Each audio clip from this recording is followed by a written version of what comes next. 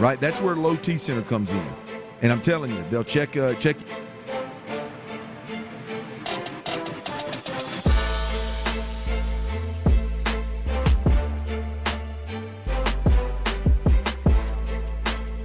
center.com. The first step to changing your life and living your best life is getting that free T-test, y'all. If your T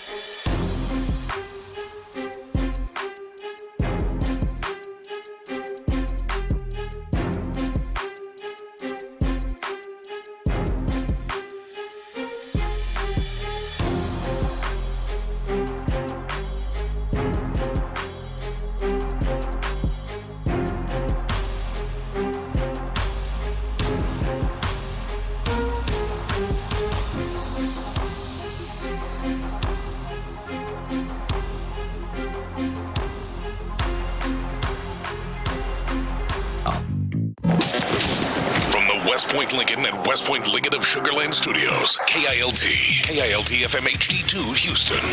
On Odyssey Sports Station. The Texans play here. Peaches Hughley. Sports Radio 610 presents The Drive with Stoerner and Hughley. It's the 5 o'clock fire. And it is 5 o'clock. Congratulations. Hopefully you're off work. Luckily for you, Old Dirty Show team will have the latest. And the latest is, one, there have been some technical difficulties, but they're all there and ready. Those of you who love to jump on with us on YouTube, we're back. We're there live on YouTube, and get the chat started over there on YouTube like you guys do every day. I don't know where you at. Where you at, Cornbread? Where you at, Rob? Where you at? Yeah, Jordan. Where is Derwin. the crew? Derwin, where is the crew on YouTube?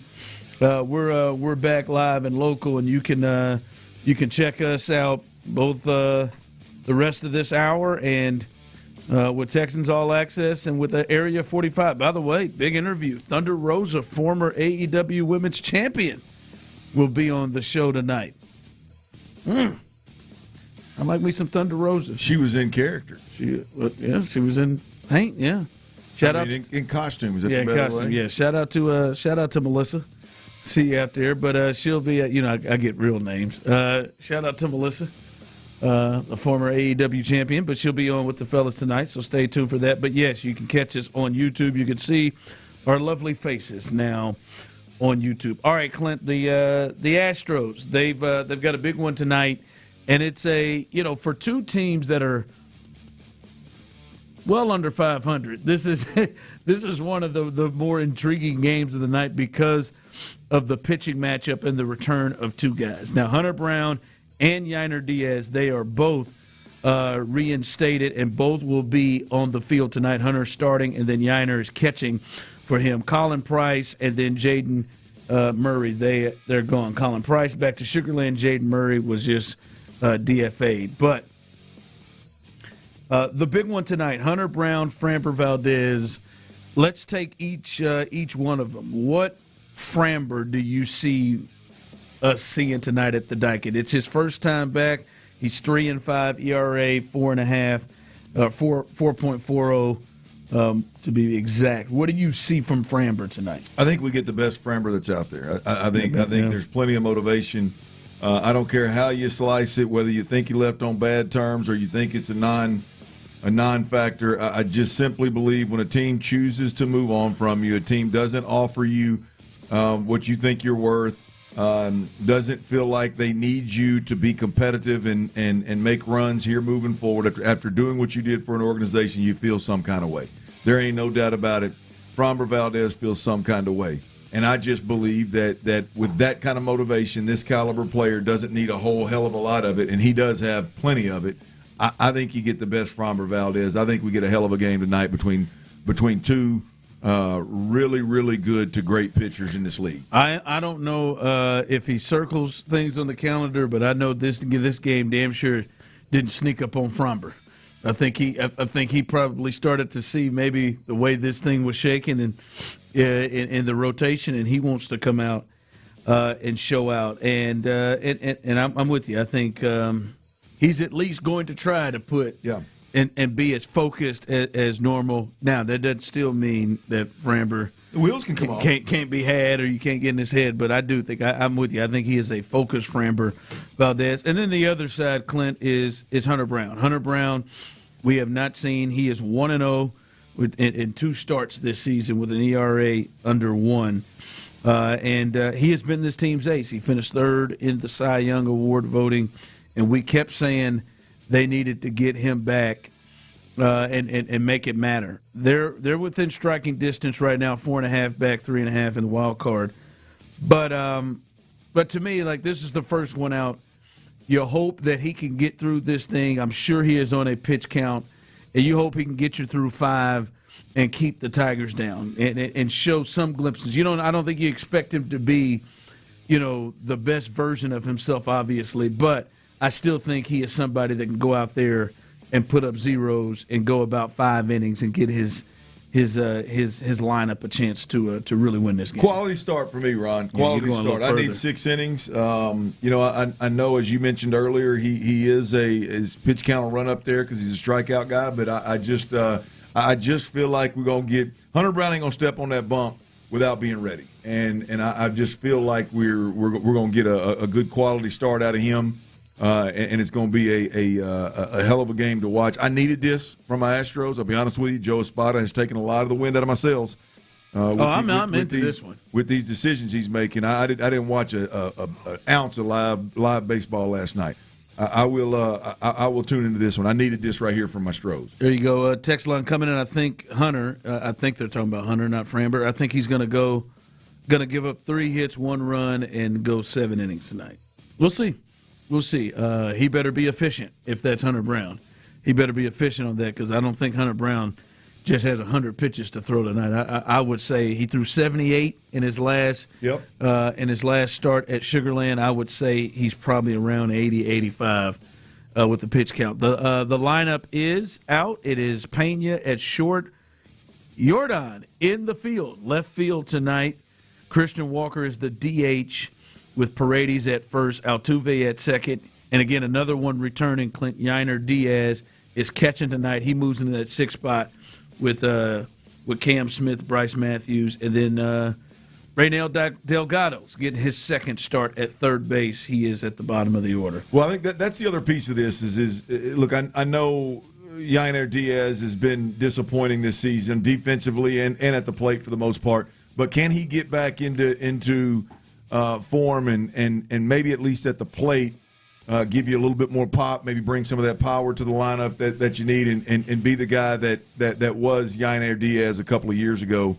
Can we get closer to that instead of what we saw earlier in the season? So there's another – it's a hope and a prayer, but we'll see what Yainer can bring in his return. My buff boy, Hunter Brown. 5 o'clock fire. All right, the big story around sports right now has been – what's happening in Lubbock, Texas, and it has now finally come to a head. After we got off work, Clint Tyler, it was reported that Texas Tech and Brendan Sorsby had parted ways, and that he would not be playing college football this upcoming season. And then shortly after that, Clint, it had been reported that he plans on applying for the NFL supplemental draft. With things, he was ruled ineligible by the NCAA for obviously making more than 9,000 bets, totaling almost over $90,000. Though it did look like there was a chance, at least from the court rulings, that he would be reinstated, but it looked like a long shot. A lot of people were getting involved in this, including the Big 12. A lot of Big 12 coaches and other people around college football speaking out against this, Clint. It has finally come to an end. I don't think either one of us are surprised how it's happened, but boy, there is some real lessons learned on how this was handled. Yeah, look, I'm not surprised at all that this is the outcome. I commend the kid. I don't know who helped him make the decision, but I commend Brendan Sorsby for just saying, "Hey, I'm withdrawing my name." Actually. I believe he withdrew the injunction, the result of the injunction, and just to put a stop to all of this. And he's going to declare for the supplemental draft. Tip the cap to him. But look, here's the deal: Texas Tech, any way you slice it, this was poorly managed. They've got egg on their face. It's not a major ordeal. It'll go by the wayside, and we'll keep this thing moving, and it'll be a topic of conversation for another week.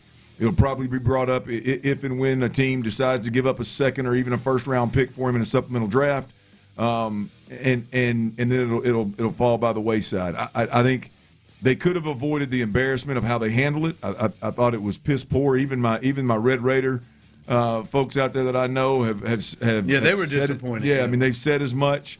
And And, look, I think it'll be water under the bridge, no big deal, keep this thing moving. I'm just glad that they finally, they finally decided to do the right thing. And not because it's quote-unquote the right thing, but because it's just like you make a mountain out of a molehill, man. I mean, in today's world, when you do something like this, it gets out of control.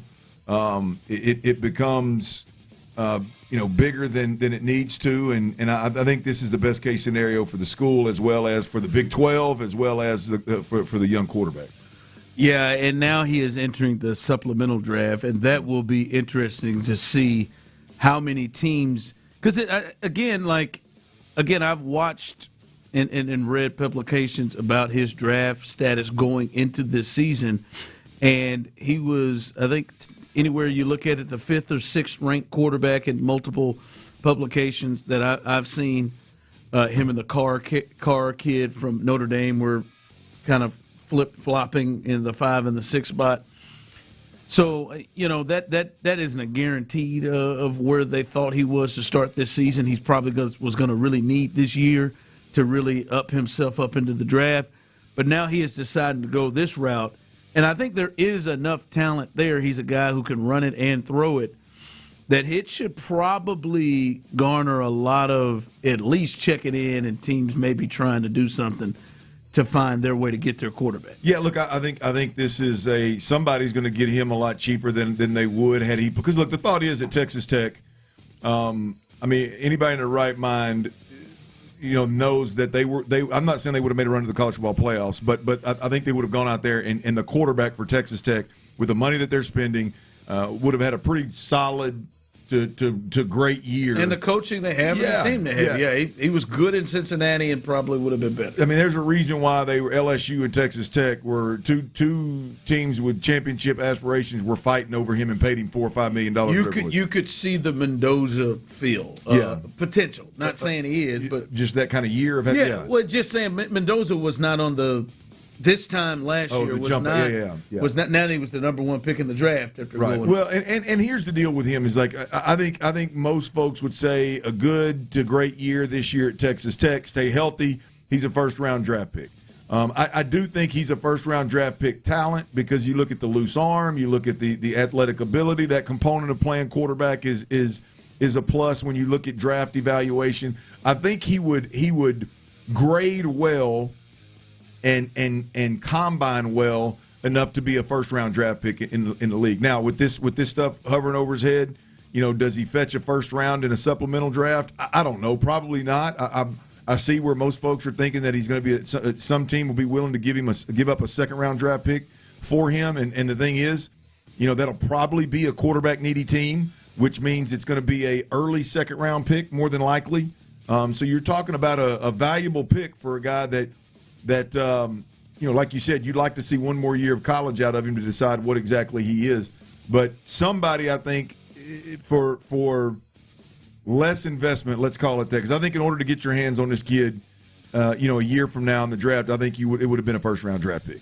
You're going to be able to give a second or third, I think, and get him, and you could potentially get your future quarterback. He is. We've seen organizations gamble on less. I'll put it to you that way. I'm not going to say he's the best since sliced bread, but we've seen organizations gamble on less. They're going to take a look. I didn't think I probably shouldn't have worded it that way. They're going to take a look because it's not going to cost as much. And I don't think he will just prevent you from drafting if you're Cleveland, I don't think he'd prevent you from drafting your future quarterback just because you picked him up. Pro day on the schedule already, I believe. How about that?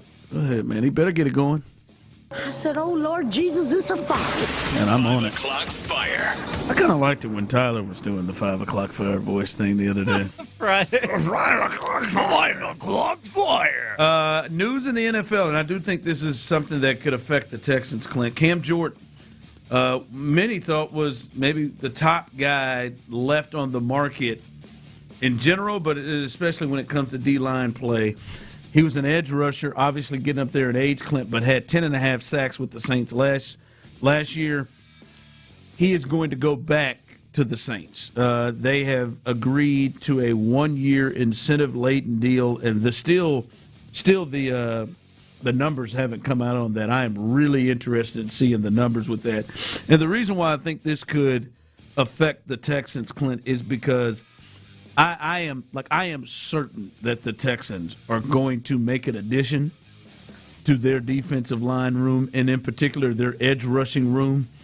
Right now, when you just look at when you look at the quality of guys they had behind their two big guns the last few years, that doesn't seem to be matching the quality that they have right now.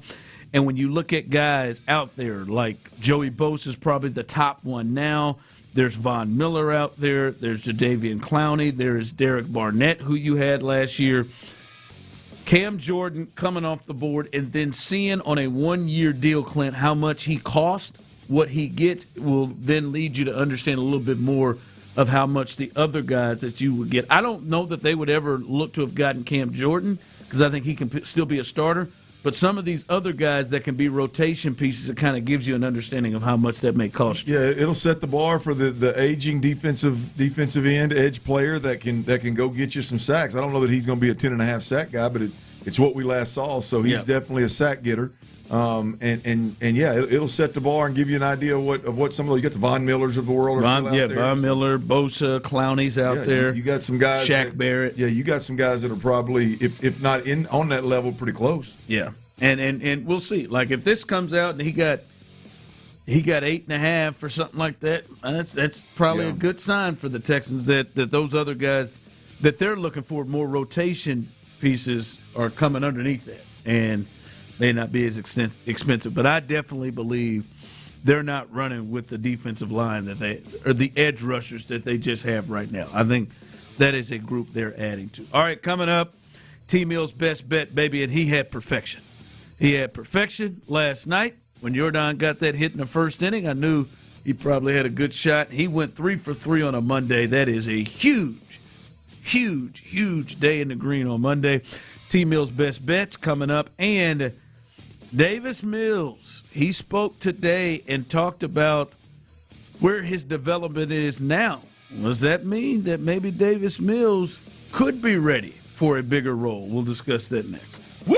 Love that money. The Drive with Stoerner and Hughley. He's moving forward. You're not that team anymore.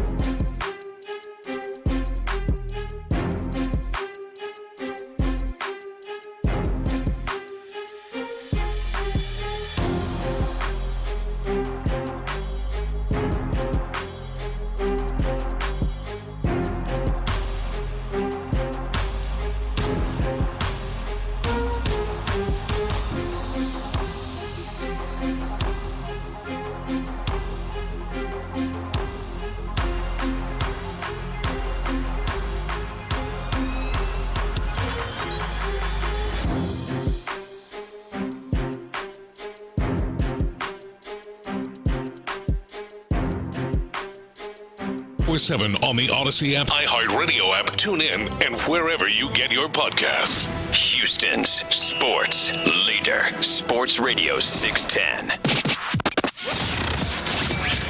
The Drive is powered by Mokaram Injury Lawyers. Heard in an accident? Call Mokaram Injury Lawyers at 281-222-2222. Sports Radio 610 presents The Drive with Stoerner and Hughley.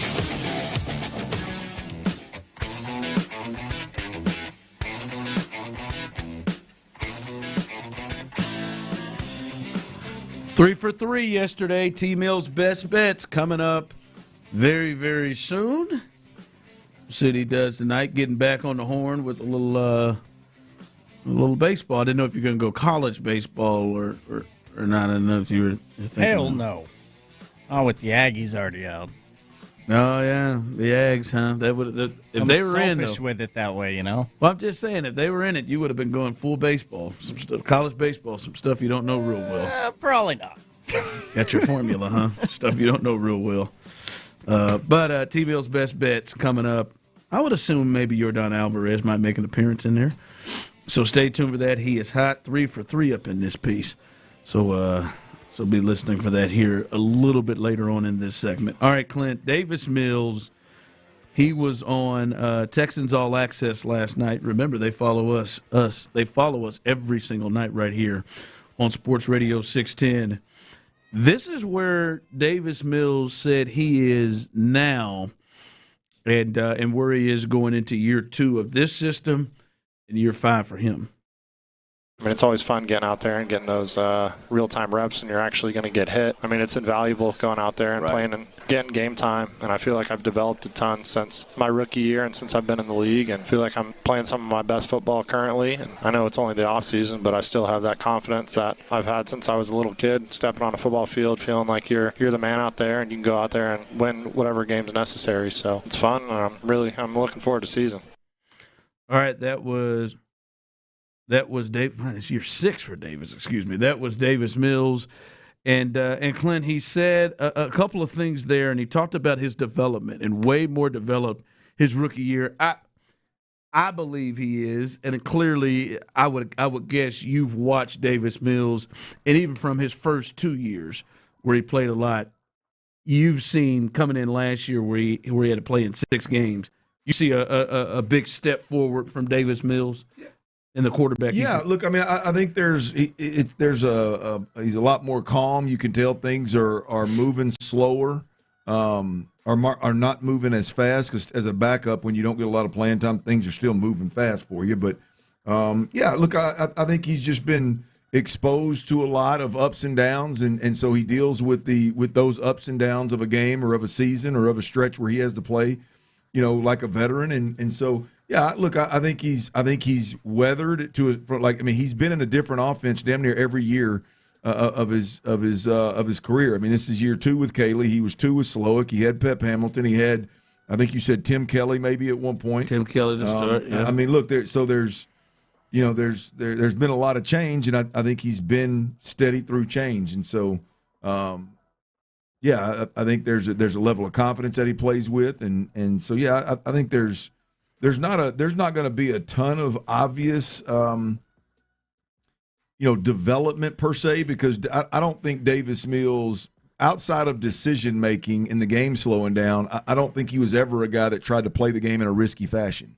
He's not a guy that believed he could win with his feet, so to speak. So I mean, he's always been a guy that was trying to process and trying to win from the pocket, and like his flaws were like being too conservative, that kind of deal. So I don't think there's ever going to be this obvious major jump, but you look at what he's been through, there's no doubt been some significant development. Yeah, no, I agree. And now to me, well, how far is this development? Last year, his most recent, he played in 6 games, 57.2. There it is. Get there. There's your Davis. There's Davis Mills right there. He doesn't cuss, Tyler. Yeah, he is 57% completion percentage last year, 915 yards, 5 touchdowns to the 1 pick, 152 yards per game, and a quarterback rating of 43.5. That was those were his numbers in the 6 games that he played last year for the Texans. And I think this is a viable conversation. I'm telling you right now off the front end, I hope this is not a conversation that comes to be. Not anything against Davis. I just don't think it gives the Texans the best chance to win. And obviously, I don't know if it's as entertaining to cover. But I think it is absolutely on the table that Davis Mills could be an option as a starting quarterback next year if things with CJ don't go the way. Because I don't necessarily think like CJ just has to have a train wreck next year. CJ has to just play to a space in which the Texans, deem that it is not worth paying X amount of dollars, right? I'm telling you, David Mulligetta's not taking 40-something, right? Like they could just, and then they could be in a space where they move on. And if that is the case, Davis Mills, I'm not saying is guaranteed the starter, but he is definitely on the table as an option. And I would just say he has improved. You talked about that. He's been more calm and all of those things. Has he improved enough, Clint, for you to feel like he is a viable starter in this league? Yeah, I think he's like in the right situation. I think, or maybe even in such a wrong situation, like a rebuilding team that's just super dysfunctional, like where he started, which is a right for him. Yeah, which could be right for him. Yeah, you're right. I mean, the Arizona Cardinals come to mind right now, and the Miami Dolphins, had they not made a move from Malik Willis, come to mind right now, and so you got teams, the Jets right now, who we saw Justin Fields go up there and be named the starter and get $20 million a year for 2 years. You got $40 million out of the Jets. Sure did. So yeah, I mean, with those types of scenarios being a reality in the league, yeah, Davis Mills could very easily be a guy that kind of organization would say, hey, come in, we're going to pay you mid-teens. To be a starting quarterback and help us stabilize this thing, and we know how you're going to act through the adversity. And so whether that's the situation or what we're talking about here with the Texans, I don't look at Davis Mills with the Texans per se as a guy that they look at as like, this is a starting quarterback that we want to go with. I do look at Davis Mills as a guy in a position right now with the Texans of where they say, we can win with this guy if we have to. And we can move on from C.J. Stroud easier. Let's say this. It's not never going to be easy. But if we decide we want to move on from C.J. Stroud because the play doesn't put us in a position we're going to play him $55 to $60 million a year or more, then I believe that decision is made significantly easier knowing that you've got Davis Mills sitting in the quarterback room right now to get you through whatever, to bridge you to whoever your next guy is. And I think this organization feels more than comfortable doing that with Davis Mills, the quarterback, in that quarterback room. If they do, now I think they all hope they don't get to that point. But if they do, I think they feel a lot more. If Graham Mertz was sitting back there, I think they're shaking in their boots. They may still make the decision if CJ doesn't play well. Yeah. I think they're a tad bit nervous. Davis Mills with a defensive headline team, I think they would be more comfortable making that decision and moving on from CJ if that's with him being here. What is how different for you? Because you said a viable team, and I would think the Texans, their situation with their defense fits it. I think everything they do fits it, and their intention to want to run the football the way they want to.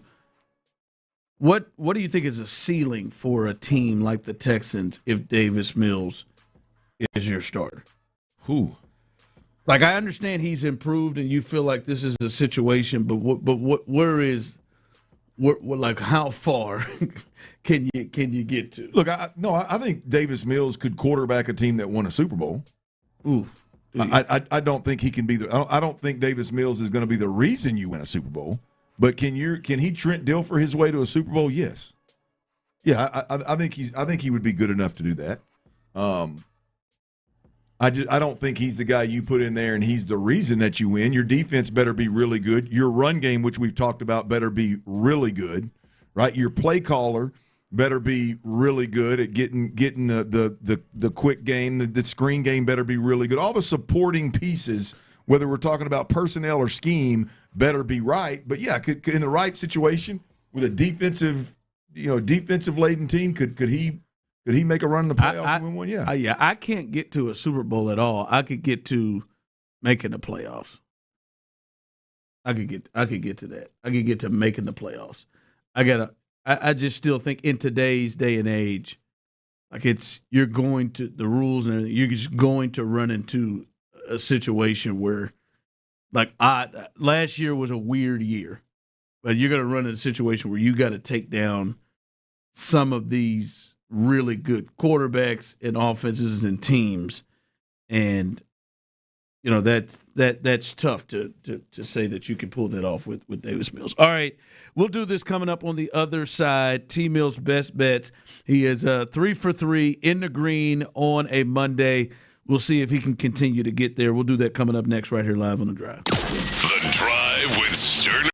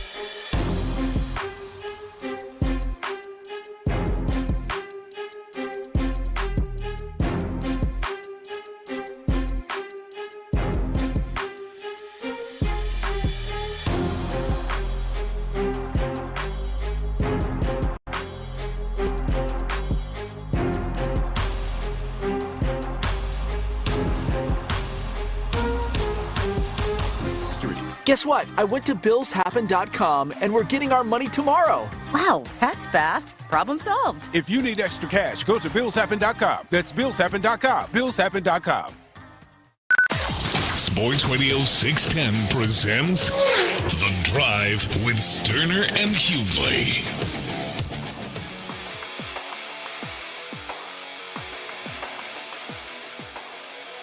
All right, let's do it right now.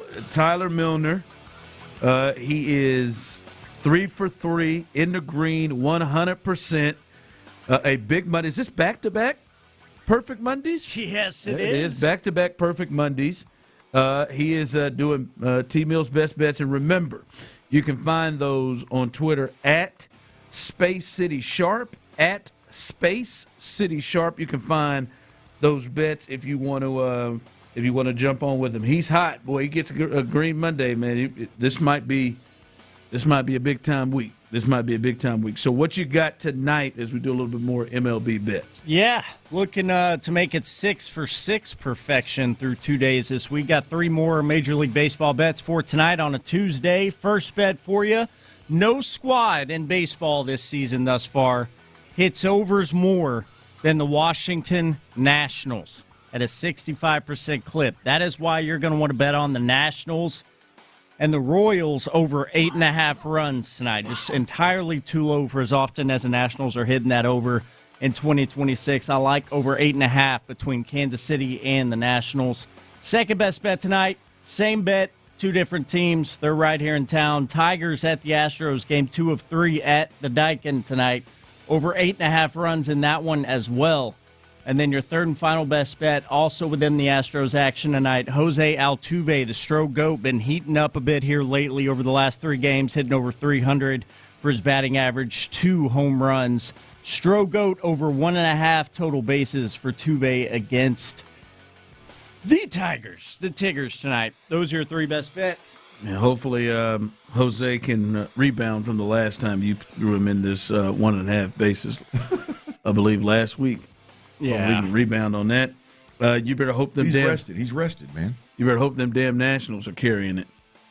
Royals ain't scoring no damn run. Maybe they'll be like the Cincinnati Reds last night, who got that over all by them damn self. Did they at least if Emi's not out there, who's struggling. So there it is. Your best bets at Space City Sharp. T-Mill's Best Bets. We do it every single night almost, and we've had one miss. I mean you're 99.9. I mean, come on now, right? Well, one miss. So stay. You better not let him forget, Tyler. Don't let him forget. Don't let him off. Don't let him off. Don't let the me hook forget, now. man. Yeah, stay there. As hopefully we can get another winning day coming out of T-Mill. All right, coming up behind us, Texans All Access. Mark Vandermeer, John Harris.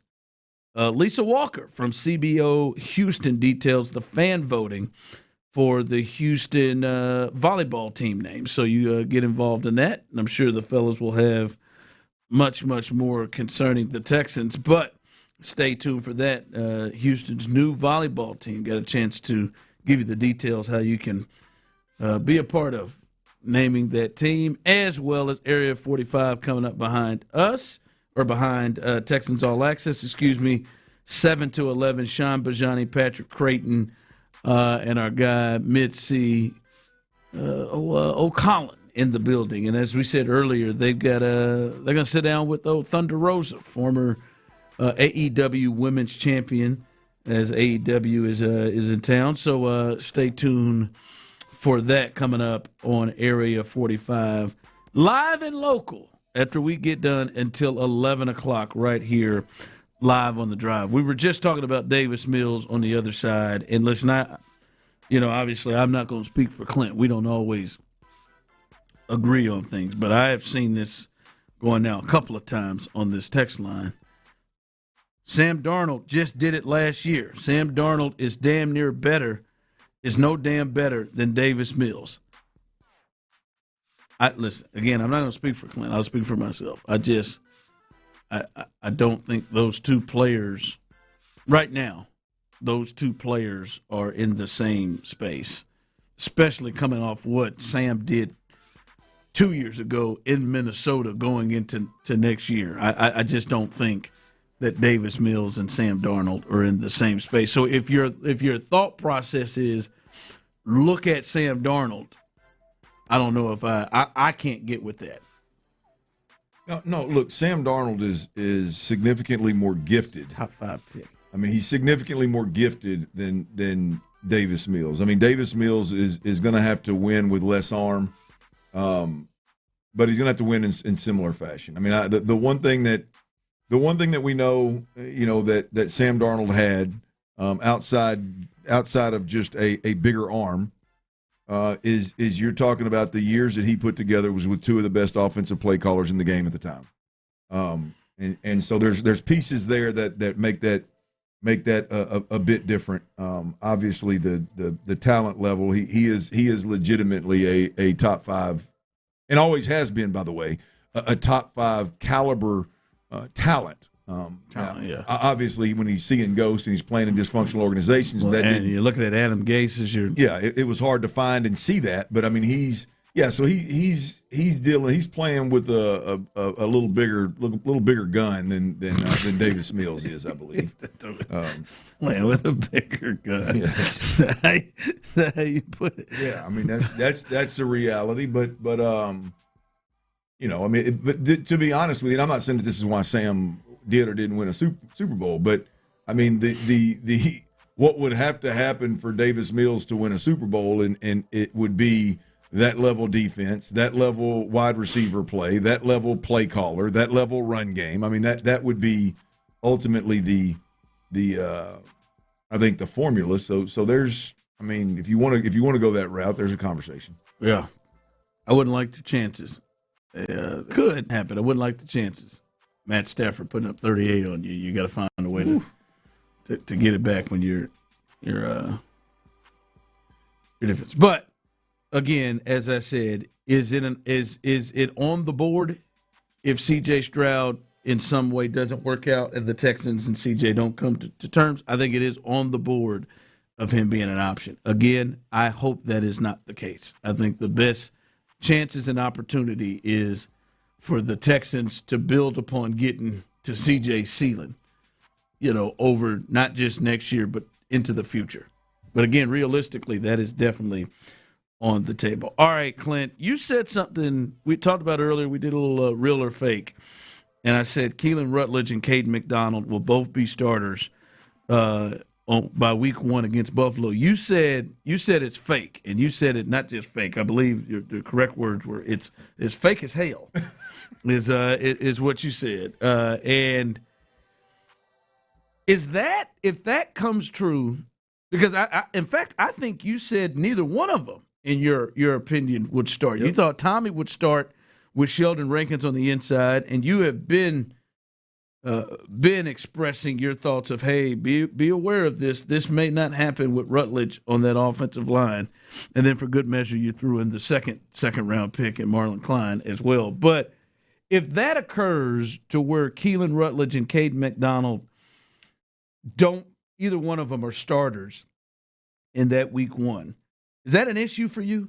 Is that problematic? Obviously, we'll see how it got there, but is that an issue for you that neither your first or second round pick, top 2 picks in the draft, that you drafted and have spots that could be available to be taken by guys that you drafted, and neither one of them are starters?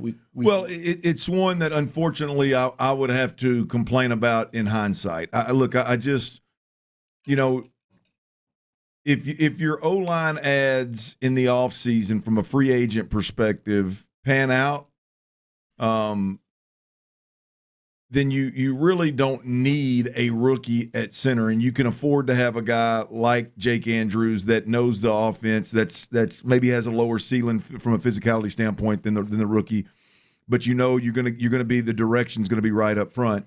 You don't necessarily need that, but here's the deal: if all of those pieces don't work out, I'm not talking about Jake Andrews. I'm talking about if the 2 guards and the right tackle that you added, if that doesn't bear, and the running back, if that doesn't bear fruit in the run game, And on top of that, you drafted with your most valuable draft pick an offensive lineman that's not good enough to crack that starting lineup, then I think some folks got to be called to the carpet, right? The defensive side of it, I'm not worried about. No, the defensive side. Yeah, I mean, he's going to be a major part of their rotation. Yeah, he's going to be a major part of the rotation, and I think the more we talked about it, I'm not sure that you don't see him and Tommy Togiai start just because on first and second down they're the bigger run stoppers, and in week 1 against Buffalo, stopping that downhill run game is going to be paramount. So.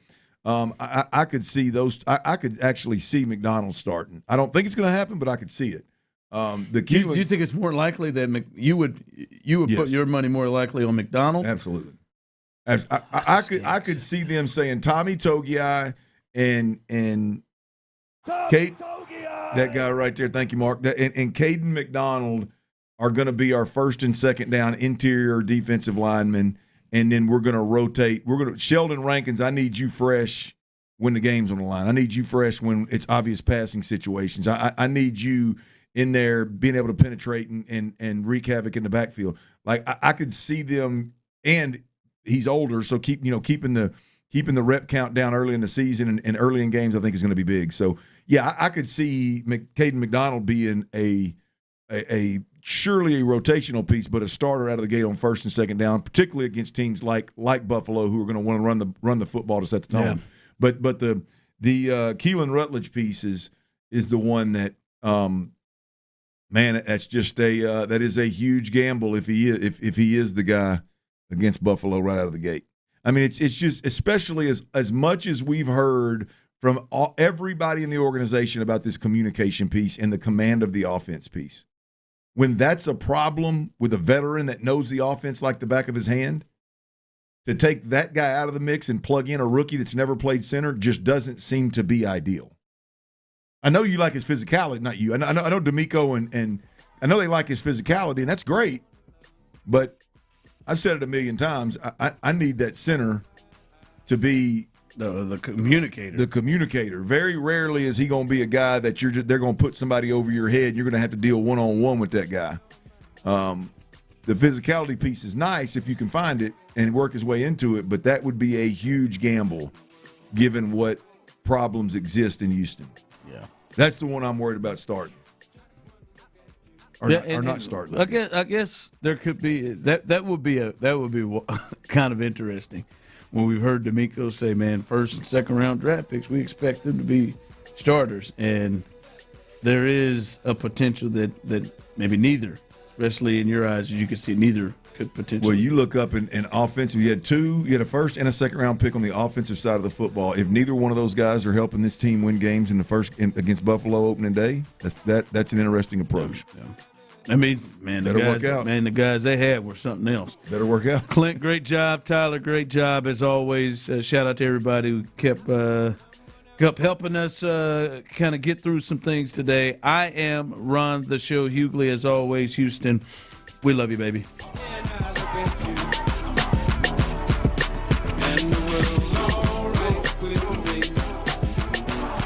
I don't know if strawberries go to. I'm a big strawberry guy. I don't know if that's it. Peaches. I don't like peaches. A lot of people do tomatoes, don't they? I've seen that with tomatoes. I do. I'm peaches. You're actually peaches, but I like peaches. I'm not peaches. I don't like peaches at all. Didn't you have that nickname at one point? No. Tyler, didn't he have that nickname at one point? Peaches Hughley. That's what I thought. I thought I heard that somewhere. It's a tremendous nickname. I'm glad we got rid of that dude. Didn't even say my last name correctly. Hughley. That's how he makes it better. Jackass. Sorry, Greg. The wet mouth. Greg can kiss my ass. I bet he loved you. Every time Tyler had him do one of those, he made $100. Yeah, I'll get another one.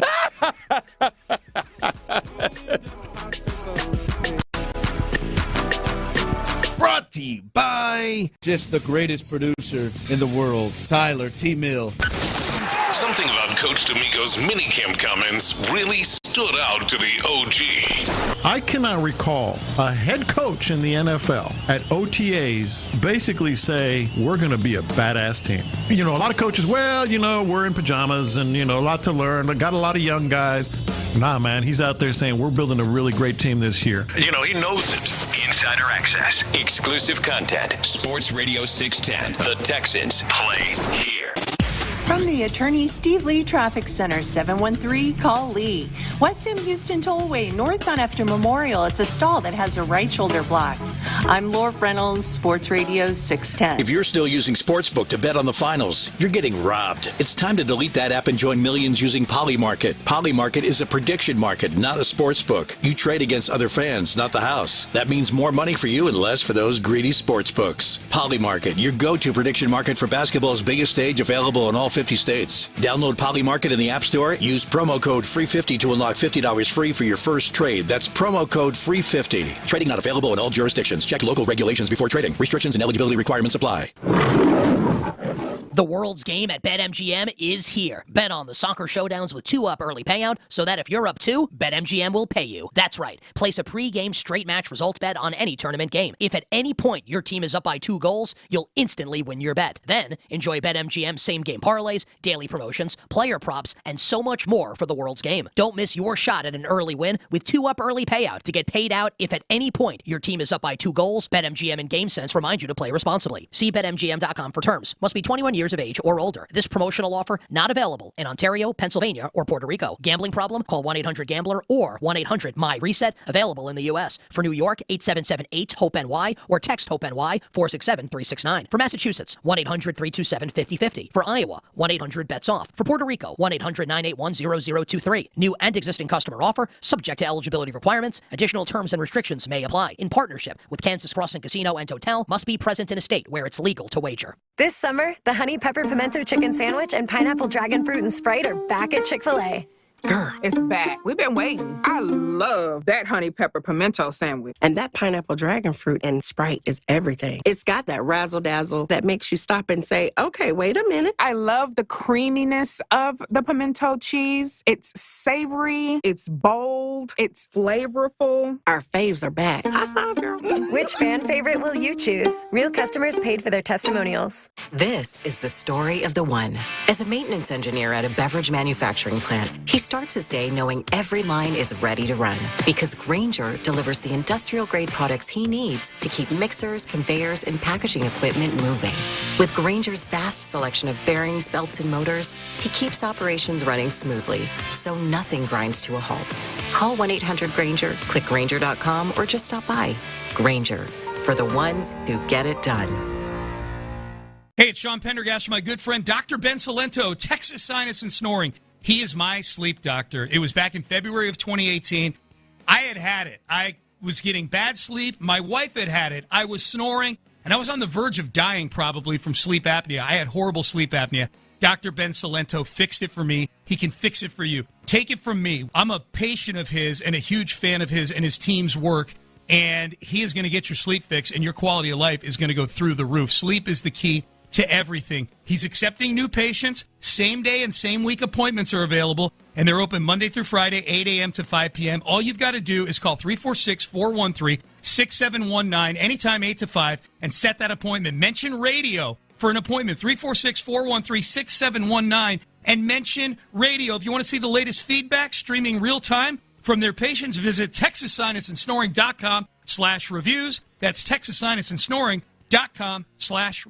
From military life to a rewarding career in IT. Kickstart your new journey in a matter of months in the fields of IT and cybersecurity, including AI. Learn more at mycomputercareer.edu/CWP. Financial aid is available for qualified students, including VA benefits.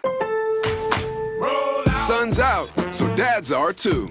This Father's Day at Lowe's, shop the gear that'll make his summer. Get 2 free Select DeWalt power tools when you buy a Select 5 amp-hour battery kit for weekends in the garage. Plus, get a free Blackstone 6-piece stainless steel griddle kit when you buy a Select Blackstone griddle. Our best lineup is here at Lowe's. Valid through 6/24. While supplies last. Selection varies by location. My name is Whitney Allen, and I'm a widow. My husband, Ryan, died. We never thought we'd ever have to use life insurance, but the unexpected happened. With Ethos, signing up was fast and 100% online. You can get a quote in seconds, apply in minutes, and get same-day coverage. No medical exams, and you can get up to $3 million worth of coverage. I'm grateful we were prepared. Get your free quote at ethos.com/radio. That's ethos.com/radio. Paid spokesperson. Time spent on application may vary. Online health questions required. From the West Point Lincoln at West Point Lincoln of Sugar Land Studios. KILT FM HD2 Houston. On Odyssey Sports Station. The Texans play here. There is no off season. Intercepted. There's no greater expectation than the expectation we put on ourselves. Rock and roll. Touchdown, Houston. The promise of this team, the talent that we have, the coaching that we have, it's right in front of us, and we just got to keep reaching and going and get it. The Texans win. That's what it's about, man. Now it's Texans All Access. Oh, hello, Texans. Welcome to the show. Mark Vandermeer, John Harris with you as we will take a journey tonight, including a couple of guests, but a journey to begin the show with a look back. We've been doing this 25th season of Texans football. We look back at some of the great years of the Texans, and in this case, hard to call it a great year, but we'll get into that. It's a good year at the very least, but a really interesting year and a monumental year in terms of the human spirit. All right, anyway, the NFL team spirit.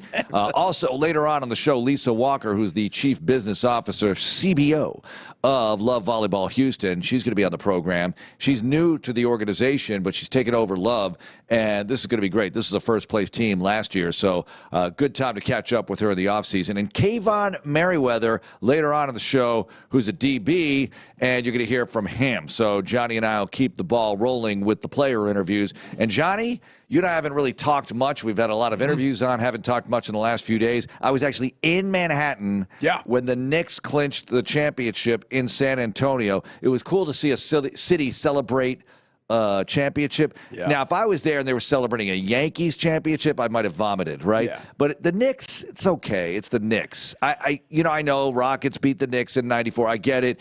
They're not really a Rocket villain, though. And it was just cool to see the city react. It was unbelievable, the amount of excitement. And as you can imagine, that was kind of a notable thing. I think the Rockets are more villains to Knicks fans, kind of based on when they got in the finals, just kind of based on social media. Yeah. The responses I saw Knicks fans, we should have won in '94. We should have won in '94. You didn't, and so you shouldn't have.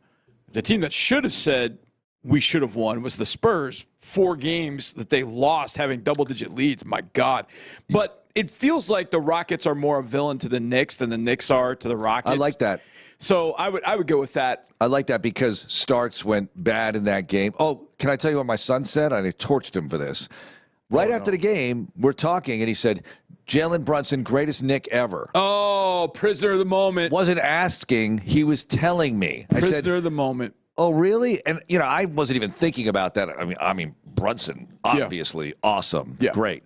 But greatest Knick ever? I mean, he just won a championship. I get it. They don't win many. But they did win in '69 and '73. Yep. And I said, Clyde Frazier. He said, who? Do your research. Like you said, recency bias, prisoner of the moment. You can't say greatest of all time and then go, oh, I haven't heard of that guy. Yeah. Like he's Mr. Knick. He's Mr. Knick. He's 4-time first-team NBA. Yep. He's finals MVP, at least one of those finals. Yep. They beat the frickin' Lakers twice, the last time 4-1, and the logo was on the team. Yeah, Jerry West. Yeah. So you beat the logo. Who did the Knicks beat again? A team that looked like my son's middle school JV team in the fourth quarter the other night? Anyway, I'm not going to take anything away from that championship. Brunson was awesome, but I just thought these sports debates happen and people get really caught up in the moment. You have to let time pass before you make declarations. Yeah, you do. Clyde Frazier was tremendous. I'm trying to think of Clyde Frazier was Jalen Brunson before Jalen Brunson. He was in Game 7 in 1970. This will show you. Now, Brunson was brilliant the other night. 45 points. He was incredible. In that Game 7 against the Lakers that everybody remembers, Willis Reed hobbling through, hits the first 2 buckets, and then Clyde Frazier took over. 36 points, 19 assists. 19 assists. 7 rebounds, 5 steals.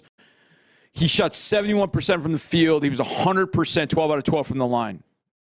He's the greatest Knick ever.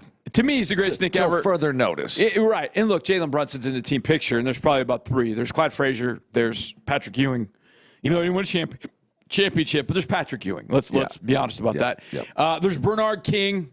He's definitely kind of nudging into the team picture. And then Brunson.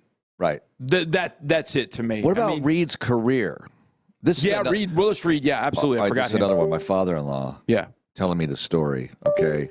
And of Willis Reed. Yeah, well, he said, one time we went to this game at Madison Square Garden. It was championship, and there was this player, Willis Reed, who came out of the locker room. I said, wait a minute. Game 7? You were at Game 7? You were at the Willis Reed game. He said, yeah, you know about that? Know about that? This is sports biblical stuff. The Willis Reed reference is brought up every time an injured player comes back out onto the floor. Yes. Willis Reed. It's a noun. It's a pronoun for the moment. Oh, my gosh, it's hilarious. Yes, Willis Reed is in that group, too. I think some would say Carmelo Anthony. If you're going to say Patrick Ewing, say Carmelo Anthony, which I understand. But, Jalen Brunson's in that picture, but you got to go back a little bit. Clyde was amazing. I mean, he was basically a right-handed Jalen Brunson. Yep. Okay. Let's do this. We've been talking about past Texans seasons because it is the 25th year of Houston Texans football. So the greatest seasons in Texans football history. And our top two were undoubtedly 2023 and 2011. Yep. And we thought 2011 was a little bit of a nudge ahead of 2023. And look, I don't want to rank them all. I don't think I'd put third necessarily, but I might. Yeah. But to me, personally, this is a personal editorial note. This is probably my third most memorable season I'm about to go over, and that is the 2015 season. 2015, when the Texans were so down and out. Now, we talk about comeback years, Johnny. Comeback years. 2015, they were 2-5. Yep. 2018, they were 0-3. 2025, they were 0-3. Yep. They went on a tremendous roll in 2025 and eventually won 10 in a row to end the regular season, 11 in a row with the playoffs. Right. In 2018, they won 9 in a row. That's right. Incredible. Right. Wait, it was 9 in a row in... it was 10 in a row this year. 10 in a row this year. 10 in a row this year. It was 9 in a row to go into the playoffs, That's then right. 10 in a row into the playoffs. 2018 was 9 in a row you lost in the playoffs. But 2015... The thing about this season is you were bad later. You were 2-5. So after week 7, I like how you said that. We were bad later. You were. You were 3 games under after week 7. 3 games under 500. And going keep in mind absolutely nowhere. And so let's keep in mind what happened in week 7 too. Okay. Well, we got to set this up though. Yeah. We got to set this up. Okay. And we will. Because 2015, we're doing this campaign tonight. And with all the trimmings, this is the Hard Knocks year. Got to remember that. That's right. Hard Knocks comes in. This has got to get the F out of Richmond. This is Mallett and Hoyer. These guys can play. I should run a ton of audio from that Hard Knocks season, but I won't. Bill O'Brien was super entertaining on Hard Knocks. Yep. Super entertaining. This is probably one of the best Hard Knocks seasons ever, top 3 all time, because of him. He was really engaging, and love him, hate him, whatever you feel about him, he was noticed. Yeah, there's no question. I love they're practicing, and he said, yesterday was good. Today, I'm sensing a bit of a lull. He's just yelling at the guys. A little bit of a lull. Like, pick it up. A little bit of a lull. And they get going. Oh, there was the brawl in Richmond. The brawl in the rain. Richmond, all of that. The preseason was as good as it gets in that way. Man, that was a brawl. Mallett late for practice. The late Ryan Mallett late for practice. But week 7. The opening speech of Hard Knocks, episode 1 that year, is... Go look at it. It's incredible. Yep. Turn on your TV. Nobody's talking about the Texans. This is Bill O'Brien. And he said, these quarterbacks can play, Mallett and Hoyer. Well, we'll get to that. Mallett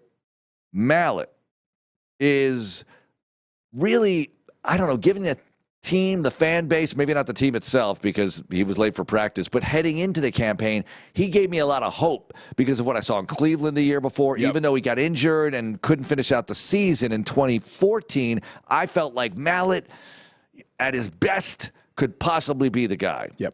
And it didn't happen. No, it didn't. And it was, gosh, the start to that season. Kansas City. First, you remember this? First offensive play of the game. Interception. You've got these 2 quarterbacks that you're trying to figure out.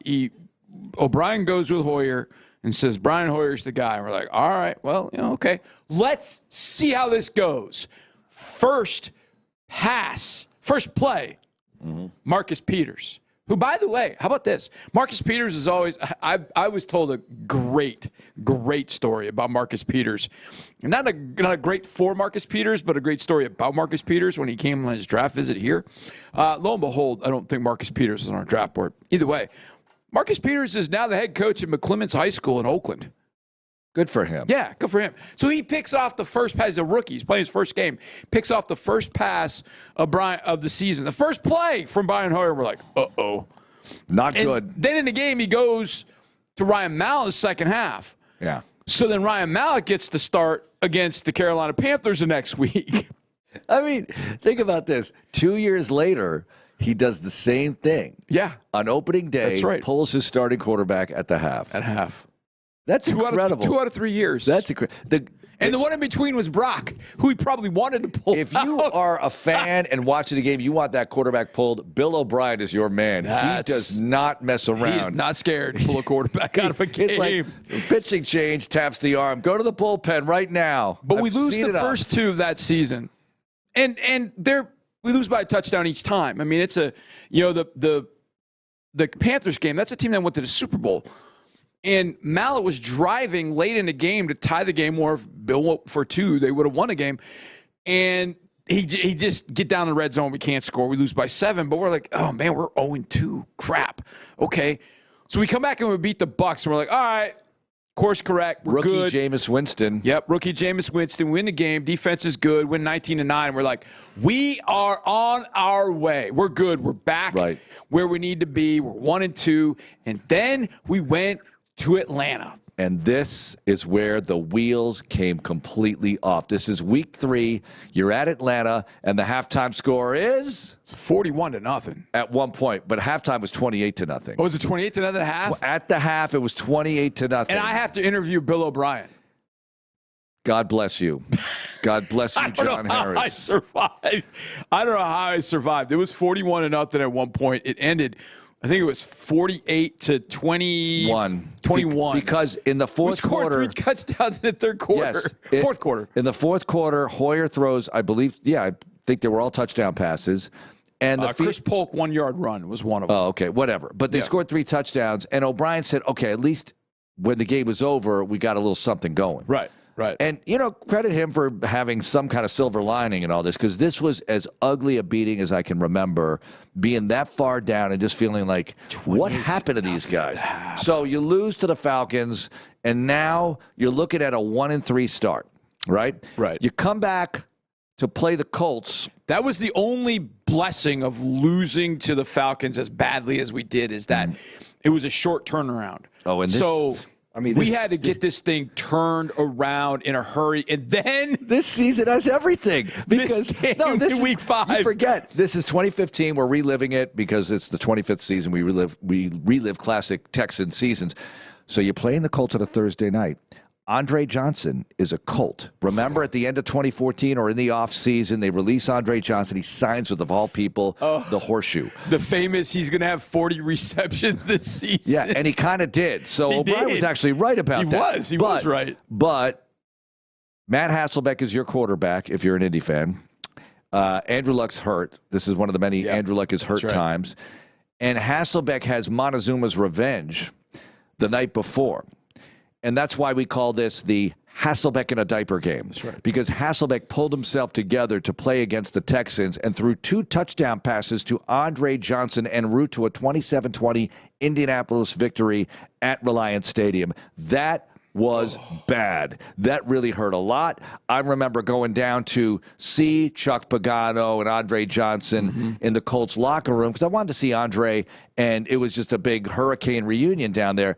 I was as miserable as it gets. Seeing him in a Colts uniform. I just said hello to those guys and I walked out. I just couldn't be down there. They were so happy, and I was so sad. And there you were at 1-4 in the second year of Bill O'Brien, and you thought, people are going to get whacked. I mean, are you going to be able to survive this thing? It's just spiraling already through 5 weeks.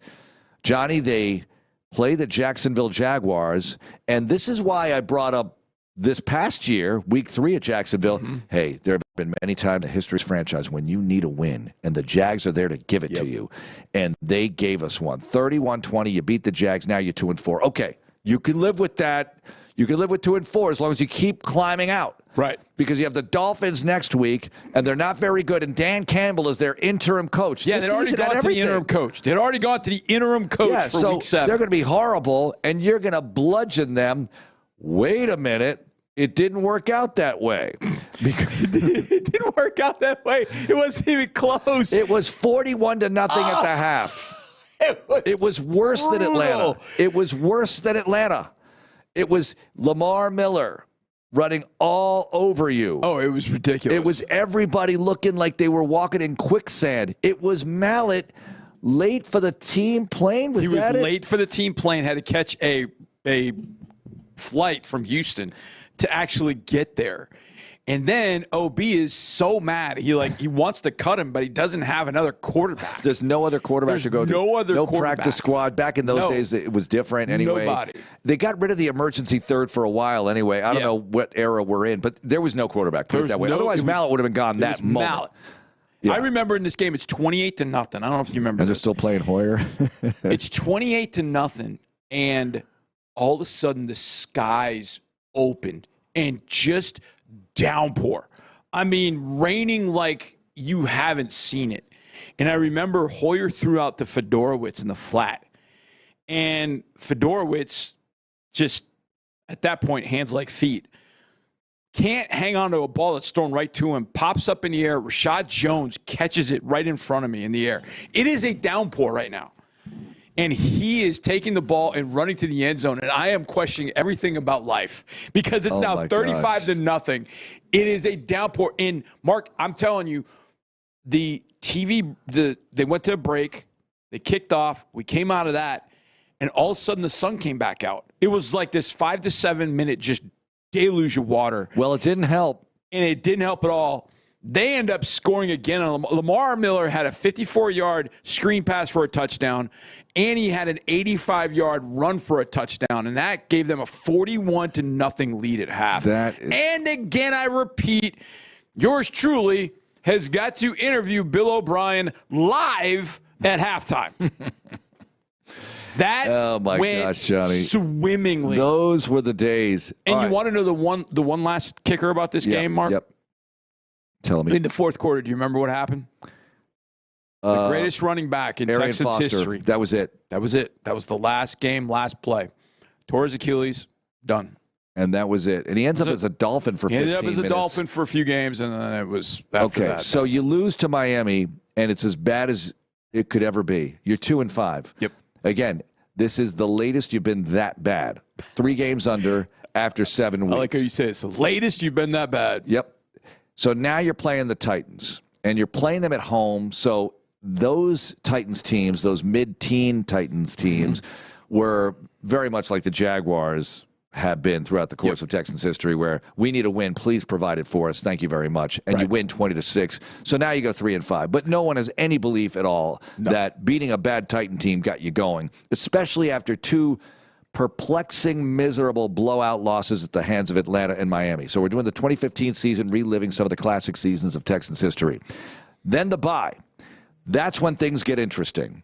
Would they be able to pull one out of the fire here? There's no belief. You're going to Cincinnati. They are 8-0. That's right. Undefeated.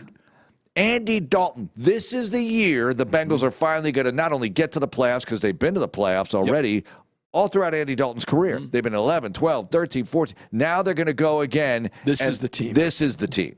They're 8-0. It's Monday Night Football. It is a Bengals showcase because the Texans are terrible. So we're going to showcase Cincinnati. Yep.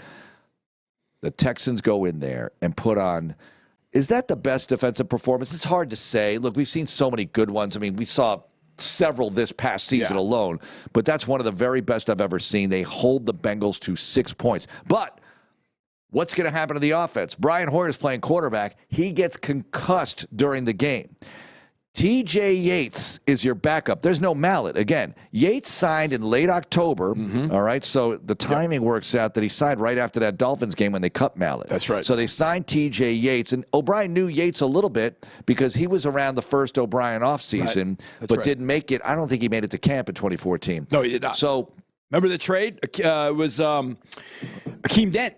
For it was Yates. Yates for Akeem Dent. And eventually they both end up on the team. Yeah, they both ended up on the team in 2015. They both would end up playing a big role in that game against the Bengals, too. Isn't that incredible? Unreal. Unreal. So Yates comes in. It's not like he's setting the world on fire, but eventually they got to have a touchdown. They have to score some way, somehow, and they do. Yates under center, blue in the backfield, 2 receivers left, one to the right side, Washington. Yates drops back, fires left side of the end zone, wants Hopkins, and DeAndre with the catch, touchdown! Yates to Hopkins as the Texans take the lead. You cannot write this. T.J. Yates brings the Texans in front of the Bengals. On the field where he threw the TD pass to Kevin Walter, the same end zone that he did that in 2011. 4 years later, he finds Hopkins for the only touchdown of the game in a 10-6 victory over a previously undefeated team. One of the great moments in the history of this franchise because of the context of the night and the way the season was going. I'll never forget that moment. That's one of my faves, Johnny. It is. It's one of mine, too, because I happen to be right there. And it's funny because I could see it. You're in the photos. I'm right in the I'm right there. I'm about the 10-yard line. And one of the things I'll never forget about that was how good Hop has been, will be, will forever be. Great with his feet by the sidelines. And so when he makes that catch, he's kind of locked up with Pac-Man Jones. So he makes kind of this one-handed catch, but now he's got to get his feet in bounds. And he is so close to that line. So his first foot comes down, and his second foot kind of gets caught behind his other foot, which is great because I think had he just been able to put them both down, he might have put one out of bounds. But his right foot came down behind the left, and before he had fallen completely out of bounds, he was able to click it back in bounds and make the catch. And I just remember, and it's strange because this doesn't happen often. For me down on the sidelines, when I'm on a road game, there's all kinds of room down on that sideline. Yep. Because the rolling cart that films everything is on the home side. Well, for some reason, it was on the visitor side. So it was down there in that end zone. And so when Hop makes the catch, as I'm kind of moving down there, I realize after some point, I'm literally amongst this mosh pit of the Texans celebrating. Because I just had gone down there.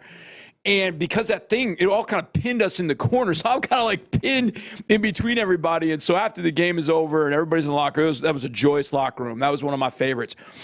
Our guy, Dwayne Brown, you can see Dwayne. You know, Dwayne's been around for a while. That was probably, year 8? I think it was year 8 for him.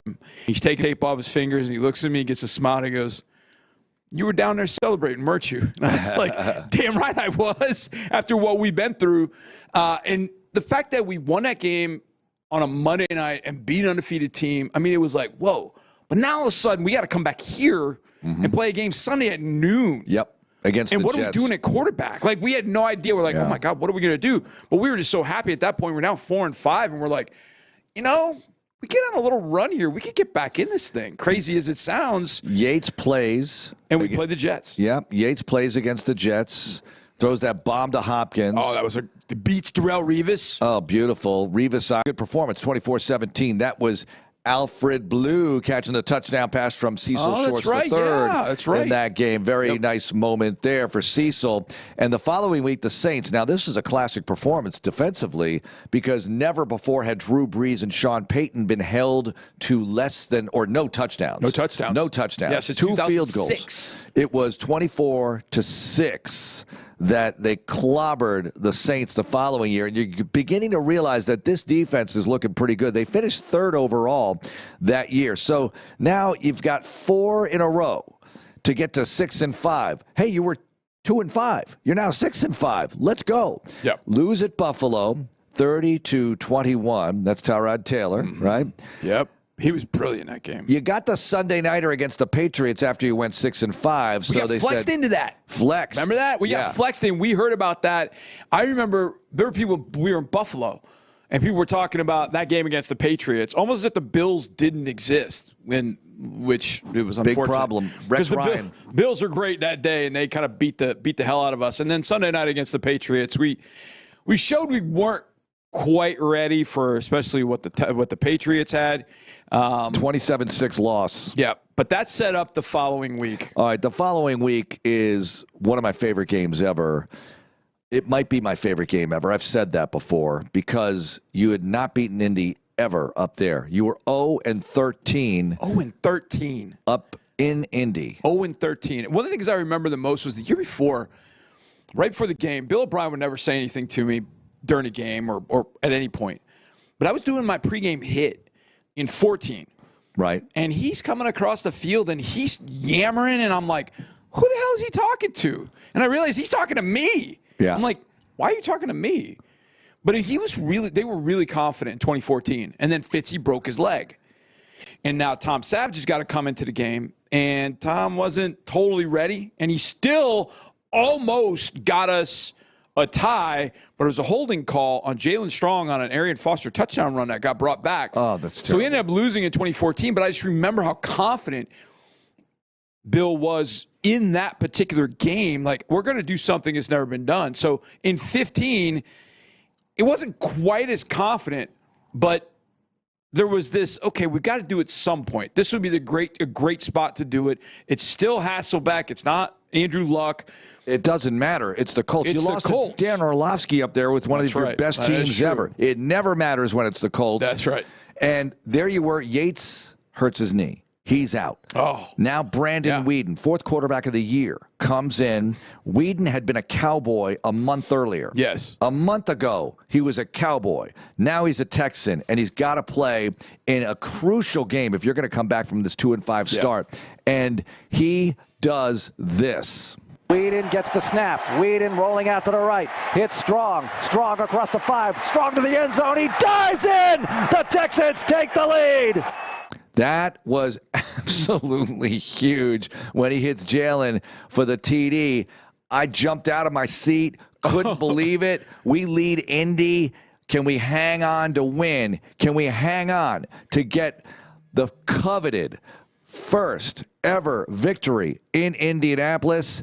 I was apoplectic with excitement down to the final moments.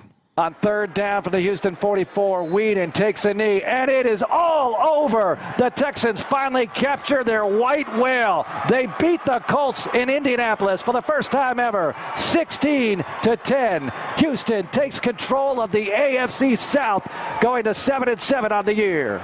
There were Texans fans in the building. You can hear them in that call. Yep. They were so joyous. They captured the white whale. They beat the horseshoe in Indy. 0-13 streak snapped. That's probably my favorite win. That doesn't have a context of you clinched the division. You won a playoff game. You did something miraculous, but I think this was miraculous under the circumstances. It really was. And it was interesting being on the sidelines and seeing the reaction of people on the sidelines. There are people that were on that sidelines that had been there since 2002. They had seen every single one of those. Or they had been there for a dozen of them, or 10 of them. It was only my second. But you could sense how much that meant to the coaches, the staff.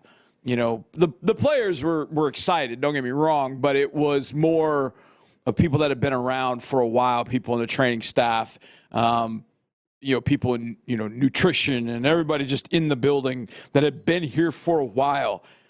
That one meant a lot. Yeah, it was amazing. AJ Boye had a late pick. Yep, that's right. They come back. AJ Boye. Well, they have to go to Tennessee. They beat the Titans 34-6. They come back to beat the Jags 30-6 to close out the regular season and win the division. That was the first time under OB. That was the third time overall to win the AFC South. It was huge. At the time, I can't even describe how big it was, even though the division's down. You came back from 2-5 and dead in the water with those blowout losses to Atlanta and Miami to do it. And in the postseason, you lost to the Chiefs 30-0, opening kickoff for a touchdown. That was a terrible game. But you know what? I choose to remember the good stuff from that season. And that became a battle cry of sorts, at least for me. that if you do get off to a rough start, you can come back. They did it in 2018. They did it in 2025, and here they were. All right, next up, Lisa Walker. She's the CBO, Chief Business Officer, Love Volleyball Houston. They are engaging in another season. It's season 3 for them. Season 2 is a Texans team, and she's running the franchise now with the help of Texans team president Mike Tolman, of course, the McNairs. But Lisa is the CBO. We'll have her on next year on Texans Radio. More Texans All Access coming up in a moment. Hey Texans fans, it's CJ. I'm teaming up with TDECU, and you should too. Whether your favorite look is deep steel blue, battle red, or the fan favorite H-Town blue, it's all 15% off at the Texans online shop with your TDECU Texans debit card. Upgrade your Texans game day gear and show off your loyalty while you do it. Visit tdecu.org/Texans and get the MVP of your wallet today. Insured by NCUA. Sound familiar? At Mattress Firm, we understand there are many problems that can keep you up at night, like snoring, aches and pains, or sleeping hot. Our sleep experts have the unrivaled know-how to match you with a mattress that can help.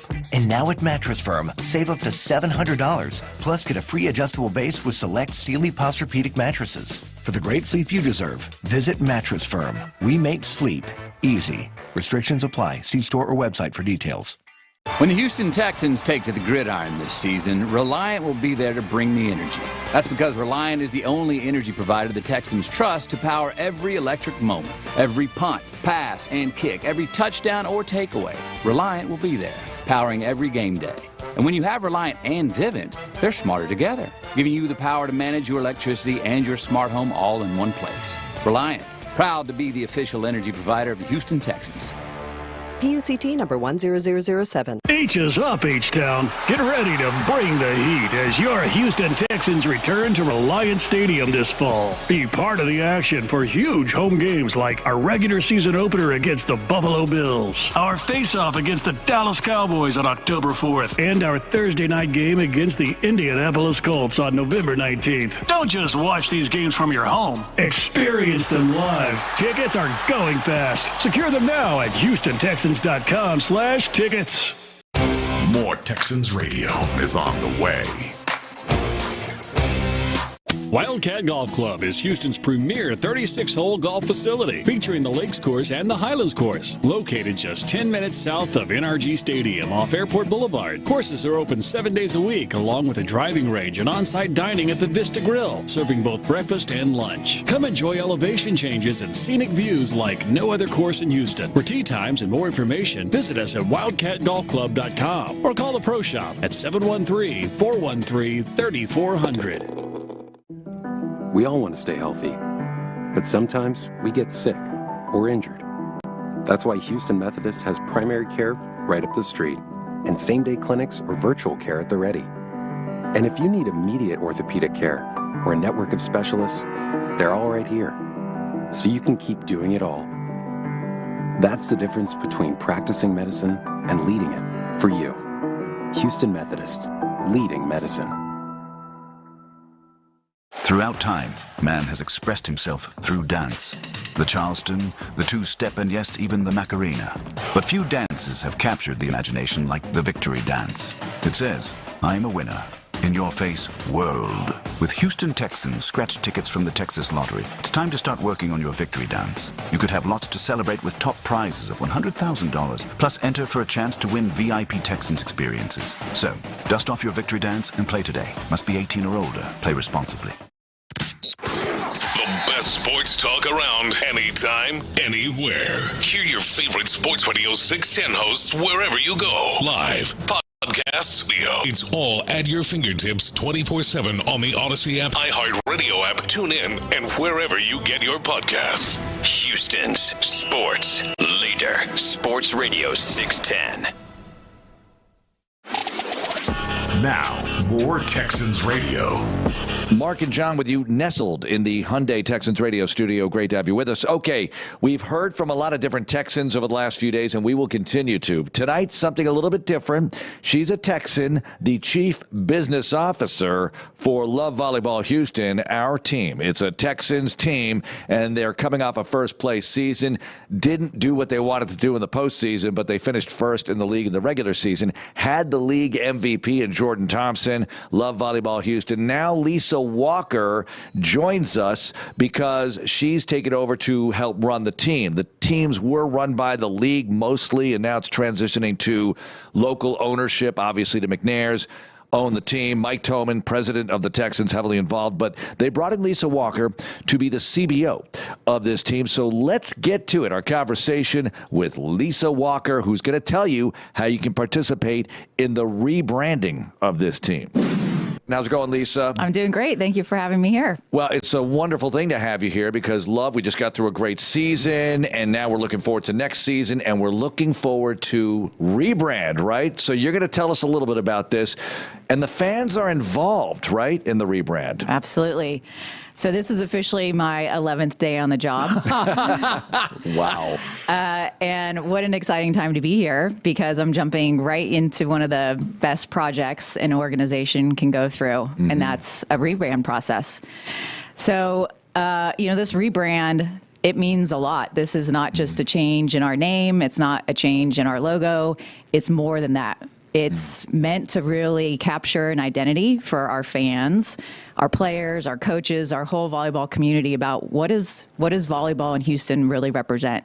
And the first thing that came to our mind is, power, energy, grit, resilience. And so we want the team to help us decide what is that name that's going to represent our team so that we can come together and really feel like we own that name with and alongside our team and have a rallying cry. So I don't know if everybody's got a chance to see this. Can you divulge the 5 name possibilities for the fans to vote on? Sure. And I think it's interesting to know the process of how we got there, too. Yeah. And I won't make this boring, so I'll recap for you fast. No, but the process has been intentional, and it's not something that we just threw out 5 names. Sure. But it started with our great marketing department here. We came up with a lot of H words that described the tenets that we were looking for. So that meant has to connect with the Texans family, has to have Houston pride. We've got to have energy. We got to tie it to oil and gas, and we want it to represent the Houston culture of our city and our great people. So of those 40 terms we came up with, we then involved the Texan staff with a vote. So that's, over 100 people voting.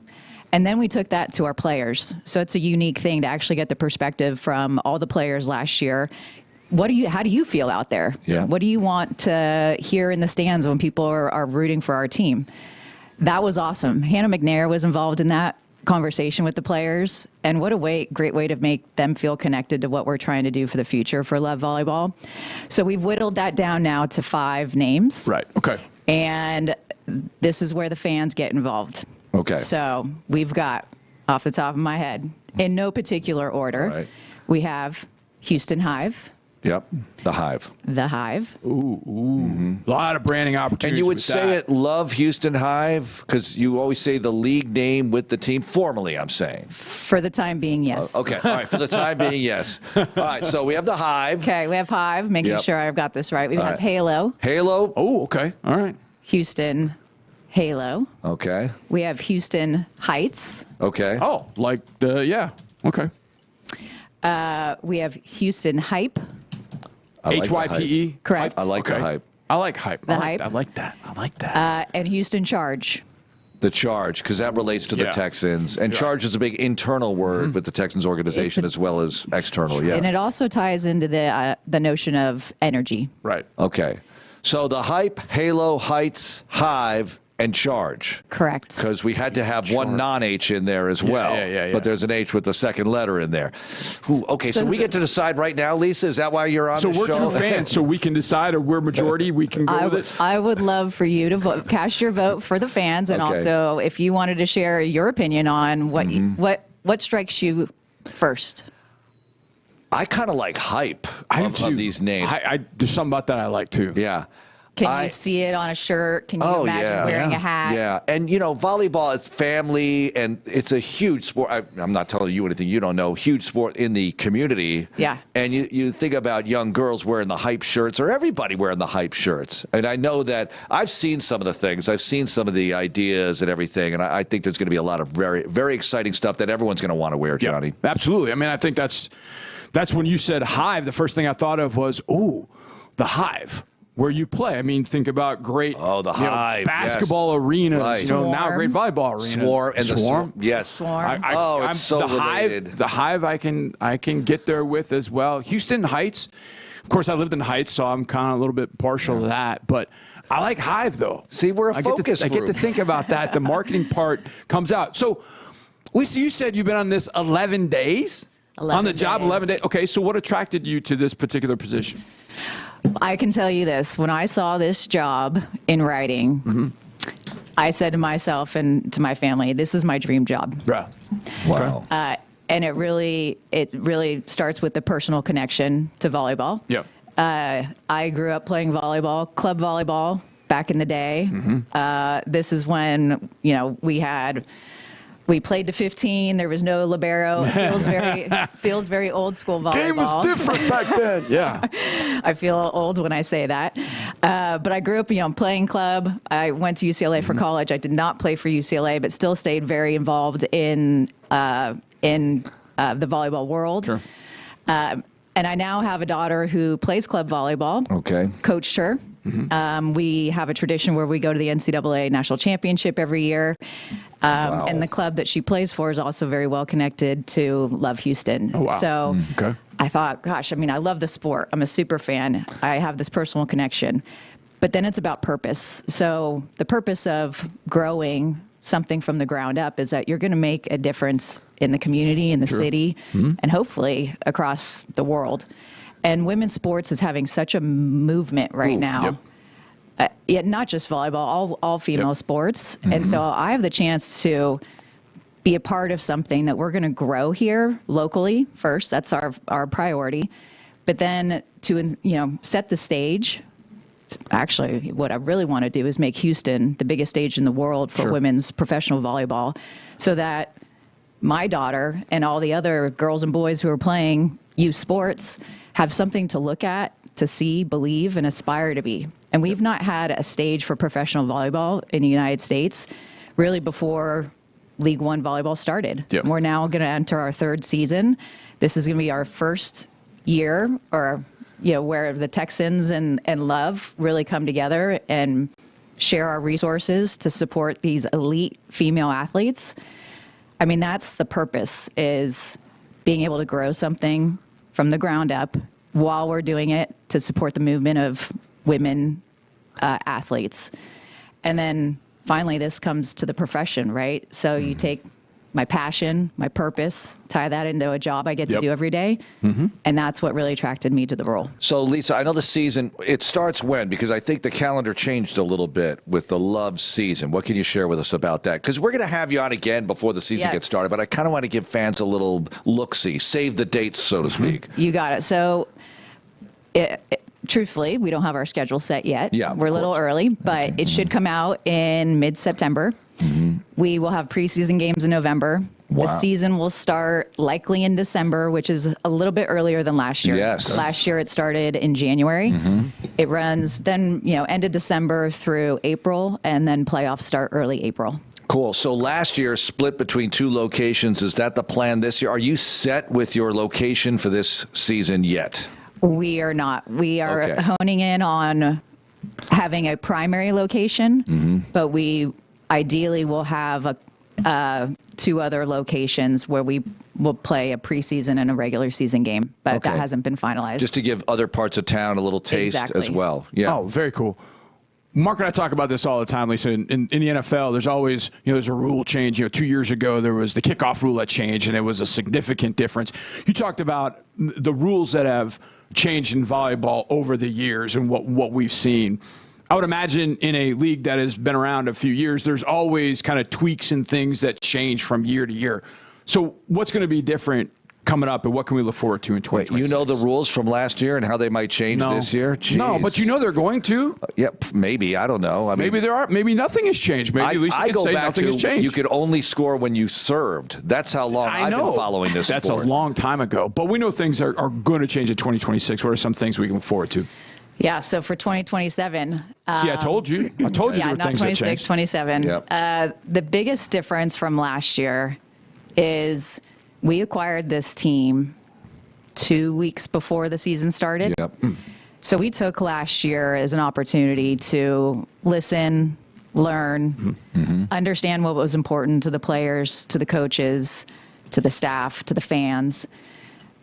But we didn't implement a ton of change. Okay. So this year, what I say is we're just not, we're doing more than just launching a team. We're building the franchise. Right.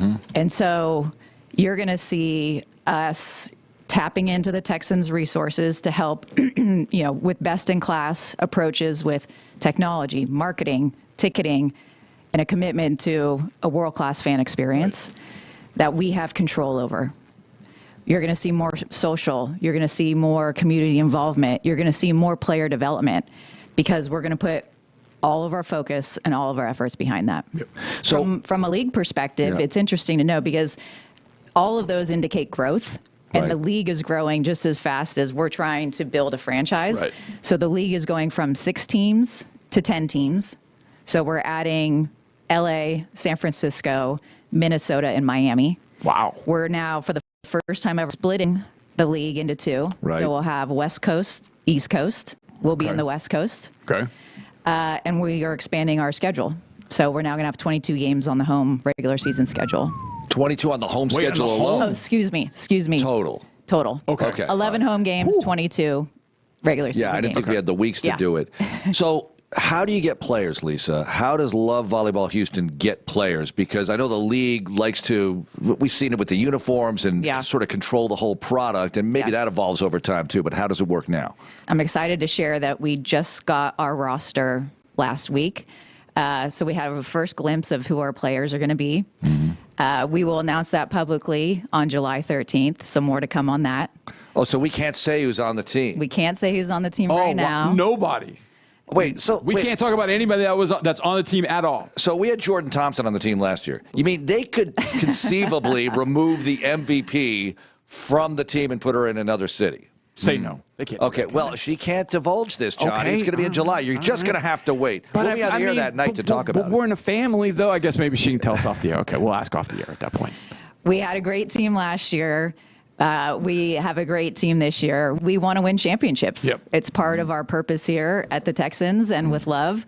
And we hope we can build the team to do that. All right, so Lisa, once again, tell us how people can participate in voting to make an impact, to have their voice heard on what this team's name is going to be ultimately. Great. Well, I want everyone listening to go out and vote. And 2 easy ways to find this online is to go to lsse.net. That's lsse.net. It's the same website we send you to for the bowl information on the Texas Bowl. Right. There you go. Or if you're on X, please go to Love HTX, and that's LOVBHTX. Okay. And you will find the registration form there. And there's also a place on that registration form for you to write in your own submission. So if you have an idea that we haven't thought about that you would like us to consider, please write that in. Very good. This is easy. I'm doing it right now. Okay. You click on love it, hate it, fave, and you pick the 5 that we talked about. There it is. Hi, fave. So can you make all of your fave? Either way, this is easy to do. This is very easy. LSSE.net. Go to it. First box, click it, and you have all 5 options. Easy to do. So get involved, people. Vote. Okay. That's what we're supposed to do. CBO, Chief Business Officer, Love Volleyball Houston, Lisa Walker. Thanks so much for being with us. Thank you. Lisa Walker, and you can see that video on YouTube soon. If not tonight, it'll be soon on YouTube on the Texans YouTube page. Final thoughts on the program, including, is this league going to survive? Coming up next here on Texans Radio. More Texans Radio is on the way. We believe in possibilities at Texas Children's. As the nation's largest women's and pediatric healthcare system, we believe all lives can be changed for the better. We're inventing revolutionary in utero surgical procedures, finding a cure for difficult-to-treat brain tumors, solving the world's most complex neurological disorders, developing life-saving cardiac technology, and so much more. Texas Children's. The difference is life-changing. Come see why at texaschildrens.org today. Something amazing is happening. Technology is working harder, faster, and more reliably. It's delivering results that work. But who makes technology work?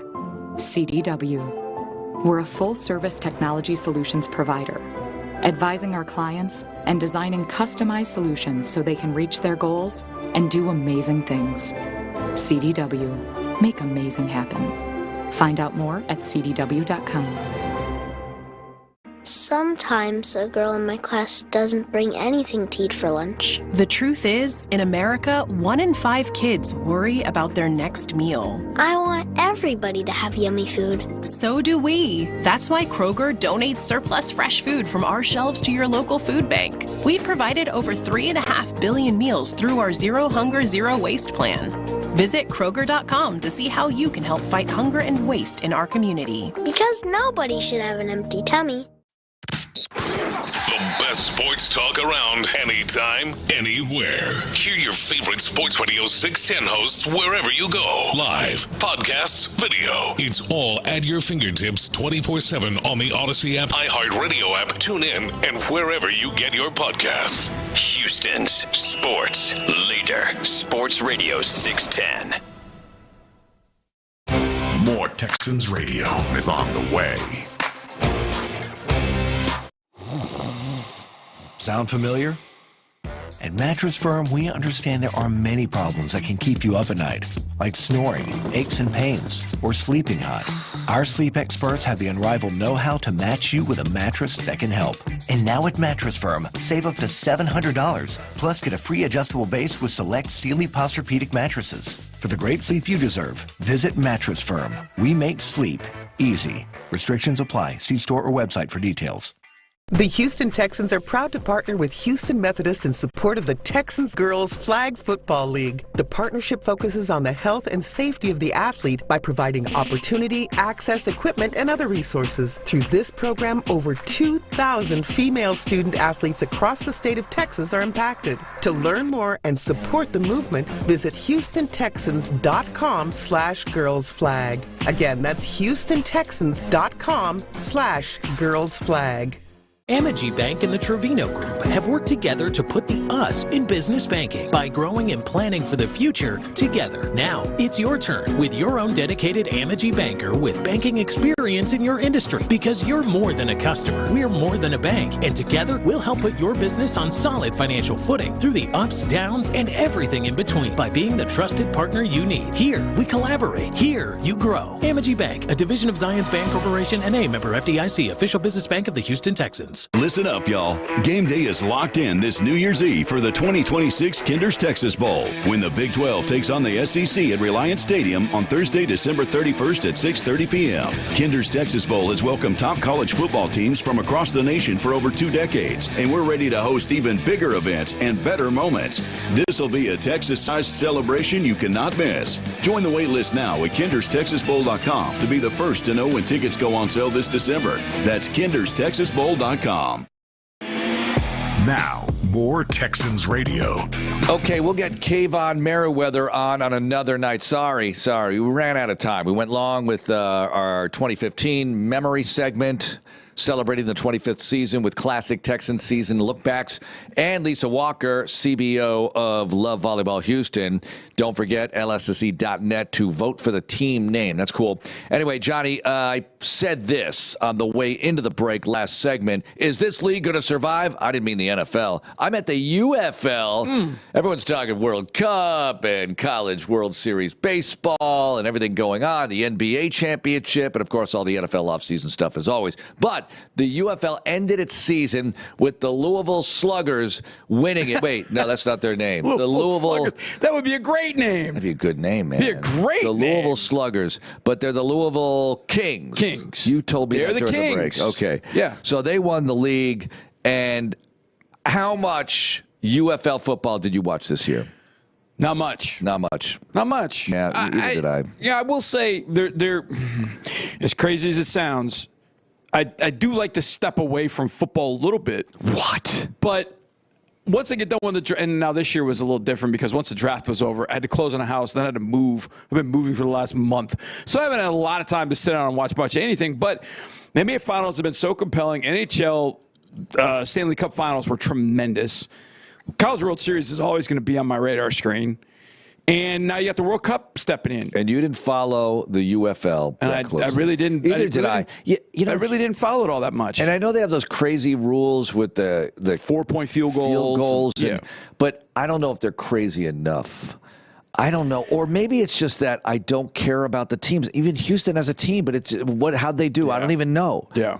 And I'm saying, why did they pick the Gamblers over the Roughnecks for the nickname anyway? That's a great point. I don't know. You know, I had a marketing class in school, and Professor Vandermeer says maybe the Roughnecks would have been a better idea, but I'm not trying to contribute too much here. One of the things that I have noticed on social media is that a lot of players from UFL are getting looks as teams get ready to go in training camp. Well, sure. And I think that's been that's great. Even though I haven't been watching it much, I do obviously recognize how important that league is to the NFL. I mean, we had Khalil Davis a couple of years ago.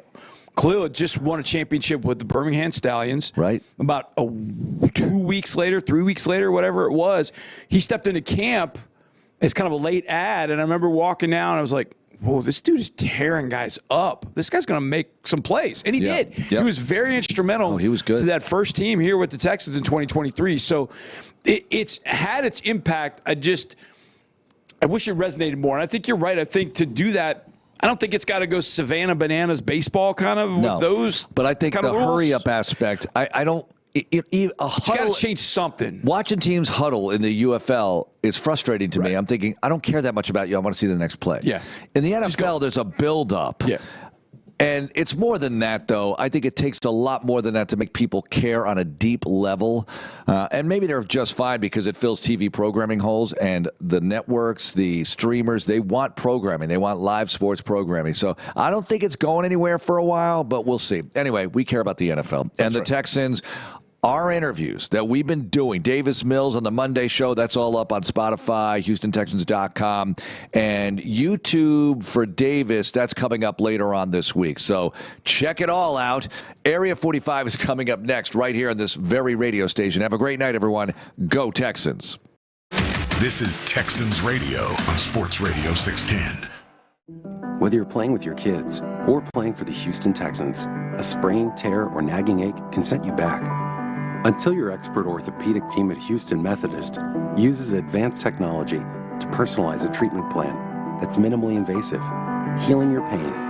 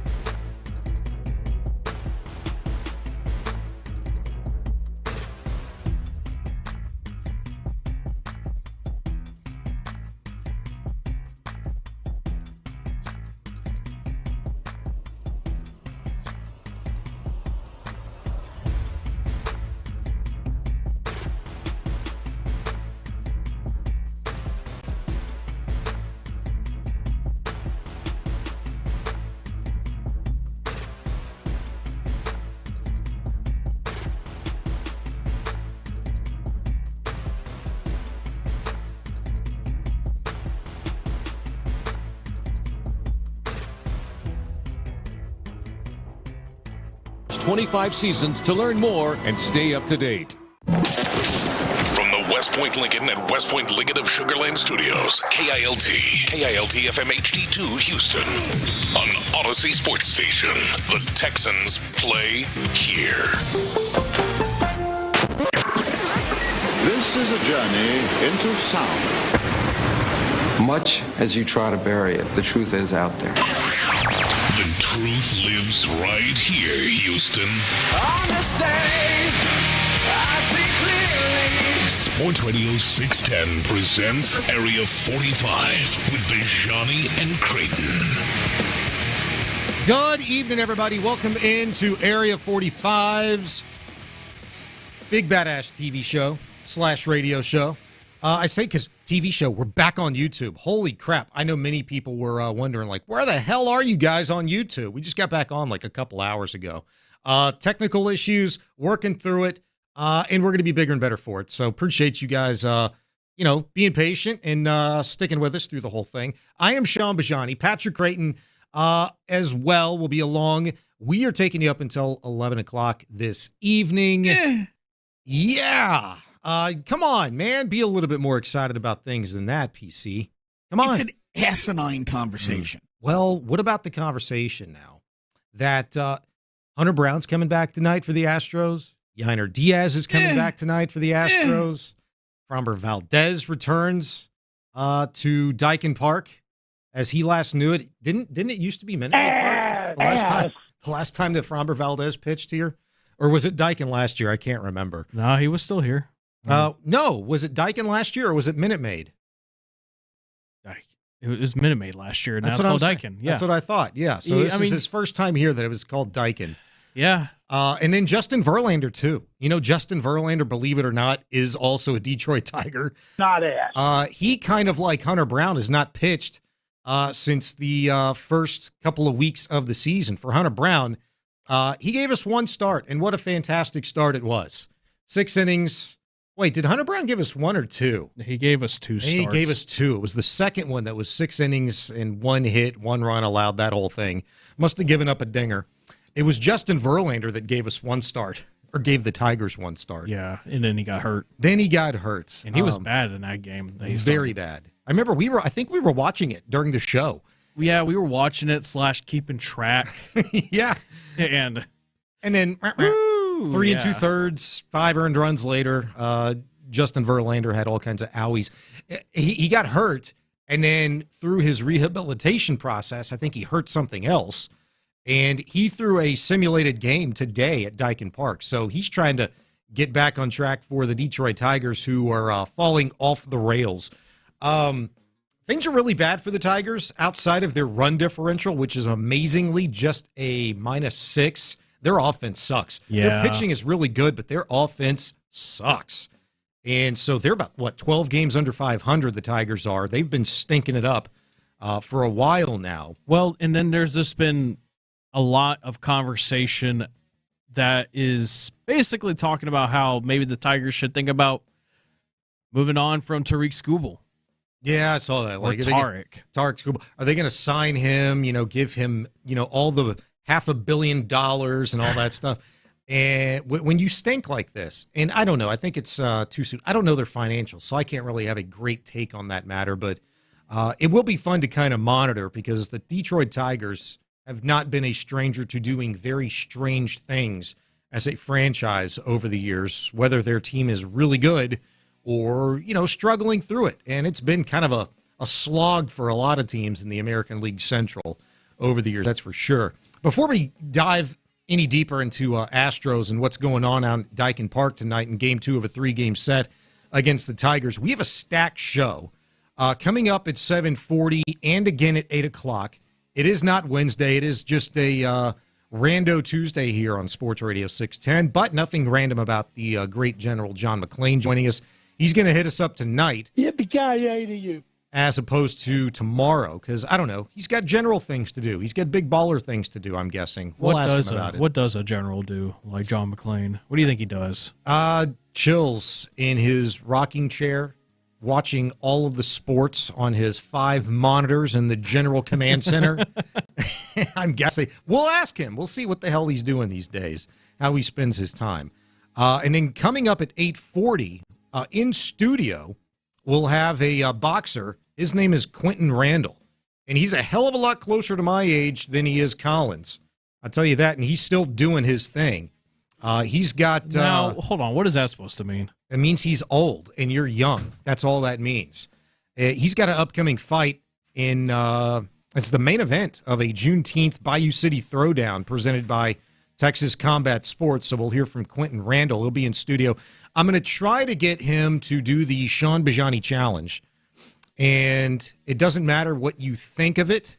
I am the guinea pig here, so don't worry about it. It's for entertainment purposes only. Maybe he'll need me to sign a waiver or something, but I will pose to him the challenge of seeing if he can bruise my rib cage. Please don't die. And give me a punch in the gut. That'll be fun. What's up, big dog? Yeah, I think there's a slight chance that he obliges. And it's like, yeah, sure. I'm not going to let some 21-year-old girl come in here and punch this guy in the gut. I'm going to do it myself and see if I can put him on the ground. So we'll see if Quentin Randall can oblige that request, a small request. We'll do that as part of our Fight Club segment coming up at 8:40 in studio. That'll be very, very cool. And then in the 9 o'clock hour, I did an interview with AEW superstar Thunder Rosa, which was very, very cool. That'll be coming up in the 9 o'clock hour. She's got matches tomorrow and Saturday out in Sugar Land. That'll be at the Smart Financial Center. It'll be on TV. A couple of different ways you can watch. Tomorrow, it'll be on TBS and streaming on HBO Max. And then on Saturday, it'll be on TNT, also streaming on HBO Max. And the reason why I'm mentioning both shows is because she told me a pretty cool deal that they've got going on AEWTix.com. You can buy one ticket and see both shows. That's pretty sweet. That's awesome. AEW is always a really good value. I mean, they kind of do right by the fans. Mm-hmm. I am kind of upset that I can't go to either show. Oh, yeah. Because obviously we work tomorrow. Yeah. And on Saturday, I'll actually have it on TV, though, because it's on TNT. Oh, no, I'll be watching it. Yeah. Saturday night, I'll be in San Antonio because I got a boxing card with TBL on Sunday. Oh, you're doing a little ring announcing. So I'll be out in San Antonio on Saturday, but I hope to catch that on Saturday night. AEW is a good product, and there's a couple of different things. Like, you'll notice if you ever watch AEW, especially the women's division, versus WWE, you'll notice in AEW, they're not required to have the surgery. What is that? What do you mean? The surgery. Oh, okay. Like almost every female wrestler in WWE has the surgery. It's like mandated, written in their contract. You have to have the surgery. Pretty much everyone has the surgery. Already well endowed. I'm pretty sure the only one who didn't was Alexa Bliss. I don't think she needed the surgery. She's also like 4'11". Yeah. So everything looks bigger. She's well proportioned, but like so many of the. I mean, and there was a point where it was like we should just call it WWE surgery because you were going to have it done. Better than WWE botched, right? Yeah, that's been a thing. And then you'd have. I don't know if you remember, were you watching wrestling during the like NWO era? A little bit, like only because like when I think Hulk started one of his many comebacks during that, right? He started that whole NWO thing. Yeah, that was him, Scott Hall, and Kevin Nash. And I watched it like in the early stages, but more or less just kind of checking in. Not like a diehard appointment TV kind of a thing for me. I don't know the exact age, but probably right around the time, like give or take a couple of weeks, okay, of when Hulk Hogan got popped for steroids, did I check out. So maybe I was like, I don't know, 12, 13 years old. So there was a wrestler in the old WCW days who went by Major Guns. Sounds somewhat familiar. She was a chick who had, the surgery. Mm-hmm. And during one of the matches, she got hit across the chest really hard. Oh, no. And it shifted. it came dislodged. Oh yeah, you saw this big old bump sticking out of it. Yeah. Oh man, nothing you can do, right? No, not a whole lot you can do. So weird things. Time out, readjust. Weird things as you see things live. Mm-hmm. For example, in TBL, the last card that I did, there was a fight where a guy got hit like right around the eye, and his contact shot out of his eye. Oh yeah.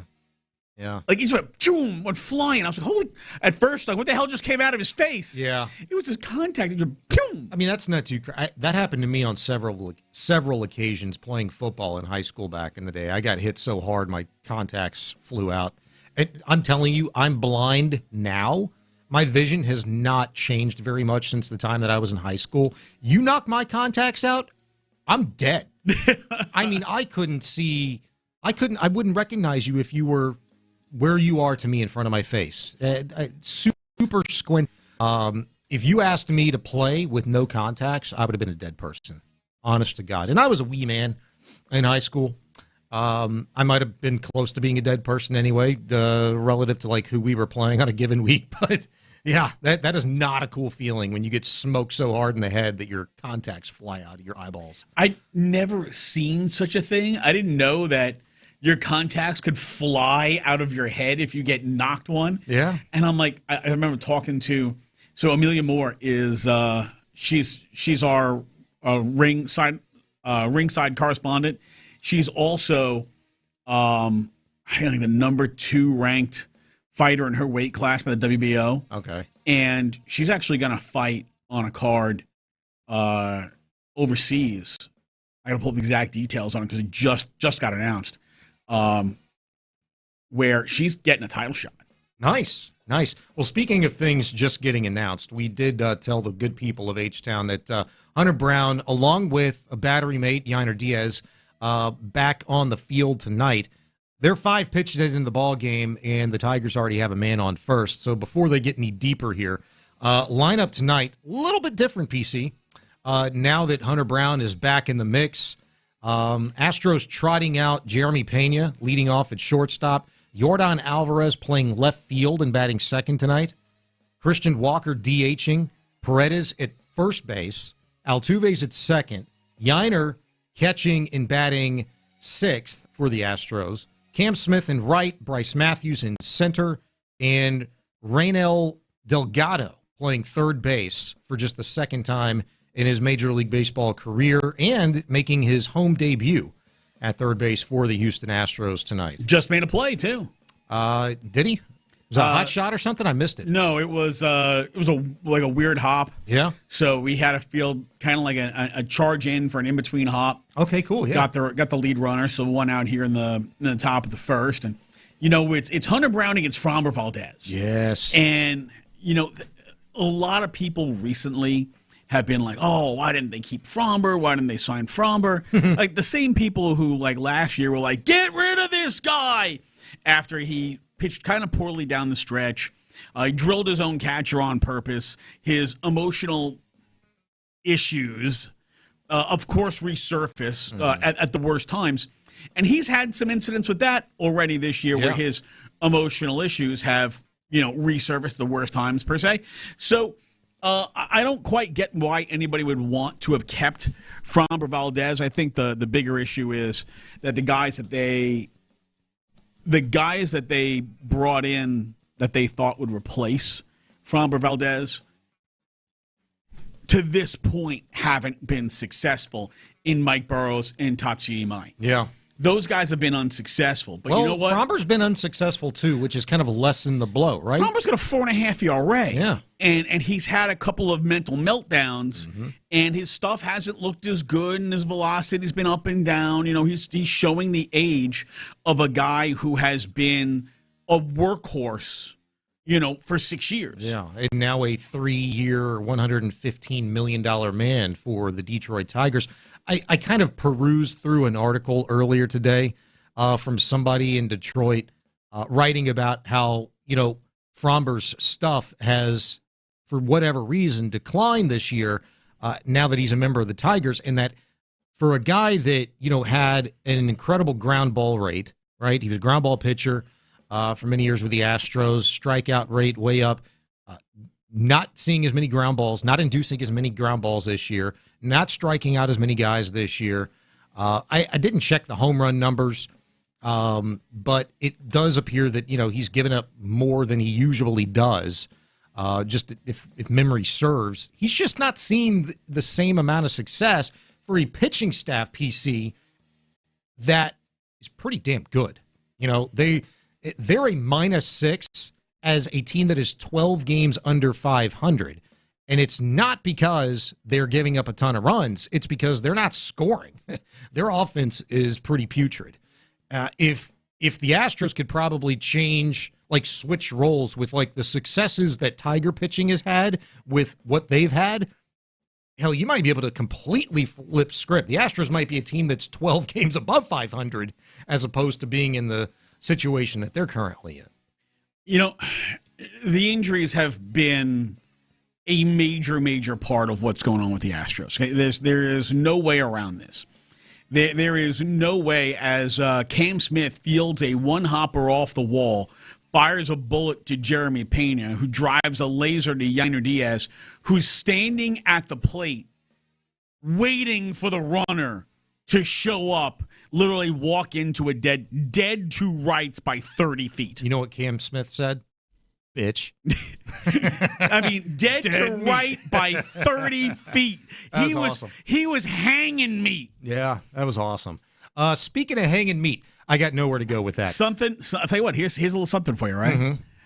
About hanging meat? Yeah. Okay. What is one of the things that we've seen Fromber always struggle with, no matter how good he was? Emotions. On the field. On the field? I don't know what. Fielding his position. Oh, yes. The lack of defensive for some reason ability. He's a guy that you drop a bunt down on him or you put a little nubber or a squibber or whatnot, and he's slow off the mound. And then for a guy who's been an excellent pitcher for all these years, for some reason, dude can't throw to first base. Yeah. If I'm JP, drop one down and make him run. Well, that might actually be a thing that Joe Espada and the Houston Astros are considering. I don't know if you saw the comments made by Joe Espada about Framber Valdez before tonight's game, but they're really fun.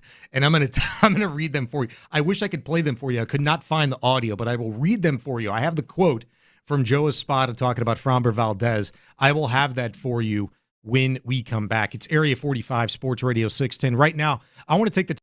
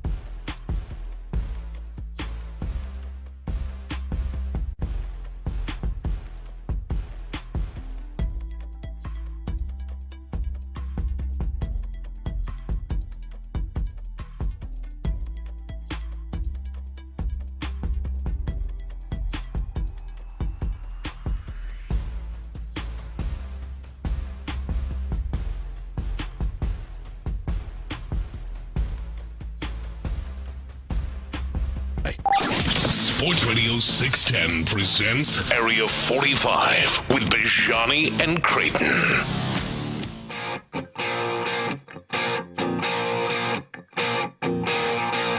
Welcome back into Area 45 on Sports Radio 610. This is literally my favorite AC/DC song. It's not a bad one. It's pretty good. Probably underplayed, to be honest with you. It is. And, you know, part of it is they won't play this in concert anymore. Why? So when Bon Scott died, this was considered his song, right? Yeah. So he plays the bagpipes on this. And the way that whole thing came about was the band's all sitting around like just, you know, talking ish. And so he says, hey, weren't you in a band? You could do this. He had no idea how to play bagpipes. He went and bought the most expensive bagpipes that he could get. Yeah. He had no idea how to put it together. It took him all night to figure out how to put this thing together. He then spent just training himself how to play it. Mm-hmm. And that's why there was no YouTube videos back then. No, but there's no YouTube. No, he couldn't go on YouTube and find out how do I put this together. No. Yeah. But if you watch the music video of this, he plays during the music video. I feel like I've seen that. And that's why there's not a lot of say range. If you listen to the bagpipes, yeah, it's the same notes just repeated over and over again. That's still pretty good, dude. But it's pretty damn amazing. Yeah, I mean, I feel very accomplished. I told you, learning the power chords of Iron Man the other night, like that. He's able to sing the song and play the bagpipes. Yeah. It's pretty wild. Very impressive. Well, you know, like there's who's it? Was it Tom Petty who sings, plays the guitar, and does the harmonica? He's one of them, yeah. At least used to. R.I.P. Tom Petty. Yeah, I thought so. And maybe there's another guy that Bob Dylan did Bob that. Dylan, yes. Oh, no. Billy Joel played piano and did the harmonica and the piano at the same time. Yes, 100%. Yeah, he had the harmonica apparatus on top of the piano. Yeah, very cool. That's one of the first ones that I've seen. 713-572-4610 if you want to text in, be a part of the show. Coming up next segment, John McClain's going to join us on the Texas Mattress Makers Hotline. So when Brian Johnson joined AC/DC, it was like his respect thing of that's Bon's song. Yeah. That he was not going to perform that song because that's Bon's song. Yeah, respect. So it's a respect thing. Also, want to shout out our guy PK from Norway. PK from Norway. Because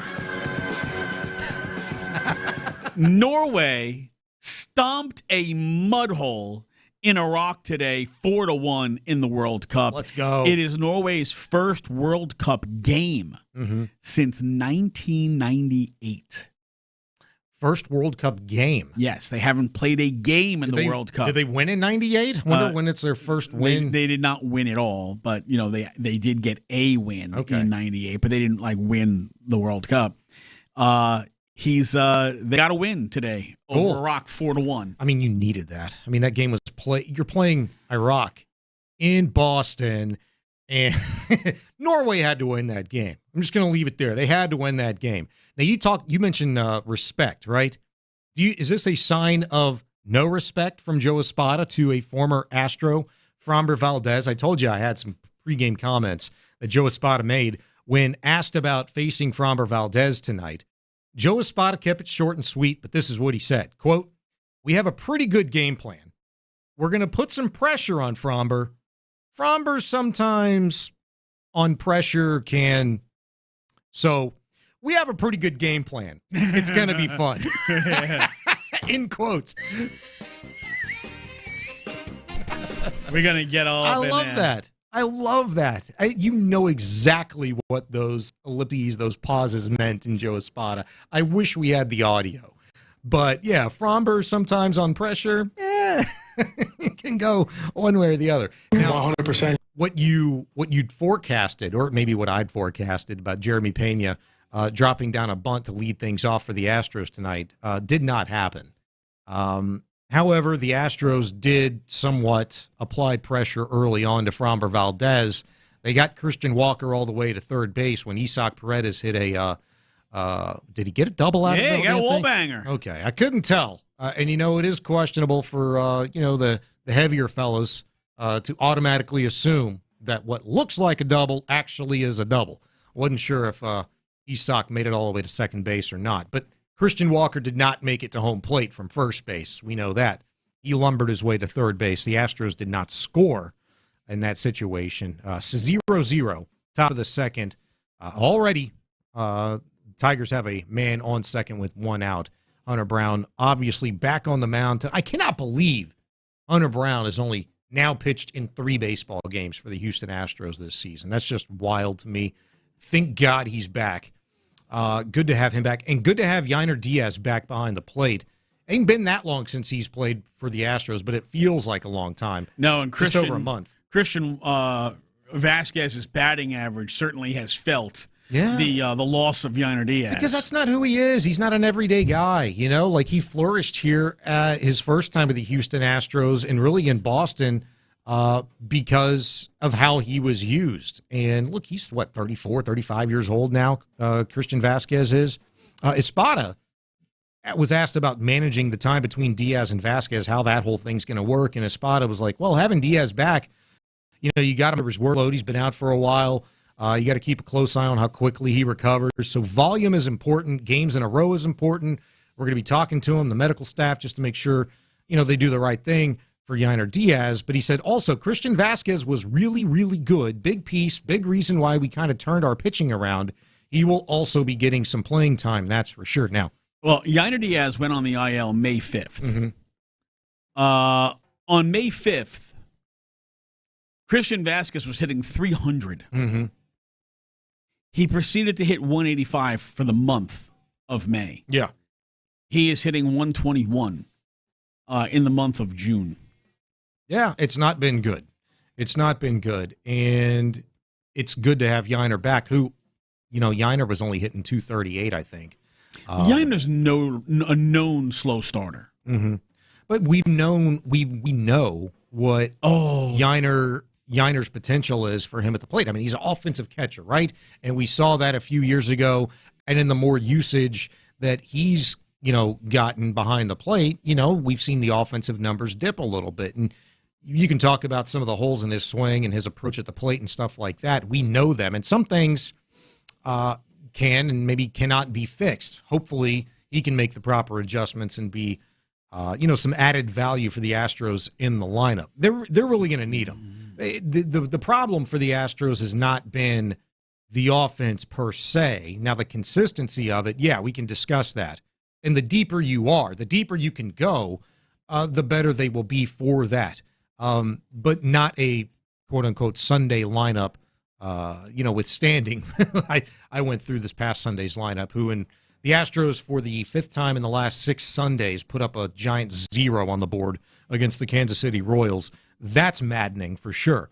But when you have a guy like Yainer back in the mix, when Altuve's back in the mix, you got Payne and Walker and Alvarez and Paredes. If Cam Smith can start to get right and Bryce Matthews can, you know, show a little bit of pop here and there, the offense ain't going to be a problem. It's the consistency of it and the consistency of the pitching. And that's what Hunter Brown brings for the Astros in a starting rotation. At least every 5th, 6th day, you feel good about what's on the mound for you. Well, Yainer Diaz just gunned a guy down pending review. Should. Fresh arm. You know, he better have a pretty damn good percentage for the next week or so. Got him and fired a strike, and I guess they're not going to challenge this. Yes, it is. He's out. He's out by a foot. Yeah. You know, the ball, Pena's set up a little too far in front of the bag for my liking. You know, that's what made that play close. If Pena's a little bit further back towards second base, I don't think it's close. The ball beat the runner there. It's just that Pena had to go way out there and field it and reach back. He didn't end up tagging that guy until like around the, you know, tricep area or something. All right, coming up next, John McClain's going to join us on the Texas Mattress Makers Hotline. John McClain is our expert in Houston everything, and so we'll look forward to talking to him for the next half hour. Stay put. It's Area 45. Payne and Pendergast. We are into the no excuse anymore zone here.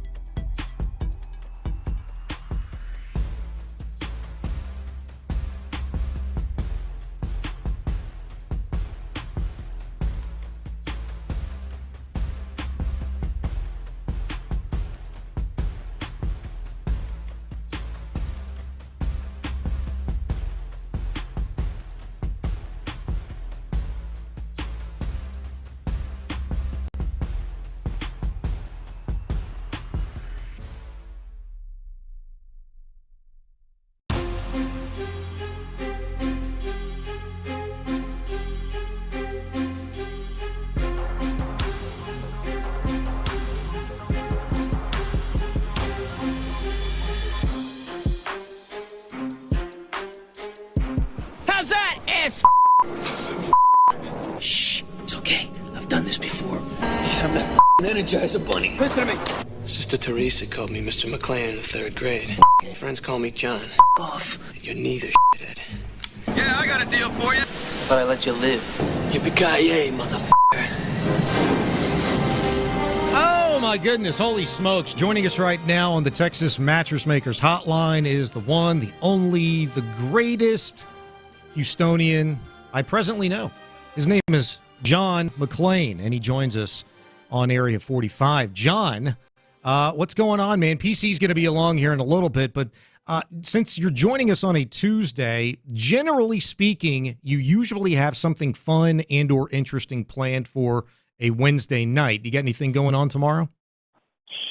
I sure do, and I'm really excited about it while I'm all caught up in the World Cup here, because it makes Houston and Texas look great and the U.S. look great. I'm watching every match. I'm watching everything on the internet. I'm reading, and that people have done such a great job. Chris Canetti, Patty Smith, everybody associated with it. But tomorrow I'm headed to Corpus Christi, because Corpus Christi is showing the PVIL story, Separate but Equal. They're making a big deal out of it. Be doing a lot of media. I've already done some media. Corpus Christi Miller's a big part of our documentary, because they won the first integrated state championship in 1960, led by Johnny Rowland. He's coming down from St. Louis. And then in the next day, Sean, I'm even more excited, Thursday night, because we're going to my hometown of Waco. We're going to show it at the Texas Sports Hall of Fame to kick off their 2-day fundraising golf tournament in Waco. So the next 2 days are really big, and I'm fired up. And, of course, I'm going to keep up with the World Cup and the parade in New York for the Knicks. And, you know, the Astros game tonight might be the highlight of the rest of the season, based on how many stink bombs they've been letting off against bad teams, like getting shut out Sunday, losing the series to the Angels. Letting a guy with 1 homer hit 3 last night. Their pitching is just awful. Hopefully, their starting pitching. Hopefully, Hunter Brown can rectify the issue and beat Framber Valdez tonight. And I thought it was interesting. Framber saying last night nobody ever talked to him about coming back, which kind of surprised me. Even though we knew he was gone, they weren't going to pay that kind of money. But you think they would have at least asked. So this could be the highlight of the Astros season tonight at Daikin Park. Yeah, I'm with you. Like the whole idea of, well, why didn't they ask? I imagine it's because they probably asked for the 2 years prior, and it was, sure, $35 million per in 7 years, 8 years.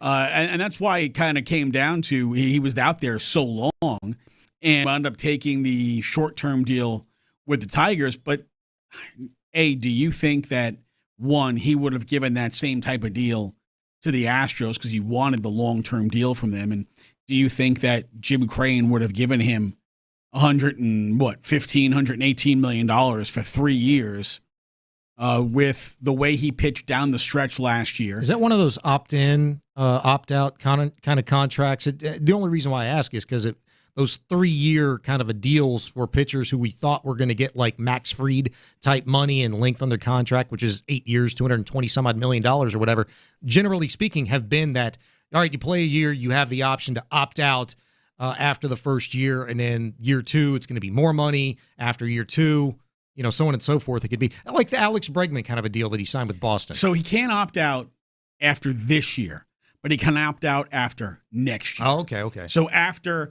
assuming that they play the 2027 season, he could opt out after the 2027 season. Gotcha. John, do you think that Jim Crane would have paid him $115 million for 3 years? Patrick, it's like when you were a sophomore in high school and you asked out the best-looking girl, and she said no. And then when you got to be a buzzy radio star later, did you just totally blow her off? Did you ever go back and ask again just to see? I'm figuring you probably did since you were such a stud. Yeah, she told me no again. How are we going to know if you never ask. It doesn't hurt to ask. I remember Dana Brown's first spring training. He thought they were going to get Bregman and Romber re-signed to extensions, and of course they didn't. They might have gotten Altuve. I can't remember, but you never know unless you ask. And it makes me wonder, did they think, had they had it with him, was the Salazar situation the coup de grace? Because not to even check with the agent or the player, say, hey, just checking to see, that surprised me. Yeah, well, they had their minds made up otherwise, it seems like, at least as it's concerned now. And, Frombers, we just talked about it a couple segments ago, not having a very good debut season with the Detroit Tigers. Something ain't right with them. And hopefully that continues into tonight. But so far he's held the Astros scoreless. John, you mentioned, in your first... But hold up, Sean. Go ahead. It's like they might have thought at the time, well, why do we need him? We can get Mike Burrows from Pittsburgh. Mm-hmm. Or we got a shot at getting Imai, who is Omai now, and have those worked out. Burrows only is giving up more home runs than anybody in the American League. There's a lot of things I don't like about the personnel decisions right now. Just not taking advantage of playing the weakest part of the schedule really bothers me, with Josh Hader coming back and pitching so well. Sure. Hopefully Hunter Brown will too, and maybe, Christian Javier will come back and pitch well, but man, oh man, they're just blowing this opportunity that they could be taking advantage of. And thank God for Alvarez, because, who would we rather watch? Maybe Ohtani. Who would we rather watch in the batter's box more than Alvarez or Ohtani? Nobody. Yeah, I can't argue with you. Where the All-Star voting says that those are the two people that want to be watched. They lead the All-Star voting by a mile. Yeah, 100%. I can't argue with anything you just said. I want to go back to something you did say initially, though, when you mentioned the World Cup. Obviously, you've been heavily invested in it. I have as well. I've tried to watch every single match that I possibly could. I've heard and read, probably like you, that people, out-of-towners, internationally, have really enjoyed the spectacle at Reliant Stadium since that first game between Germany and Curacao, and I think they've got another one coming up, maybe two of them coming up later on this week. I've not seen the field look that nice with real grass in a very long time. Is there any consideration, you think, by the Texans to ever going back to real grass? No. It drives. Now, the NFLPA could go on strike and say, until we have that kind of grass, we're not going to play. Well, of course, they don't go on strikes after getting their asses kicked by the owners in 82 and 87. But, man, it does look great. Have we had any injuries on it? I don't think so. And it just looks great. The stadium looks great. The Fan Fest is great. I love the foreigners going to Buc-ee's and Costco and Whataburger, and somebody they discovered Waffle House, and I'm thinking, please, God, don't let a fight break out while the Europeans are over here with their cell phones out. And the Scottish, my goodness, what they did at Fenway. Now we get the Orange Crush coming from the Netherlands. We get Cristiano Ronaldo next for Portugal. It's such a spectacle. And a good friend of mine, Brian T. Smith, longtime Chronicle columnist who's been living and writing in London at TalkSport.com, has been writing some great columns about the U.S., and, of course, he knows all these places. And I would encourage people to check out Brian T. Smith at TalkSport.com, because everything right now is positive except one thing, the hydration breaks, and that has nothing to do with the U.S. or the fans or anything else other than Fox is going to make another $250 million. And I'm thinking, boy, I hope Telemundo is not owned by stockholders, since they refuse to take the ads. They stay with the field. And what they should do is stick with their sportscasters, if you know what I mean. And I think it's just been fantastic. I can't wait. I do wish they'd played the championship at SoFi instead of MetLife Stadium, but it's understood since it's New York, New Jersey. But it's been so great.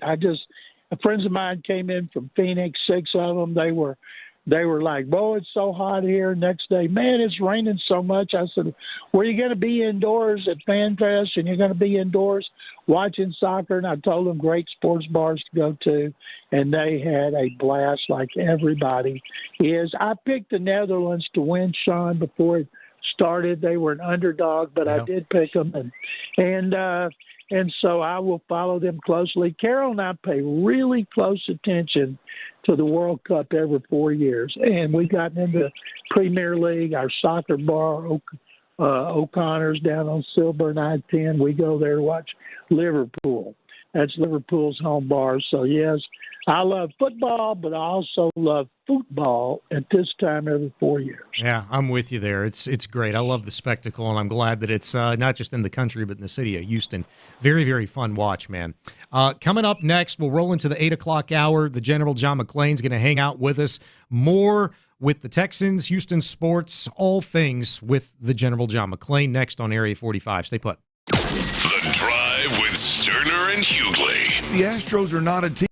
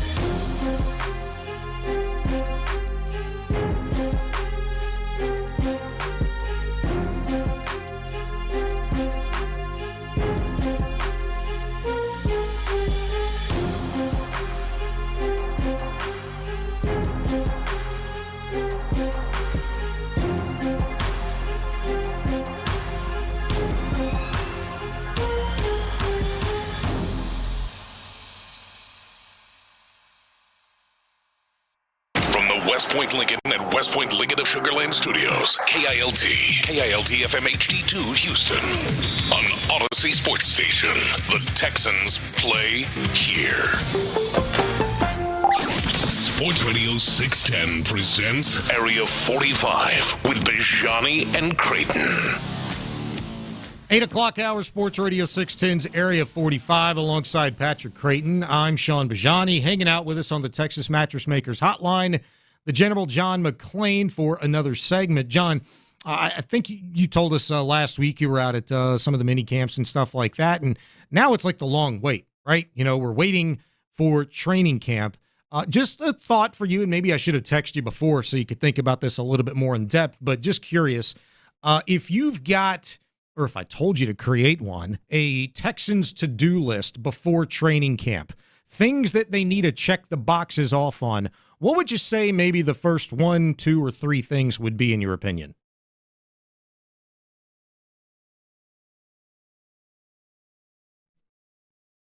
Do we have John still? Yeah, I'm sorry. Oh, there we go. Depth at defensive end. They need to decide, is Derek Barnett done with the Texans, or is there a chance to get him back and do what they can to get him back? And otherwise, I don't think their depth at defensive end is on this team. I hope I'm pleasantly surprised. The third linebacker, that's something they're going to need to look at. They have some candidates. You can't pencil in rookies. And the other thing that, of course, we all know the offensive line, especially center, but we got issues at right. When I say we, I'm talking about fans, media. Texans have an issue at right tackle. Braden Smith's been hurt. He hadn't been able to participate. And then you got Trent Brown, played 7 games last year. They won them all. I don't think you can count on him to be the starter. Wyatt Teller finished last year injured. They have questions in the offensive line beyond center Jake Andrews and Keelan Rutledge. Another thing, tight end. You have, right now, I'm thinking, what happens if Schultz gets hurt? Who is the tight end? We don't know. Yeah, you don't know. You can't pin a hat on Brevin Jordan. No, not after being out for 2 years, even though he would be a great guy to have if he could stay healthy. Lord knows he's had his share of bad luck. And Foster Moreau, nope, nothing from him. Cade Stover's had 2 years to stand out. He hasn't done it, and that's why they drafted Marlon Klein in the second round, but then he's been hurt. Now, I don't think any of this is major. And the only thing that could derail this defense from being the best in the league is debilitating injuries. They were relatively healthy last year. Even Jimmy Ward, of course, that was legal issues. He was supposed to start with Kalen Bullock. But I think the defense is going to be great. Everybody does. The key to me, only 2 questions on defense are both depth.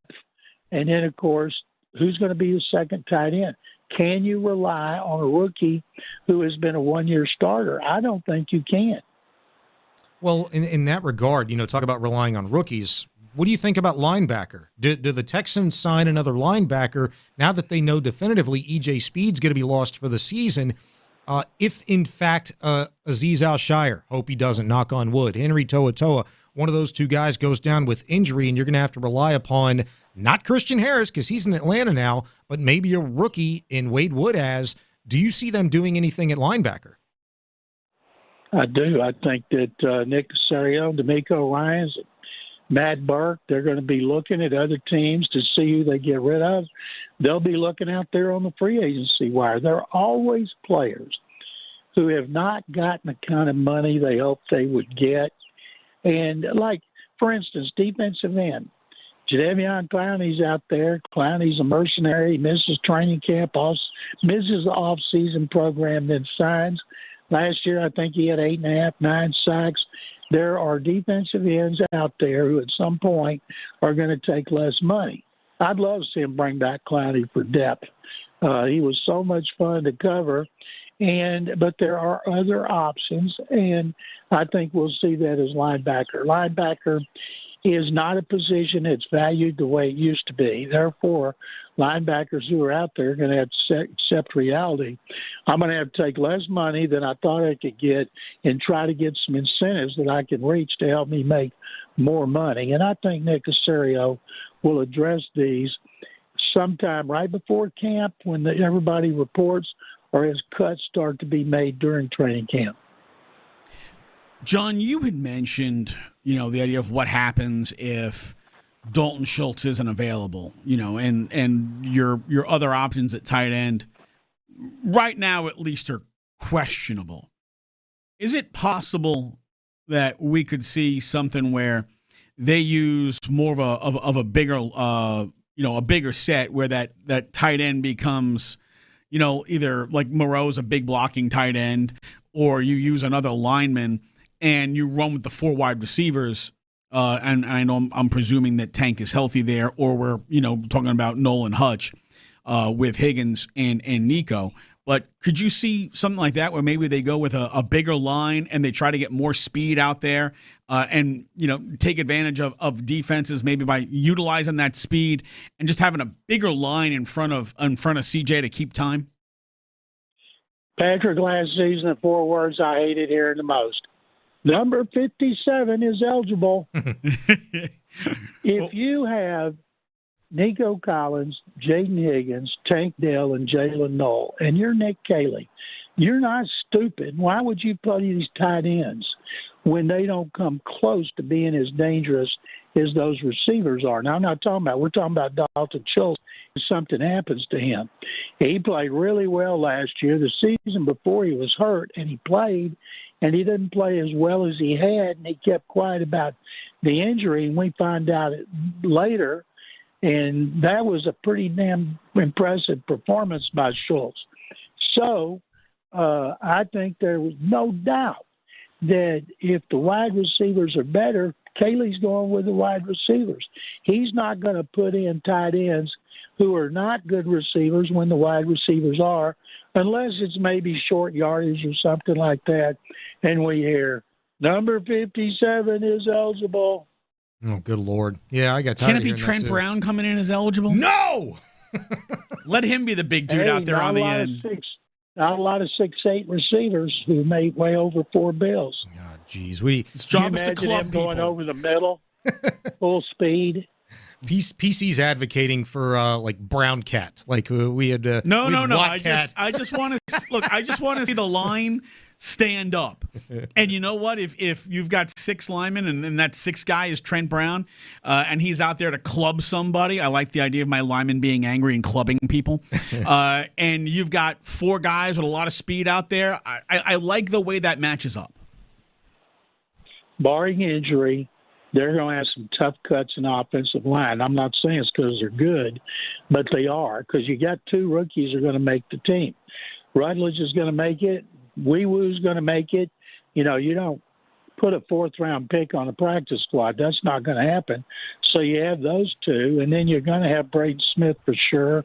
Ersry's their best lineman, and Ingram did a terrific job last year. So they're going to have some tough ones, and I'm not sure who it'll be. Injuries will tell the tale, of course. And I wish Trent Brown could stay healthy, have his weight under control, and be a guy they could count on every week, because they were undefeated with him in the starting lineup.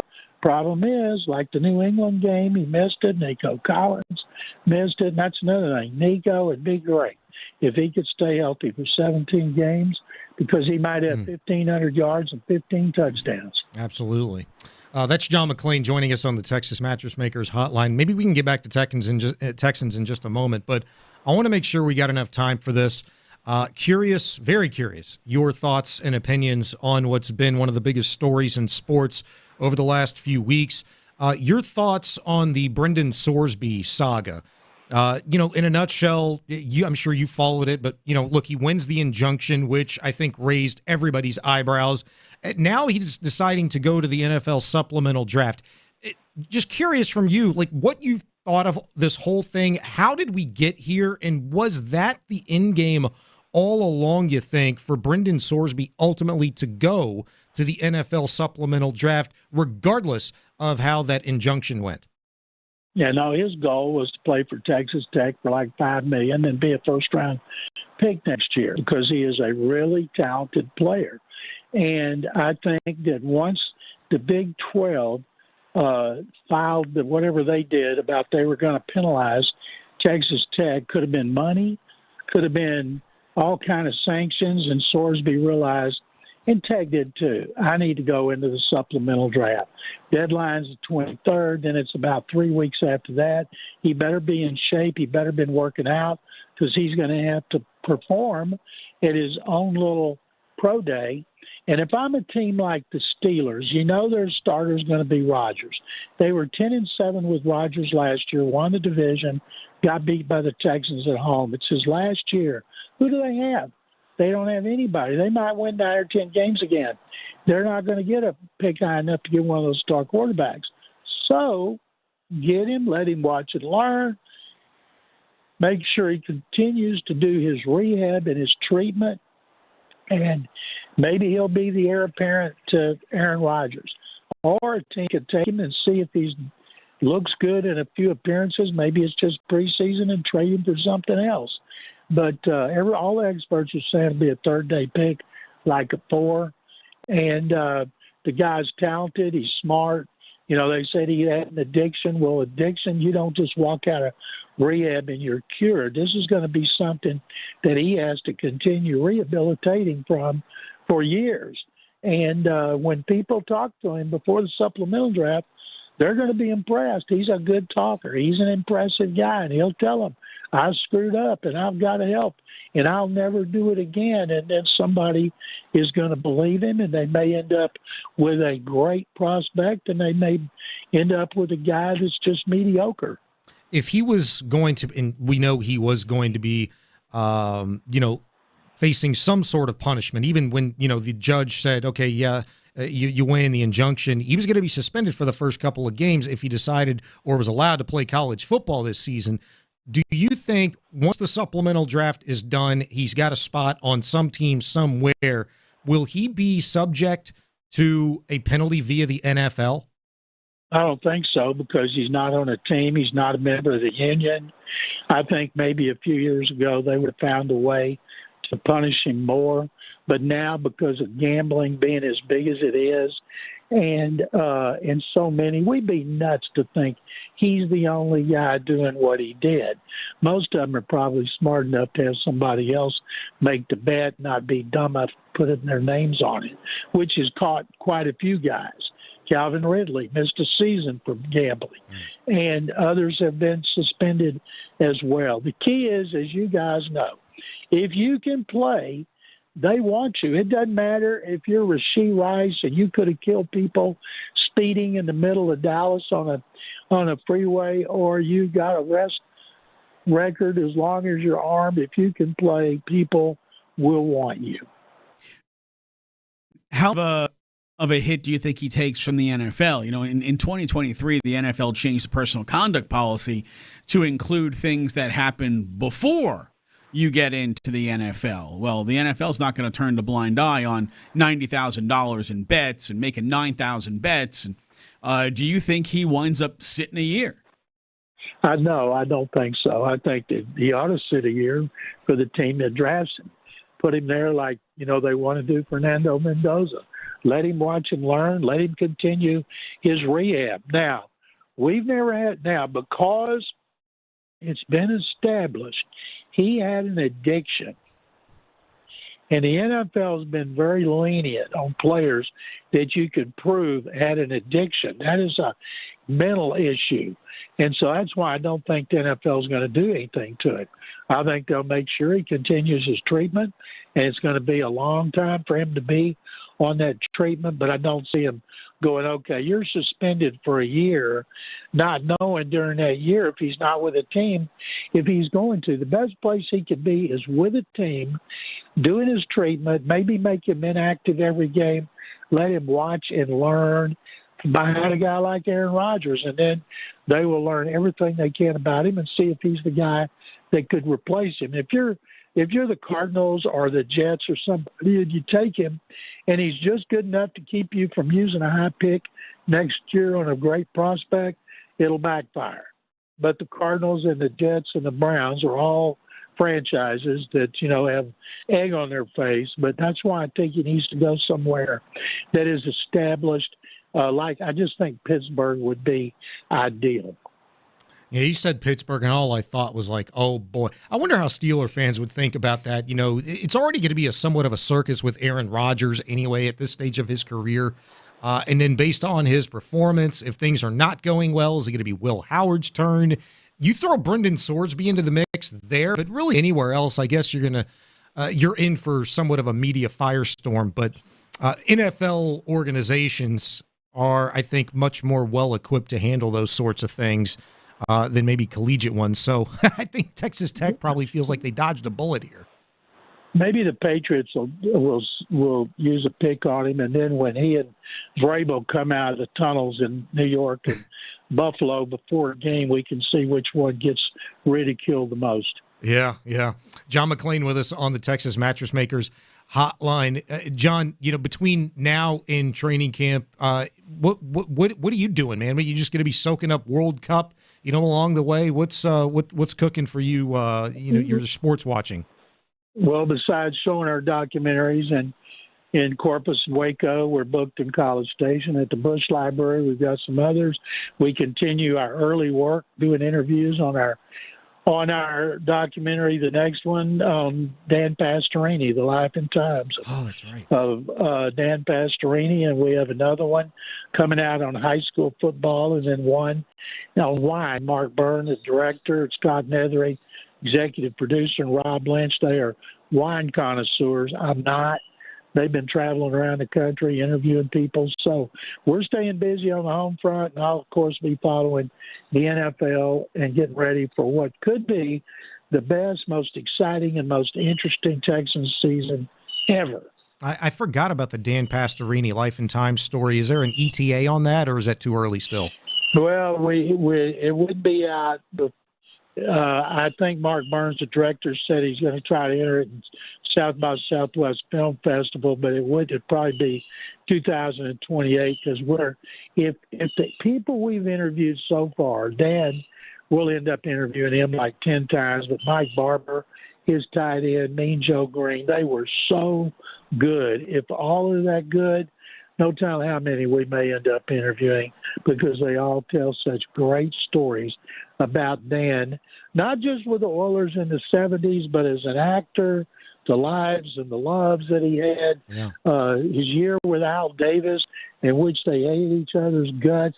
Then he was going to be, he's about to hit it with acting, and Dick Vermeil called, and he said he made the biggest mistake of his life when he left Hollywood and went to Philadelphia to finish his career. But Dan is such an interesting guy, and he's a great guy. And he has been so open with us so far. It's going to be great, man. I cannot wait. John, really appreciate the time as always. We'll talk to you again next week. In the meantime, be safe and have fun, man. Sean and Patrick, thank you very much as always. And Patrick, it never hurts to ask one more time. I just caught on to that. Yeah, I don't even know how to contact her anymore. But I don't think I'd want. You're such a handsome man. She's probably seen you on social media a lot. Yeah, she might be stalking me on social media, but now she's missed a chance. Guys, thank you very much as always. Thanks, man. It took me way too long to catch on to what he was talking about, but yeah, you got a great Mrs. Creighton at home. Yeah, I do, and I intend to keep her. Yes, absolutely. And that means that sorry, Chica.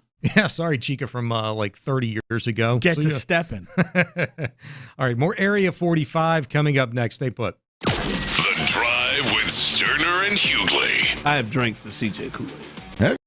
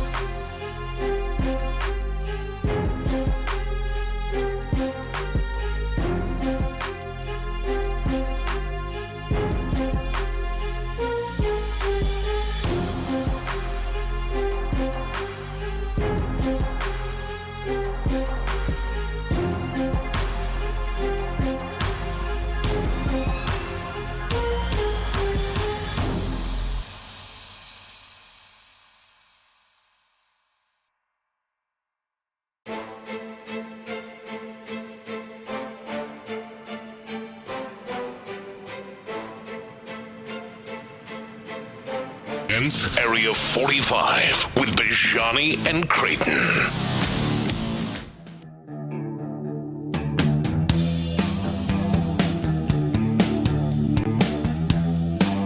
Welcome back in Area 45, Sports Radio 610. Appreciate John McClain hopping on with us for a couple of segments. Early in the week, has fun stuff to do tomorrow. What did he say? He's going to Corpus Christi, where they're having another screening of his PVIL Separate But Equal documentary. And then he'll be in Waco at the Texas Sports Hall of Fame on Thursday doing the same thing, making the rounds. That's his old stomping grounds. Old stomping grounds, Baylor. for sure. Have you ever been to the Texas Sports Hall of Fame? No, I think I probably did when I was at an age where you don't really remember if you just probably don't know if you went or not. I've been to the Texas Rangers Stadium, museum rather, the police force. Yeah, Texas Rangers, not like recently. Not that. No, when I was a kid. I would imagine it's changed quite a bit. I was going to say, I would imagine the Texas Sports Hall of Fame's changed quite a bit since the last time I went there. It was between 2009 and 2012. Yeah, I mean, I've been up to Southern Oklahoma a few times, but I wouldn't go up there to see a Rangers game. No. I went to that stadium one time. And the new one? No, the park. Yeah. And I loved it, man. I loved the facade. It was just kind of like elements of an old-timey ballpark, Yankee Stadium feel with the way that they had the facade built all the way around. It was very cool. People complained about how hot it was. Well, all that stuff. But yeah. He doesn't bother me. I don't care. I mean, you're in Texas. Shut up.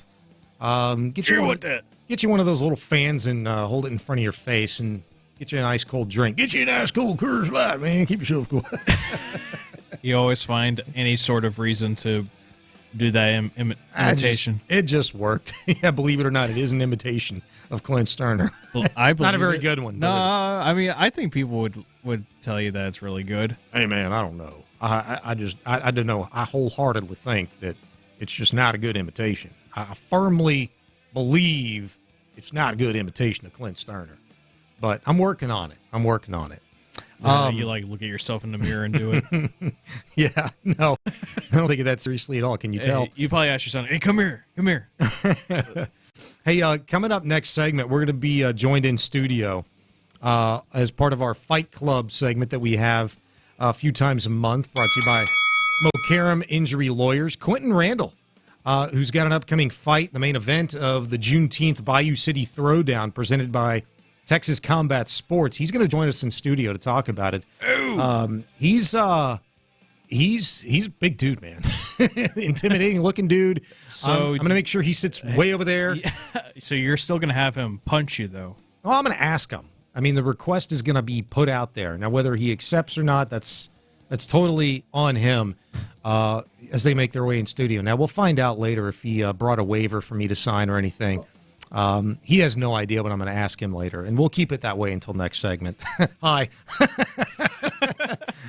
Anyway, between now and then, I just wanted to get back to something that John McClain brought up during his segment with us. I asked him if he had to come up with a to-do list for the Houston Texans between now and training camp, what would that look like? What does John McClain think the Texans need to do? What boxes do they need to check off?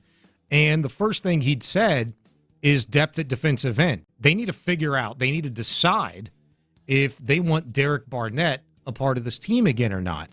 And, later on in his response, he was, mentioning, various players, and he brought up Jadeveon Clowney. That's an easy one to kind of go to, former Texan, but also easy to kind of go to because while he's getting up in age, he's 33. He will have been, if he plays in the NFL this year, it'll be his 13th season. Last year, he had 8.5 sacks, 32 pressures, in 13 games. Holy crap. And he played for the Dallas Cowboys. I'd like Jadeveon Clowney to be able to do that kind of thing for the Houston Texans if given the opportunity, especially for the amount of money that he might possess. I thought Jadeveon Clowney's a pretty good pull, PC, by John McClain. I really like that idea. And the other one that I really liked is, I don't even know if it's a possibility. Correct me if I'm wrong. But when I asked him about linebacker, and somebody replacing, kind of replacing, I guess, the playing time of E.J. Speed, who's lost for the season for the Texans. He said, well, that's a position that really doesn't hold the value that it once did. And we didn't have enough time to get deeper into it, but I'm like, excuse me? What? I wonder, why do you think John said that? Is that because of all the nickel and dime packages you think that teams play now and the Texans might employ this year? I think that's a lot of it. It's the amount of the fact that more teams run base nickel now than anything else. Yeah. You're probably in nickel 65 to 70% of the time. Mm-hmm. And if you're the Texans with some of the, the safeties that you have that like to come and lay down the shoulder, you might be better off utilizing that speed, at least against certain opponents, right? There's not a whole lot of teams like the Ravens who have a big running back that, he's going to try to run guys over, right? Some people might know him as Derrick Henry. Some people might know him as that. But the idea being, if you can get more speed on the field with some of your bigger safeties, and instead of just having, say, Jalen Petrie as a nickel, sometimes maybe he lines up as a dime backer. Maybe one of your other safeties comes up and that guy winds up being like a dime backer. You have Jalen Reed who can probably play that role. Yeah. So there's opportunity there for them to play 6 DBs and 3 safeties. And I'm actually a big fan of the 3 safety look. It's a defense that we've seen a lot of teams be very successful with, but you've got to have the guys to do it. I wonder how many times D'Amico's actually gone with that look, since he's been here.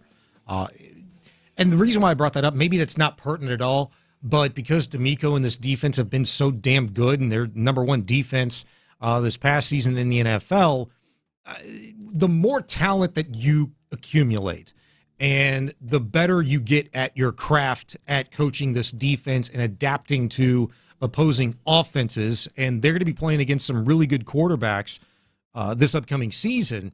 Regardless of what you think of the teams, there's some really damn good, smart, veteran quarterbacks they're going to have to face off against. You have to be able to, change some things, get a little bit more creative, kind of get in your bag, if you will, if you're D'Amico Ryan. If we hadn't seen it before, I don't think that means we're not going to see it this season. I do think there's really strong potential for this defense to look a little bit different in terms of at least maybe some of the pre-snap looks that you see from the Texans in that regard, because of what McClain said about the linebacker and maybe what D'Amico's thinking about doing with the safeties. I also wonder if, when we see the Texans go against teams with bigger fronts and power run games, might we see 5 men on the line, 3 DTs?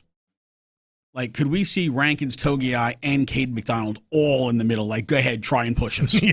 Yeah, like the big dog package or something like that. And that's it. The Vikings way back in the day used to have Kevin Williams and Pat Williams 350 pounds. So, trying to run from the middle against those guys, damn near impossible. Yeah, good luck. So, if you were to put Togiai and McDonald and Rankins all in there together, and you still had Anderson and Hunt, so you get 5 guys on the front, I think that makes it, especially when you're talking about downs that look like they're going to be running downs, you might force them into making a checkout they don't want to make a checkout. Yeah, that's a good point. I like that. And the versatility they have in the back end with the secondary, you'd be able to adjust. And look, chances are you're going to make that quarterback have to get rid of the football a hell of a lot sooner than they really want to. So, yeah, that's something I think D'Amico could have in his bag for sure. The other thing that stuck out to me that McClain mentioned is right tackle Braden Smith. So Braden Smith wasn't out there, for much of the time, getting a lot of the reps, right, because he's a little banged up. I would just say banged up. Just they're bringing him along slowly from an offseason procedure that he had, right? And so Trent Brown figures to be the guy that would get the start. Like if the season kind of started tomorrow, so to speak, he'd probably be the guy they throw out there at right tackle. I don't have any trepidation about that. Trent Brown is the one that got this offensive line looking respectable last season, and it functioned the best that we'd seen it for a good 6-7 weeks while he was out there, and then he himself went down as well. Now, do you think the Texans' solution at right tackle, if in fact Braden Smith, let's just say, is not ready for week 1, shouldn't be Trent Brown? Do you think that person just does not exist on the roster at this time? No, I think it would be Trent Brown. Now, if you go Trent Brown, you do run the risk of, I'm going to have to play Blake Fisher at right tackle because you never know when that next play is for Trent Brown that he needs, some service. Yeah, you're saying like Blake would be like the backup option. He'd become the backup option at that point. Yeah. And maybe you don't like that backup option. Maybe you want to upgrade that position. But you're already talking about third guy on the depth chart. I don't know that that's something that you're looking at as a now. I think you're probably looking at, hey, who do we have that's already here? And you're trying to get a guy, maybe a Lewis Bond or a Sam Hagan. You're trying to get one of those guys and coach him up to be able to play until Braden Smith is ready. All right. We won't make this individual wait any longer. He's here early, so we'll get to him early. Coming up next, as part of our Fight Club segment brought to you by Mokaram Injury Lawyers, Quentin Randall joins us in studio right here on Area 45. You'll say hello to him, and he'll say hi back next. Something about Coach D'Amico's minicamp comments really stood out to the OG.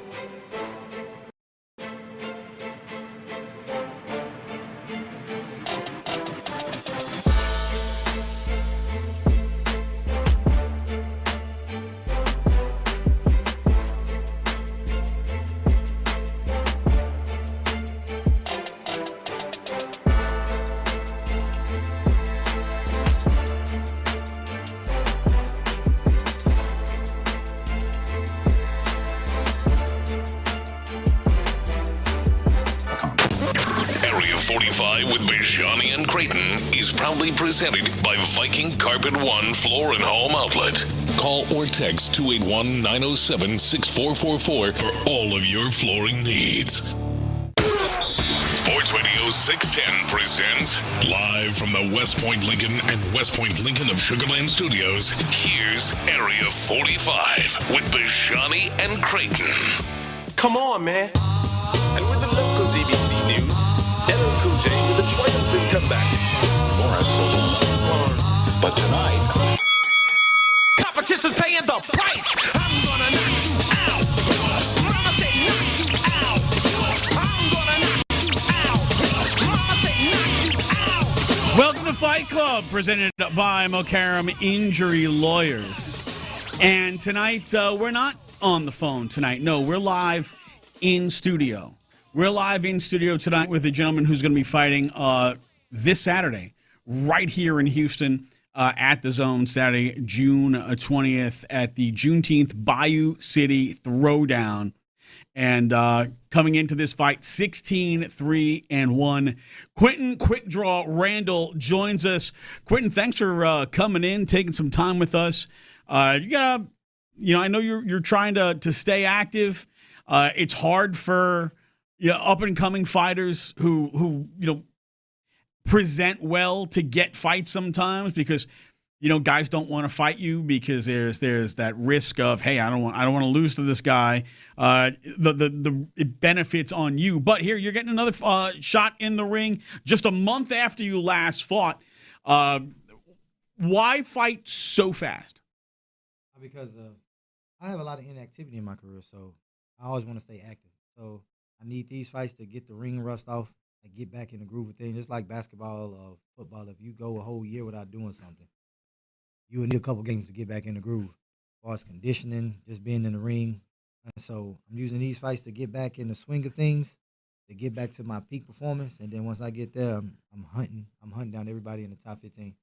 So you secured a victory over Jose Rodriguez a month ago, right? Yes. And how did that fight go? And did that help you kind of determine how fast you were able to kind of seek out your next fight? Oh, I already had my next fight planned when I read this fight with him. So it was already, I got another one planned after this one. So, like I said, I'm using these fights to break the rust. But he was a tough guy because as a pro, he don't have a lot of experience, but he had a healthy amateur pedigree. Like he went to the Olympics for his country. So he had a healthy amateur pedigree. That was probably the reason why he survived as long as he did, besides the ring rust. But he actually made me fight. I knew he was going to be a little awkward. I knew he was going to be a little tough, but he actually made me fight. And then the weight cut was an issue. Just a little ring rust. I just didn't feel like myself because it's been so long since I fought. Mm-hmm. So in sparring, it's different. But in the fight, that's when the stakes are high. That's when you have to always be on your P's and Q's because from 16 ounces go to 8 ounces. And then it just take one punch. Yeah. So once I got the ring rust off, he was tough as I anticipated. So I knew he had a weakness, and body shots was his weakness. Mm-hmm. So I just was consistently going to his body, Like I wasn't trying to aim for the head too much, just breaking him down to the body. Mm-hmm. And that seemed to be the answer. And Quentin, you spent most of the last 6 years fighting at 147. Yes. This Saturday, you're kind of fighting at 154, although you're at a catch weight here at 158. Is this a weight increase that you're looking to do permanently? Are you looking to move up in class? And if you are, what's the reasoning or strategy that you might have? Why do fighters necessarily move up or down in a weight class? Sometimes you outgrow the weight class. I've been at 47 for 6 years, and I'm getting older, metabolism. So I'm still in great shape. I still hold the weight pretty fine, but I think 54 will get the best version of myself. You look like you probably run out and play with some wide receiver. Yeah. And so I believe 54 will get the best version of me. This is the highest I've ever fought at this weight for this fight, actually. So I feel good. I don't have to make a major weight cut or anything. So I'm most definitely going to be more offensively. I'm most definitely going for a knockout. Maybe this is nothing, but when PC was asking that question, I was thinking too, I'm ready to hear this as a response. Is it at least a thought that maybe if I move up in weight, I can get fights easier? Or if you move down in weight, I can get fights easier for somebody at this stage of their career as you are.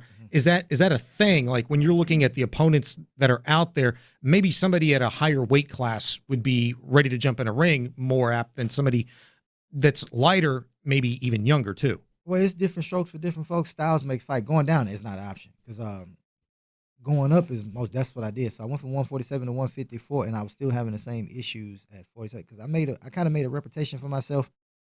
And I thought at the time it was a good thing, but it turned out to be a bad thing. It turned out to bite me back, come back and bite me in the butt. I've been a lot of people's sparring partners. I've helped a lot of world champions get ready for fights, and let's just say I've had my way with them in sparring, and I've had my way in with them in front of a lot of big time promoters, big time managers, and they talk. So word travel on. You see how Q did him real bad in sparring, and I go to another camp, same thing. So when the promoters hear it, they was like, well, okay, I'm not putting my guy in there with him. Or the managers see it like, oh shit, we got to stay away from him. So so it catches up, it caught up to me. So when the word was traveling, like, so when if I do get a fight, I'm literally sitting down for a year, damn near almost a year and a half before I actually get a fight. And I didn't got so much ring rust, I don't never really feel like myself. My first loss, which kind of changed the trajectory of my career because I was already in the top. I was already ranked number 13 in the world. I took a fight, and I set up the fight myself. I never had a promoter or a manager. I set the fight up with Brian Norman myself on Top Rank on ESPN. I did all the negotiation. I did everything. Wow. And so, because I had Brad Goodman's number, so I called him myself. When I got that fight, the camp was going great. It was on F1 weekend, like 2 or 3 years ago. Yeah. So everything was going good. I was on Shakur Stevens' undercard. I'm the headline on the ESPN Plus card. So camp was going great. 5 days before camp, I got sick, and I don't know what I got sick with. To where I was on the bed for 4 days straight with an IV in my arms, just trying to keep my energy. Me being so cocky, so arrogant, like, well, I'm still gonna beat him. Like, even me sick can still beat him. Just, I'm arrogant. I want this opportunity so bad, and I felt like if I pulled out of the fight the week of, I was gonna get blackballed. Like, nobody's gonna give me another. Thought you were gonna lose your shot. Yeah, nobody's gonna give me another opportunity. It was gonna be it for me. So I went against my better judgment, went against that gut feeling in my stomach, and I took the fight anyway. And I was in there probably 30% of myself, and I made him look like nothing. I made him look real average, but I couldn't sustain a strong pace. I had to fight in spurts. Yeah. And so he outworked me.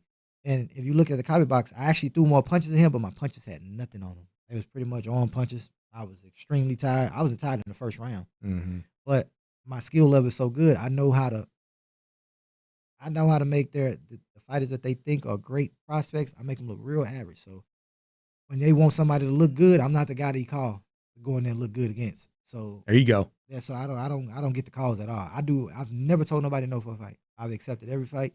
And sometimes they tell us yeah, and 2 weeks later they tell us no again. So I'm going in camp, and I get told no, so I got to stay out of camp, let my body rest a little bit. Mm-hmm. Going in camp, I get told no, I got to go out. That happened at least 9 to 10 times before I finally get a big fight. And then by the time I do get a fight, I'm fighting somebody in the top 10, top 5 in the world. So, and they've been consistently active every 3 months. And I've been sitting down just praying and hoping to get opportunities. So I'm trying to erase that. I'm trying to erase that from happening. Yeah.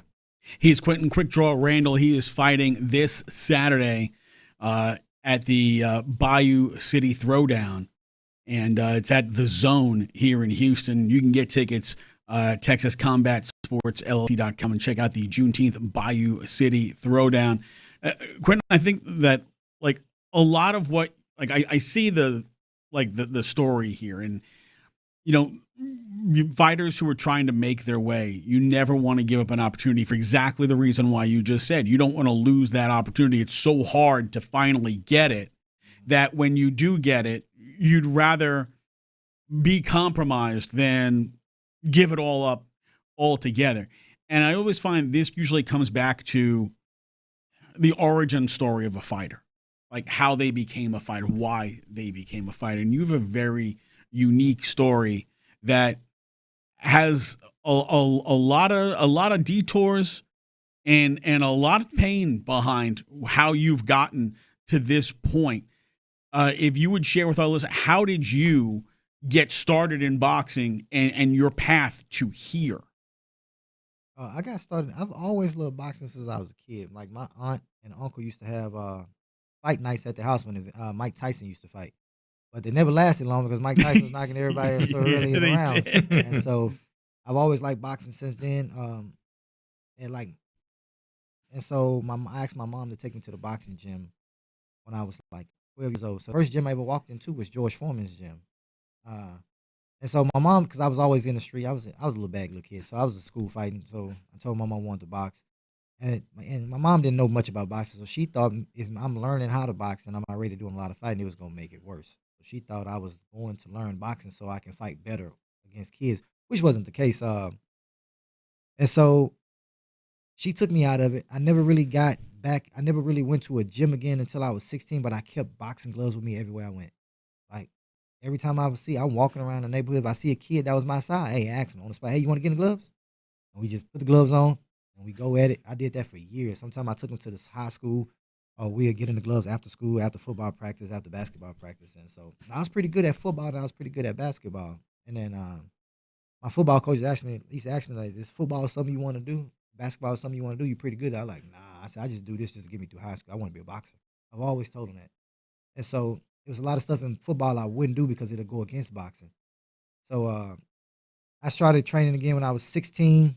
At West End, at the time it was called West End Boxing Gym. But by this time in my life, I was so heavily invested into the streets that I couldn't really focus on the gym. So I go to the gym, train for a little bit. Something happened, I'm back in the streets. And so doing that, being immature and idiotic at that age, 16, 17, that landed me in prison. So in prison, I got a rude awakening in there because I was in 23-1. And so, because I got into a fight right when I got in there. So 30 days after I got in there, I got into a fight. It was some self-defense, but they didn't care. So they considered me a threat to the rest of the inmates. I'm 18. And so they was like, an 18-year-old guy like you that just had a fight in here, you can incite a riot. So they put me in lockup. And so at 23-1, you don't even get that 1 hour. It's really 24-hour lockdown, 7 days a week in a 6x9 cell. So I think I went like 9 months without seeing the sun, without seeing the light of day, period. Jeez. And so when I was in there, I didn't really have, I was almost losing my mind. So I didn't really have nothing to do besides read. So I ordered some books. And I always wanted to keep up with the boxing world. So I ordered a subscription of the Ring magazine. And when I ordered that subscription, at the back of that magazine, Bernard Hopkins always gives you tips on what to do. Like how to throw a proper jab, how to throw a straight right, how to throw a left hook. Each magazine is only one instruction. So after I get the Ring magazine, I catch up with the boxing world, see who's ranked, see everything I need to read about. So I get my mattress, I will roll it up and tie it with my sheet just so it can turn into like a little knockoff heavy bag. And I will rig it to my bunk. And then whatever Bernard Hopkins told you to do in the back of the magazine, I just practice it every day on my mattress. And so that's how I really learned how to throw my jab, how to throw my straight right. Of course, my coach, when I got out, perfected it for me.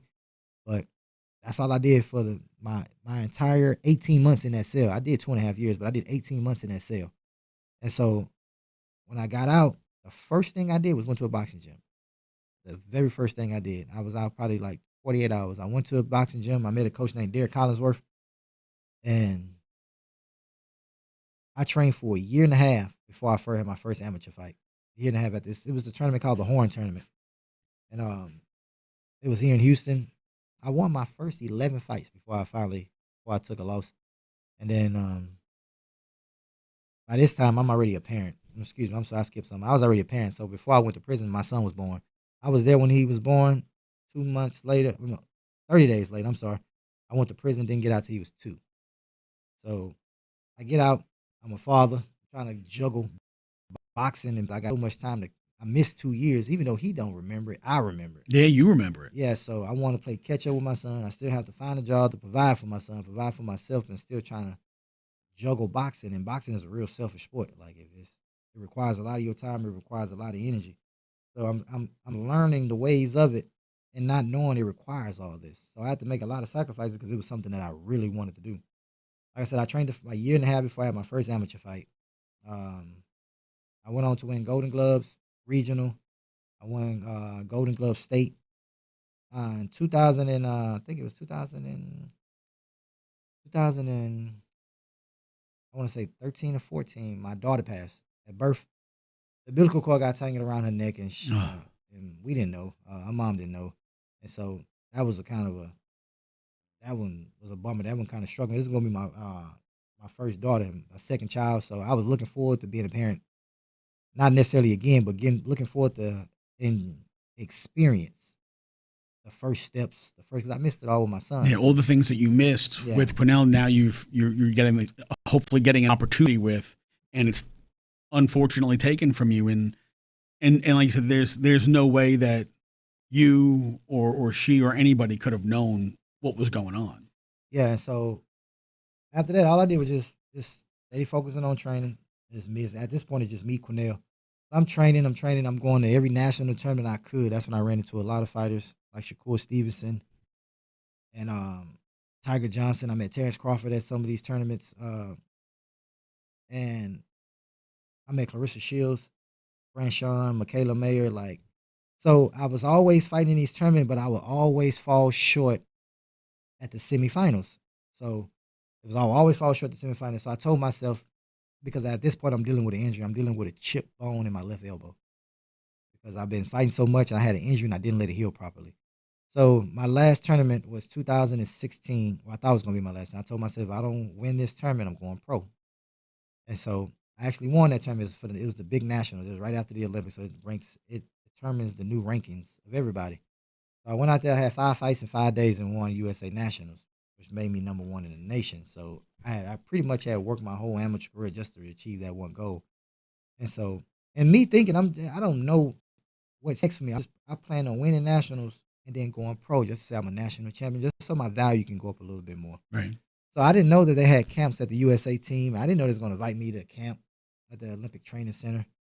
And so they asked me, like, hey, you want to come to camp? And I was like, where's camp? They was like, at the Olympic Training Center, Colorado Springs. You come to a 6-week camp. We're going to be with Great Britain. You can train with all of them. And I was like, oh, cool. Hell yeah. I love something like that because it never was in my plan. It was never a part of the goal. So I was like, man, I can get better doing this. I can spar some kids. Men I've never seen before, spar other fighters from other countries just to see how they are. So I was like, yeah. So I won my national title December 10th. Hey, Quentin, let me stop you right there. Okay. We got to take a break. Okay. Can you hang out with us for another 15 minutes? We'd love to hear the rest of your journey. Yeah, that's fine. Awesome. All right, let's do it. We'll have more with Quentin Randall next. Area 45 with Bijani and Creighton. To me, if you want to see Yordan Alvarez win MVP, you can't be an afterthought. You've got to get back in the race. You've got to get back to 500. You've got to get back to playing strong baseball because if you finish the season 10, 12, 14 games under 500, it's hard to say a guy's an MVP if his season doesn't matter. Radio hits different nights on Houston's sports leader, Sports Radio 610. Hi, I'm Chuck McDowell, the timeshare cancellation guy and founder of Wesley Financial Group, and I want to set the record straight. I am not an attorney. I've never wanted to be an attorney, and the truth is I really don't even like attorneys. If I sound like an attorney, I'll apologize. But what I've learned in my 15 years in the timeshare cancellation business is you don't need to be an attorney to get folks out of their timeshare. After 15 years and over 50,000 cancellations, I can tell you with confidence, we know how to get you out of your timeshare. Call us today and we'll send you our timeshare exit guide absolutely free with all your options for cancellation. Attorneys, this was meant to be funny, so please don't sue me, especially my friend Kenneth from Black River Falls, Wisconsin. Call now for your free timeshare exit info kit. 800-910-2233. That's 800-910-2233. 800-910-2233. Hey, Father's Day is coming up, and if Dad deserves more than just the usual play call, Zadok Jewelers in Houston has you covered. For the watch guy, you can't miss with timepieces from IWC and Vacheron Constantine, built with the kind of craftsmanship, precision, and presence that he'll appreciate every single day. Looking for something different? I don't know, maybe bracelet. You can add a sharp finishing touch to his everyday style. And for the dad who appreciates a classic, a Mont Blanc pen is always a strong move. Check it out online at zadok.com. I can't raise my arms, I can't climb the stairs, I can't kneel down, which means I can't play with the kids, golf with the guys, or get through a work day without exhausting joint pain. Look, Clint Stoerner here, and I'm here to celebrate what you can do. And that's exactly what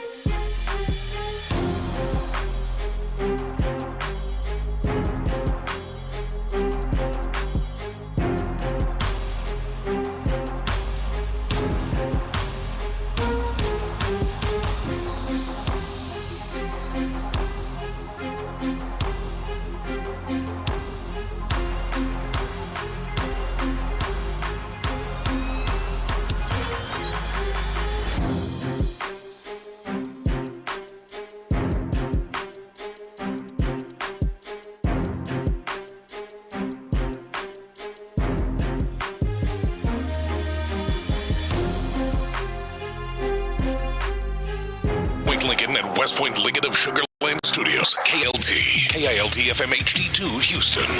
On Odyssey Sports Station. The Texans play here. Sports Radio 610 presents Area 45 with Bijani and Creighton.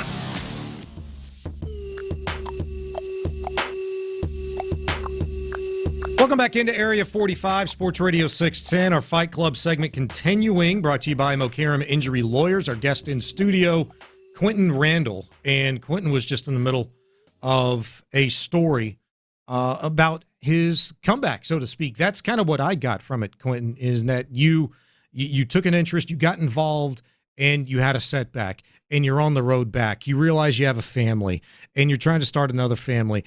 And fast forward, you were just telling us that you'd won a fight on December 10th, and you got an invite to an Olympic camp, and you had this opportunity that you did not expect to be presented in front of you, and go on, continue to tell us a little bit more about how you took advantage of that opportunity.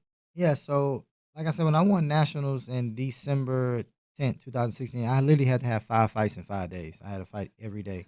And I won them fights. I had a chip bone in my elbow with a cracked left rib. And so I went in there fighting with the injury because it's just who I am as a warrior. And then I knew this was my last shot as fighting in an amateur tournament. I was like, if I got to give my all. If I don't win this one, it's a wrap. Mm-hmm. But I ended up winning. I dominated the tournament. And so I won that tournament. First person I called was my son. And he excited. So he don't know the difference between an amateur and a pro. So he's telling me, you number one now? I'm like, yeah, I'm number one. He said, you number one like Floyd Mayweather? I said, yeah, just like Floyd Mayweather. And so, like I told you, they asked me, did I want to come to camp? And they explained the details of me going to Colorado Springs for 6 weeks training. And I was like, okay, cool, that's dope. I'll do something like that. And so I go to Colorado. So I got 30 days until I leave. This December 10th, I'm leaving January 10th, 2017. Mm-hmm.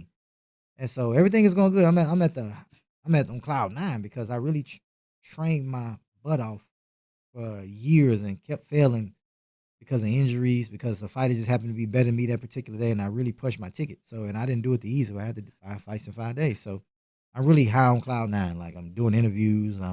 Everybody's proud of me. I feel like all my hard work is paid off, and I know I still got a long way to go, but still feel good. Yeah. And so I think January 7th, the Texans was playing somebody in the playoffs. I think it was Cincinnati. I cannot remember. Probably, yeah. I think it was Cincinnati. And I was at my dad's house watching the game, and I had to go pick my son up. Instead of me picking him up like I normally do, because I was great co-parents with his mom, I told her, can she bring him to me? Mm-hmm. They got into a car accident on the way to me. And so my 8-year-old son ended up passing in a car accident. He passed in the hospital 2 days later. So I won my national tournament December 10th, 2016. My son passed January 10th, 2016. So literally 30 days later, my son passes away, my only child at this point now. And so that kind of like, it destroyed me. Like, I didn't know what to do. Like, you don't prepare for nothing like that as a parent. Right. So you don't know what to do. You don't know your emotions are high. You angry, you sad, you going through a tornado, a hurricane of emotions, up and down, up and down. So I was supposed to leave January 10th, but Team USA found out what happened. So they was paid. They didn't never rush me. They was 100% supportive. So they told me to just take my time when I was ready to come out there. So I ended up having to lay my son to rest probably like a week and a half later. And so when the doctor told me my son was gone, I had to be the one to tell the rest of my family, which is probably the hardest and one of the hardest things I've ever had to do, because I have a very big family. I have a very big support system. And it's literally almost 100, 200 people in the waiting room, and they all looking at me with hope in their eyes, thinking I'm going to tell them some good news, and I got to tell them my son is dead. Mm. And so it got so quiet you can hear a pin drop. Like, all I heard was just, you can't literally hear a broken heart, but I swear this day I heard nothing but hearts breaking. And so now I'm in my grieving mode. Like, I don't know what to do. My mind just a wreck. I'm surrounded by family and friends who's supporting me, doing everything they can to make me feel better. It's just a constant reminder. And so after I bury my son, the very next day I leave. I go to the Olympic Training Center just to get away from everybody. Yeah. And they wasn't doing nothing wrong. They was just showering me with love and attention. and I just wanted to be left alone. Like, Sure. So my mom wouldn't leave me alone. She was just constantly checking on me because I didn't think I was gonna make it without my son, and so especially my only child. And then I'm going through another kid's funeral. It's my second kid's funeral I'm going to. Like, but this one's a little different. I got a connection with my son. He's 8 years old. The last 6 years he's been with me. So we was real tight. So so after I buried my son, let my son to rest. Next day I'm on a flight to Colorado Springs at the Olympic Training Center. Do my camps out there. By this point, like, I had my own room. First I had a roommate, but they gave me my own room. Because I needed my own room. I didn't need nobody with me. I just wanted to be by myself. So I was on the team. I didn't speak to nobody for literally like 3 months before I finally warmed up to everybody and just started talking and just being my normal self. And so we go on my first tournament. So I use training out because when you're training at high altitude, it wears you out, especially if you're not used to it, if you've never been out there before. And so I'm training 3-4 times a day. I'm so exhausted at the end of the day, all I can do is sleep. I don't have time to sit and dwell in my thoughts because even if I'm training, it's always on my mind. Yeah. It's always, no matter what I did, no matter who I talk to, no matter what TV show I watch, it's always constantly just in your mind nonstop. And so me training the way I'm doing, wearing my body out, I just knew I was going to get a good night's rest and I wouldn't have to think about it at night because that's when you had the worst thoughts, 2-3 o'clock in the morning, and it's just you and nobody else around you. So we have our first tournament in the Pan American, it's called the Continentals, but it was really the Pan American Games in Honduras. I placed second in that tournament. I think I lost to Cuba by split decision in the championship fight. And so I just used my fights to fuel me, man. Like all my training, I became the team captain of the team. And so I used all my fights to fuel me. I went to the World Championship in Germany. This is all in the same year. I went to the World Championships in Germany. I placed 5th in the world. So by the end of the year came and me just pouring all my energy into boxing and pretty much staying away from home. I pretty much wasn't going back home because it was a constant reminder, you know. So the Olympic Training Center gave me residency there, so I'm literally staying there. I'm the team captain. I'm getting paid every month, so I'm traveling the world. I'm hiking in Colorado Springs, going up mountains and stuff I don't do in Houston. And so by the end of 2017, I was ranked number 1 in the country, number 1 in the nation, number 2 in the continent, and number 5 in the world. And so now I'm at the height of my career, but I'm also in pain, like I'm suffering on the inside. So the team had hired a team therapist for me, but I never really spoke to him. I didn't know how to speak to a therapist. And where I'm from, my culture, we don't talk to therapists. And so I later learned that was actually good for you to learn healthy. But at the time, me being 27 years old, I wasn't talking to nobody. And so I was just the type of just let it ball all in. When I needed to get it out, I go hit a punching bag. Or I go jog 6 miles. And so so my amateur career, I had a beautiful amateur career. I had a lush from the goals that I had set to where I ended up. I would have never imagined. I never had a dreams on going to the Olympics. My only goal was get out of prison, get the experience you need as an amateur, get better. So when you go pro, you will be ready. So you won't go into the pros just with no amateur fight straight off the street. That's how you get beat up. And so then I got to think about somebody embarrassing me. That just don't work for me. And so what do you mean? What do you mean embarrassing you? Like beat me up. Oh, I see. Yeah, that don't work for me. Yeah. So don't work for me either. Yeah, just you know. Yeah. So I was like, I never turned pro too early because I just wanted to make sure I was ready. By the time I turned pro, I was so skilled in my craft that even as an amateur, I was world champion sparring partner, and it wasn't going good for him. And so I made my pro debut January 2019. I won my first 13 fights in a row. Like I said, the fight that I lost against Brian Norman, I took that fight. Everything was perfect. I have no complaints until the last week of camp. I got sick. Don't know how I got sick. I was extremely sick. Me, my whole team, my coaches, we was all sick, but we still took. We knew the risk we was taking, and at the end of the day, I had the final say so. But I kind of wish I had somebody to save me from myself at that point, because that one loss it derailed my career. It steered the ship real bad, and so I kind of got my career back on track because the guy that beat me, Brian Norman, he had a fight with a dude named Boca Chica right after his fight. And that dude almost knocked him out in the first round. Right hand put him down. He got saved by the bell, but the fight got stopped in 4 rounds because of a no contest because of headbutts. And it was at the point where you didn't know if he was gonna make it out of the fight. And so then I got an opportunity to fight him, the dude who just almost knocked out the dude that beat me, that barely beat me, and I made it look like nothing. I beat him made him look easy, like it was sparring for me. And so I'm thinking once I get that fight, it's gonna open up the door. That fight was here. That was a Red Owl, right? Yeah, it's a Red Owl. So I'm thinking that fight's gonna open the door for me. Like, okay, cool. I beat him. He was the one that was putting fear in people. He dropped T.O. In sparring. He dropped Brian Norman in the fight, and I was like, okay, I made him look like nothing, beat him unanimous decision. So I'm thinking, okay, cool. I'm back on track. I went a whole another year without fighting again. I couldn't get nobody to get in the ring with me. Wow. I couldn't sniff, couldn't stretch. I'm begging, like I'm literally begging. Promoters, managers, man, just give me an opportunity. Let me fight on the card. I fight for free. Just give me the opponent. I'll fight for free. You just pay him, don't pay me. Just give me an opportunity. They wouldn't let me fight him. And so when I fight Rohan Polanco, which is already a year from my last fight, I tried to fight him 3 other times in advance. But they kept telling me no. Kept telling me no. After I didn't had a year layoff and he didn't had 3 fights since then, they wanted to fight me. And I already knew what they was doing. But at the end of the day, it's another opportunity. I can't say no. Because if I say no, I'm probably not going to get another opportunity from Top Rank again. So I had to take the fight. In that fight, same thing. I was fighting. It was a good fight, but I was just a half step behind due to inactivity. And he was supposed to be this knockout artist that was knocking everybody out. Made him look like nothing. He never hurt me. He never put me down. I gave him hell. I put him through hell. Like, if you watch the fight, he was in the corner. He didn't. And his people tell me to this day, man, we talk about that fight all the time. That was the best fight we've ever had. Like, they understood. They even hired a specialist, another trainer to come into camp just to teach them certain things to prepare for me. And I've been sitting down a year. Like, so I understand I'm very high risk but low reward. I don't have no promoter behind me. I don't have no manager behind me. So it's just me. It's always just me and my team. So I understand the risk that comes with fighting me. And if I'm a promoter, if I'm a manager, I'm not putting my guy in there with you either. So I understand. So I don't even get mad about it no more. I don't get sad about it no more. I just keep my head down.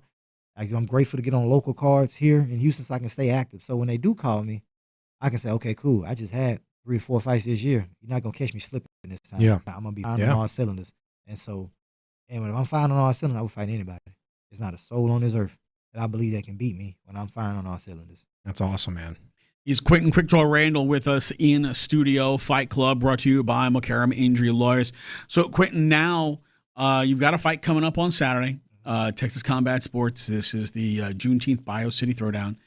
And you're training at Main Street Gym? Yeah, Main Street. Okay, so tell us a little bit how did you get connected with them? I've been doing Bobby for a very long time since I was an amateur. But as I turned pro, I was with Derek Collinsworth. That was been my primary trainer.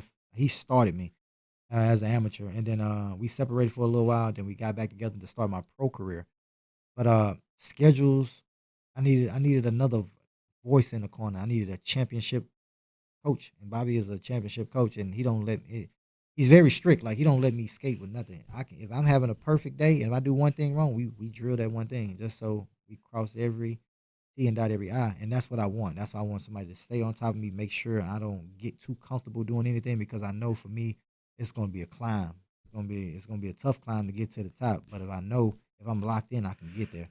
And so I used to be Regis' sparring partner. Me and Regis have got probably hundreds of rounds of sparring.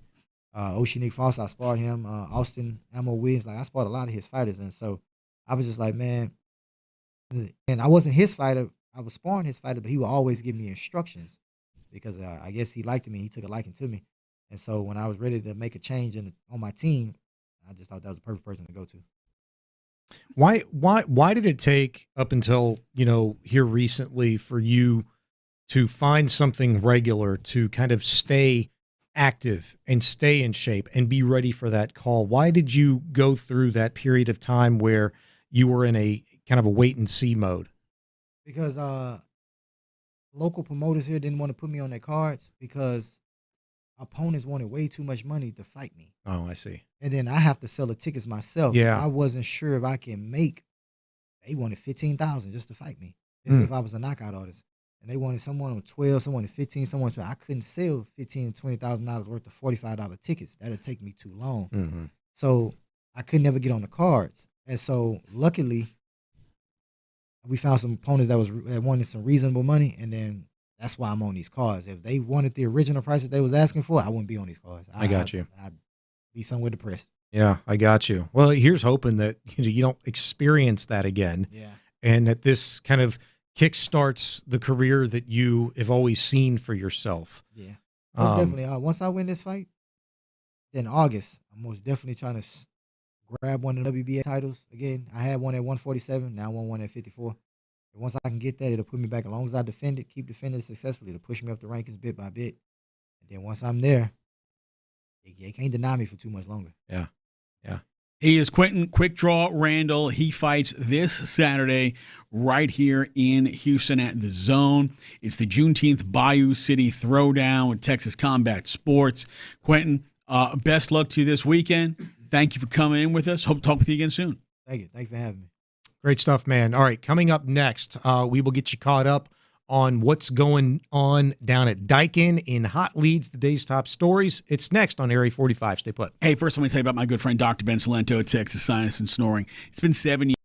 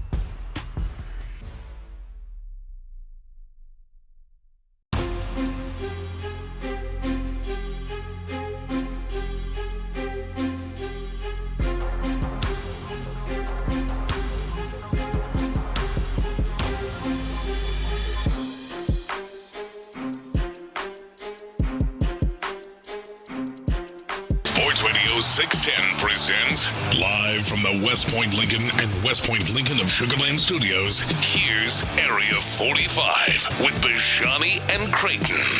These are the new leads. Now look, I need the leads. These are the Glengarry leads. 2 lead cards for tonight, 2 lead cards for tomorrow. Why give him the good leads? He's got the leads.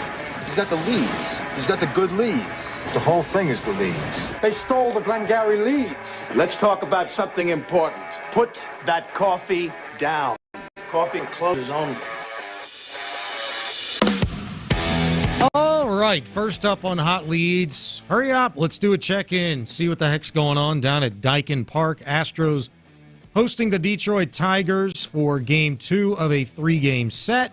A big night because it's the return of Hunter Brown. It's the return of Yainer Diaz. It's the return of Framber Valdez. And kind of a de facto return of Justin Verlander, who has only pitched one time for the Tigers this year, but threw a simulated game this afternoon at Daikin. But to what really matters tonight, the way that Hunter Brown left you is pretty much the way that he returned. He left you having thrown 6 innings of 1-run, 1-hit baseball against the Boston Red Sox. And tonight, in his return, it wasn't that good, but it was pretty damn good. 5 2/3, 3 hits, 1 earned run, 3 walks, 7 strikeouts on 92 pitches.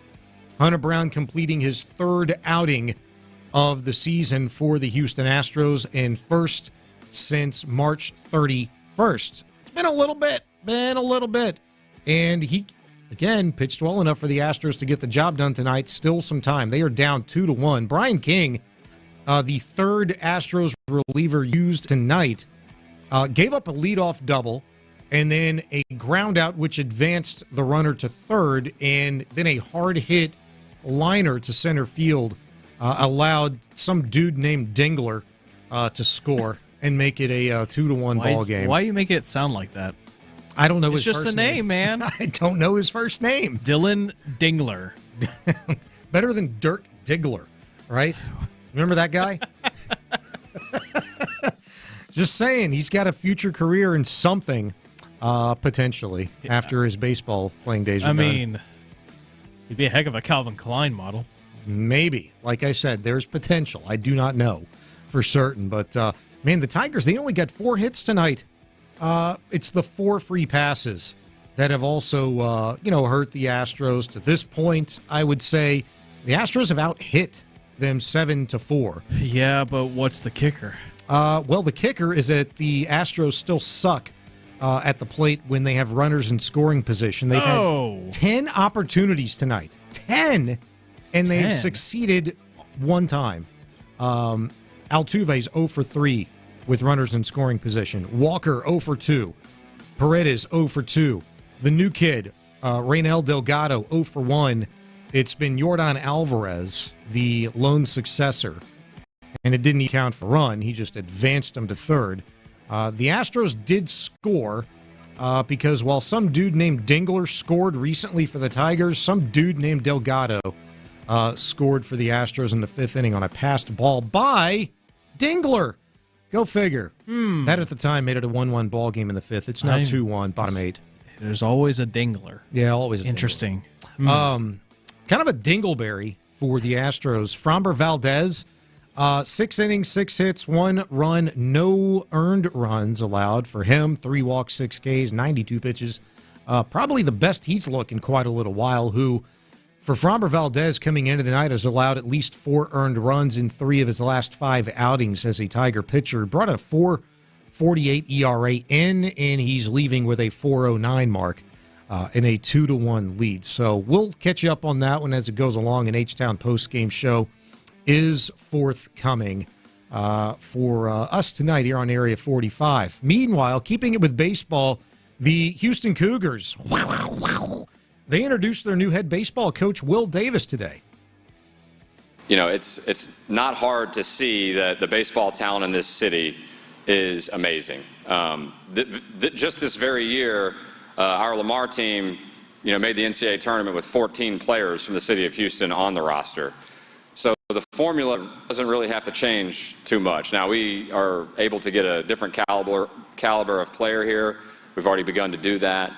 But both the talent in this transfer portal that goes off to junior college and in the high schools here in this city is amazing, and it's what makes the job so attractive. And, I don't know that we can get our entire roster from there, but it's certainly a great place to start, and I'm looking forward to doing that and putting that plan into action. Will Davis at Lamar for 10 years, the second winningest coach in that program's history, won 30-plus ball games in each of the last 5 seasons while a Lamar Cardinal. Did play at LSU and then ended up coaching a little bit at LSU for 7 years, in fact. Helped recruit former Astro Alex Bregman to become a Tiger before he joined Lamar. Here's hoping that he tries a little bit more than just recruiting all the badass players in and around the city of Houston. I just want the best players. Yeah, more of the best players in a Cougar uniform. Listen, throughout the college baseball season, I was talking to you, and I'm about Todd Whitting, and you had more favorable opinions of other people. Let's just say that. Yeah, I mean, but he was here for a long time, and Houston overall just needed a change of scenery. Houston was off to a decent start this year, including a very big comeback upset win over Texas in Houston. They had some marquee wins this year. And then it just went down the drain as the year rolled on. So in this new day and age of college baseball, in my opinion, y'all made the right move to go out and get a young guy or a young coach. Yes. Built a great program at Lamar. I think he's a good fit for y'all. I think it's a great point. Definitely built a great program at Lamar. Sustained a great program at Lamar. Whoever's taking that job or has already taken that job, they're getting a hell of a program, and it's now their job to not screw it up. But it's Will Davis's job to advance this program like U of H's, which I feel like is stuck in CUSA mode. They're not even in American Conference mode yet. They're stuck in old CUSA mode. They need to catch up with the football program, catch up with the basketball program, which is obviously like the creme de la creme, the ultimate goal in terms of respectability, viability, sustainability, all of that stuff. And look, I like the fact that he's young. I like the fact that he's been successful and been a part of some really big pertinent programs in the college landscape. So all the best to Will Davis and the Cougar baseball program. Go Cougs. There we go. Almost on point. Good job. I forgot I had the hockey, so I don't have to do that anymore. We've done that so on key and like right on the dot. It's actually kind of crazy. It is very fun, actually. I enjoy it. Just almost as much as I have enjoyed World Cup action. 3 games on the slate today, 1 currently ongoing in the 67th minute. Argentina and Algeria. Argentina leads 2-0. They're playing that one in Kansas City at Arrowhead Stadium. 3 finals in the books earlier today, and they're actually not ties. I'll bet you I've watched like 8 or 9 games throughout World Cup play so far, and I would say 6 of them have ended up in a tie. France beat Senegal earlier today, 3-1. Norway beat Iraq 4-1. And there's going to be at least, I think, 2 games this week upcoming at Reliance Stadium. I forget which ones. I'll have to look a little bit later, but very much looking forward to that spectacle because the first one featuring Germany and Curacao was just that. It was fantastic. If you've not watched it, you owe it to yourself to just keep it on in the background, and chances are you're going to end up gravitating towards it because it's fun. It hasn't been the same old boring soccer that you think you know. All the games that I've watched have been really, really exciting, so we'll keep you up to date on all that good stuff. NFL news. A couple of notes today. Saints defensive end Cam Jordan, he's decided to end his career in New Orleans, but he's going to play at least one more year. The 36-year-old former All-Pro signed a 1-year deal with the Saints after their mini camp session today. Going to come back for a 16th season. Jordan, the Saints' first-round pick out of Cal in 2011, 132 official sacks and a team record since that stat became official back when I was born. Jesus, 1982. Also ranks first in franchise history with 175 tackles for loss. So Cam Jordan back as a Saint. Meanwhile, former NFL defensive end Aldon Smith, who died this past Saturday at the age of 36, hours after he'd worked a charity event delivering pizzas to the homeless in the San Francisco Bay Area. The family of Aldon Smith now has decided to send his brain to medical experts at the Boston University CTE Center to see whether or not CTE actually played a role in the former NFL defensive lineman's death. No cause of death has yet been given. No, but it does make you feel like if they want his brain studied for CTE, that he probably took his own life. Well, I'm like Colin. We were discussing this briefly before the show, and I asked him, have you seen anything about the cause of death? I have not. I have not. Nobody has released the cause of death. And we generally know how these things go, is what you're alluding to, and it's odd.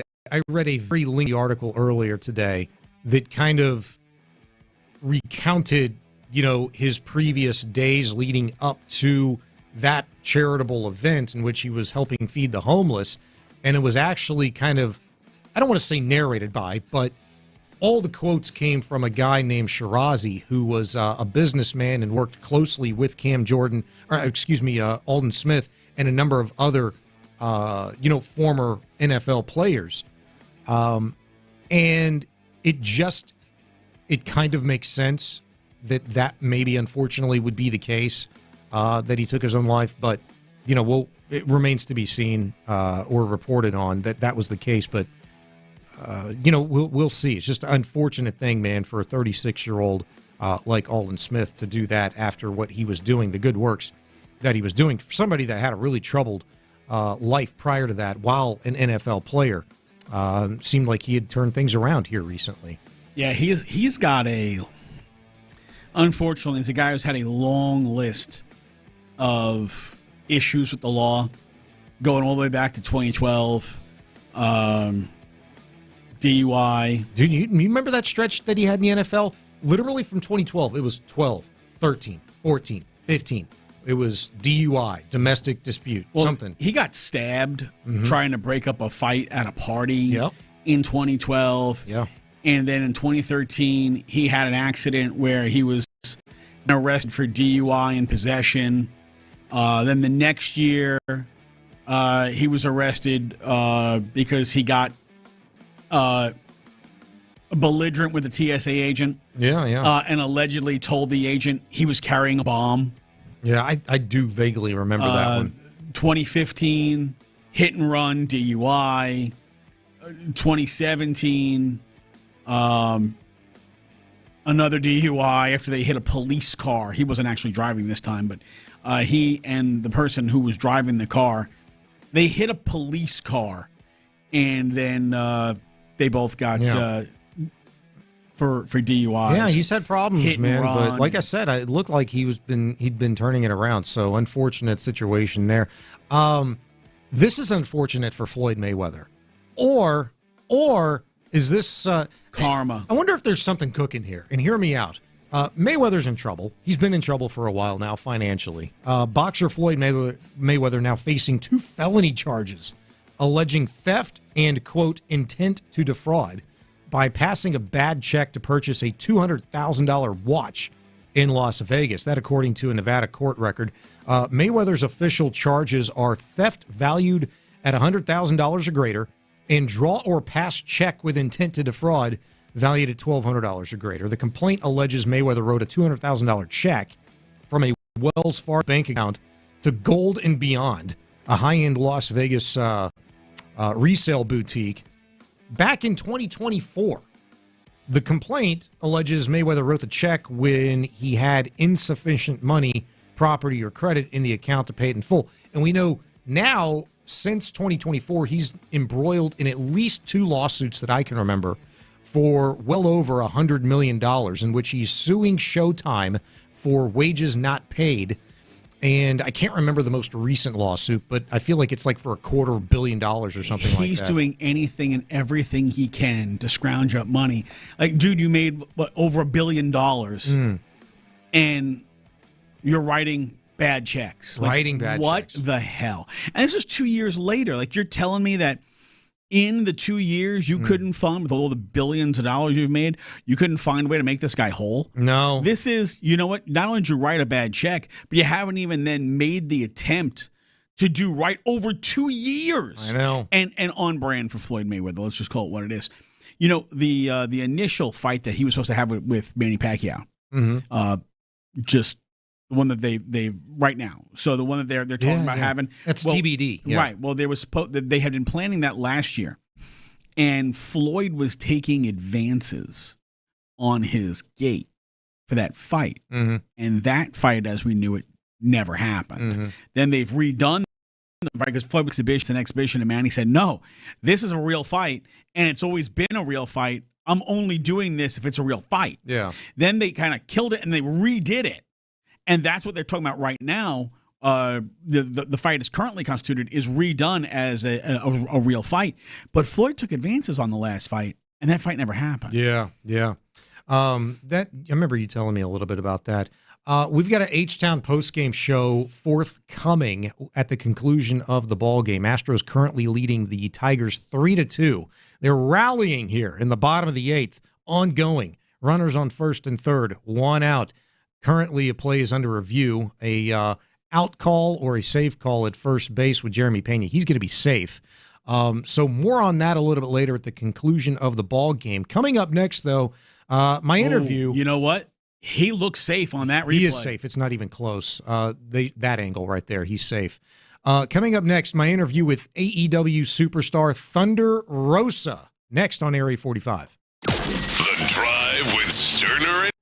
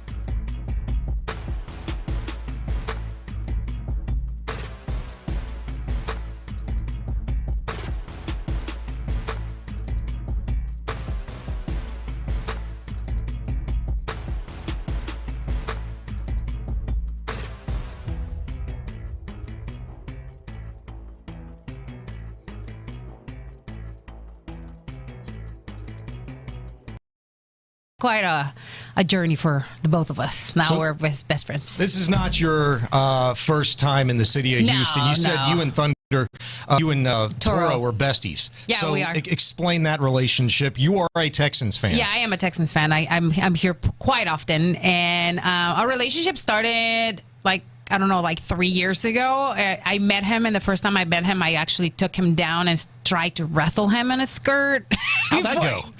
Not very good. I think I bruised his ribs. He was not expecting it. So, but ever since then, we've done a lot of content, and he's actually, last time we were here in Sugar Land, he came out with me in one of my matches. Awesome. And that was really cool. Awesome. Well, we're going to get to the face paint a little bit more later on in our interview, but you come in studio tonight with full garb. You got the face paint rocking. Is this what people can expect to see when you take the ring tomorrow night? Of course. This is my, we call it in lucha libre or in wrestling, gimmick. This is this is my mask. This is how I wrestle. I'm not your typical, let me just put really nice, pretty makeup on. This is me. This is face paint, like Sugar Skull. Little Dios de los Muertos inspiration. Yes. Yeah. Okay, yes. I love that. So where did you get the inspiration for the face paint? The inspiration, I didn't personally come up with it. It was my friend Lance Cardoza from Merced, California, from Lucha Extreme. He's the one who's like, you should use some face paint. I think it will go real good with the Latino community. And I was like, okay, whatever. Then I put the full face paint on, and then when I was in Japan, that's when I started using half of the face paint. Yeah, yes. It's a different look, right? Because people can kind of see what you really look like. Listen, any side is pretty, so don't even get me started with that. I know how I look. I look you didn't real have good. to say that. I was going to say that. I don't want you to beat me up and give me any bruised ribs like Toro. As long as you don't start talking smack about the Spurs, we have no issues. Yes, the Spurs lost, but we as a community won a lot. I'm very thankful for what happened for us in San Antonio. It was great, honestly. Like, I went honking. I was introduced to honking for the first time ever this year. Yeah. So every time they won during the playoffs, you go honking in Commerce or in the South Side or in downtown. Okay, so like you're in your car, you're parading around the streets, and you're honking the horn, and if you just have a partying truck, up. you're in the back of the truck with your flag, and like it's just like you can't describe it. It's actually something really cool. And then you see little kids with their families. It's like people haven't seen that since like, what was it, like 12, 14 years? And now like the new generation of fans get to see this, right? So for me, it's like with wrestling, everything is generational. It is important when like your dad or your mom takes you to watch wrestling with you, you know, and then you can totally have an opportunity to do this this Wednesday in Sugar Land. Tickets are available at AEWTix.com. You can take your kid, if he hasn't watched a live show, it's actually 2 for 1, Dynamite Collision.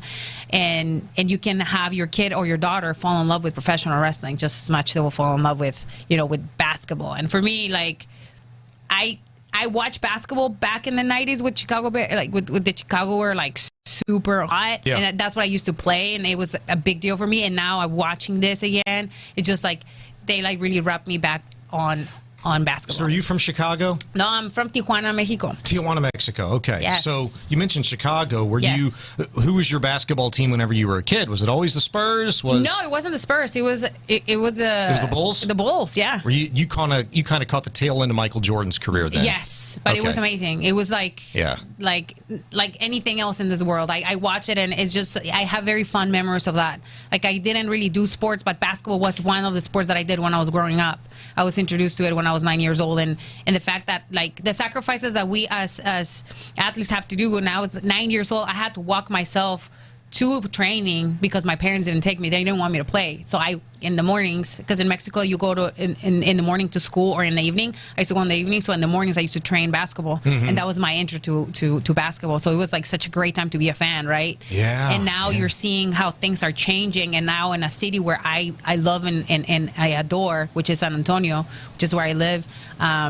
We have that now. And even though we came short, I feel that my friends, my community, everybody got together. So it's super cool. And it happens with football. It happens with baseball.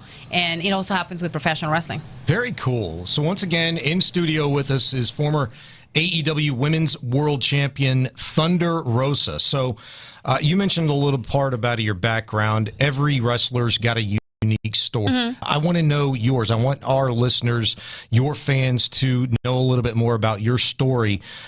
Getting into the pro wrestling business, you didn't turn pro until your latter 20s, correct? Yes. Tell us how exactly you got into that, what inspired you, what that process was like for you. I'm going to give you the cliff notes. So I came to the United States when I was 17. Mhm. I went to San Diego. I didn't learn no English. My goal was to become a teacher, right? I graduate from community college 4 years later because I had to learn English.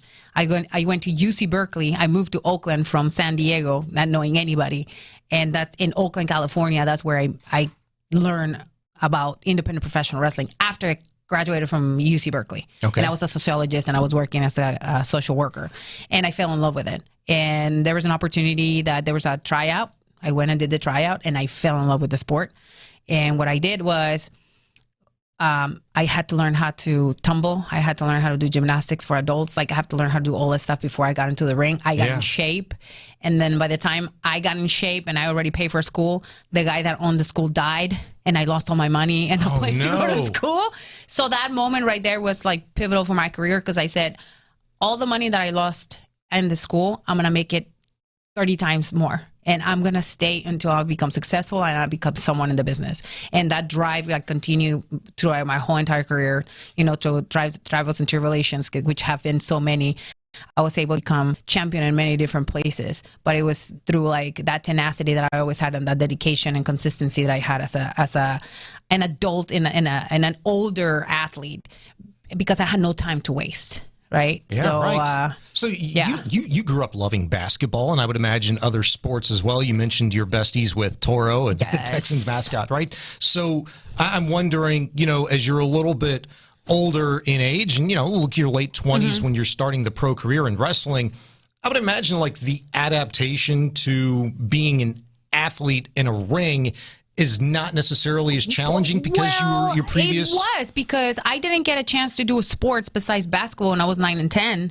Okay. And because of my socioeconomics, I was not allowed to do or partake on any other sport because it was either I eat or I work, or I do sports. Right. So I ate and went to school because I was like, that was going to get me out of poverty, right? So my focus was to become educated.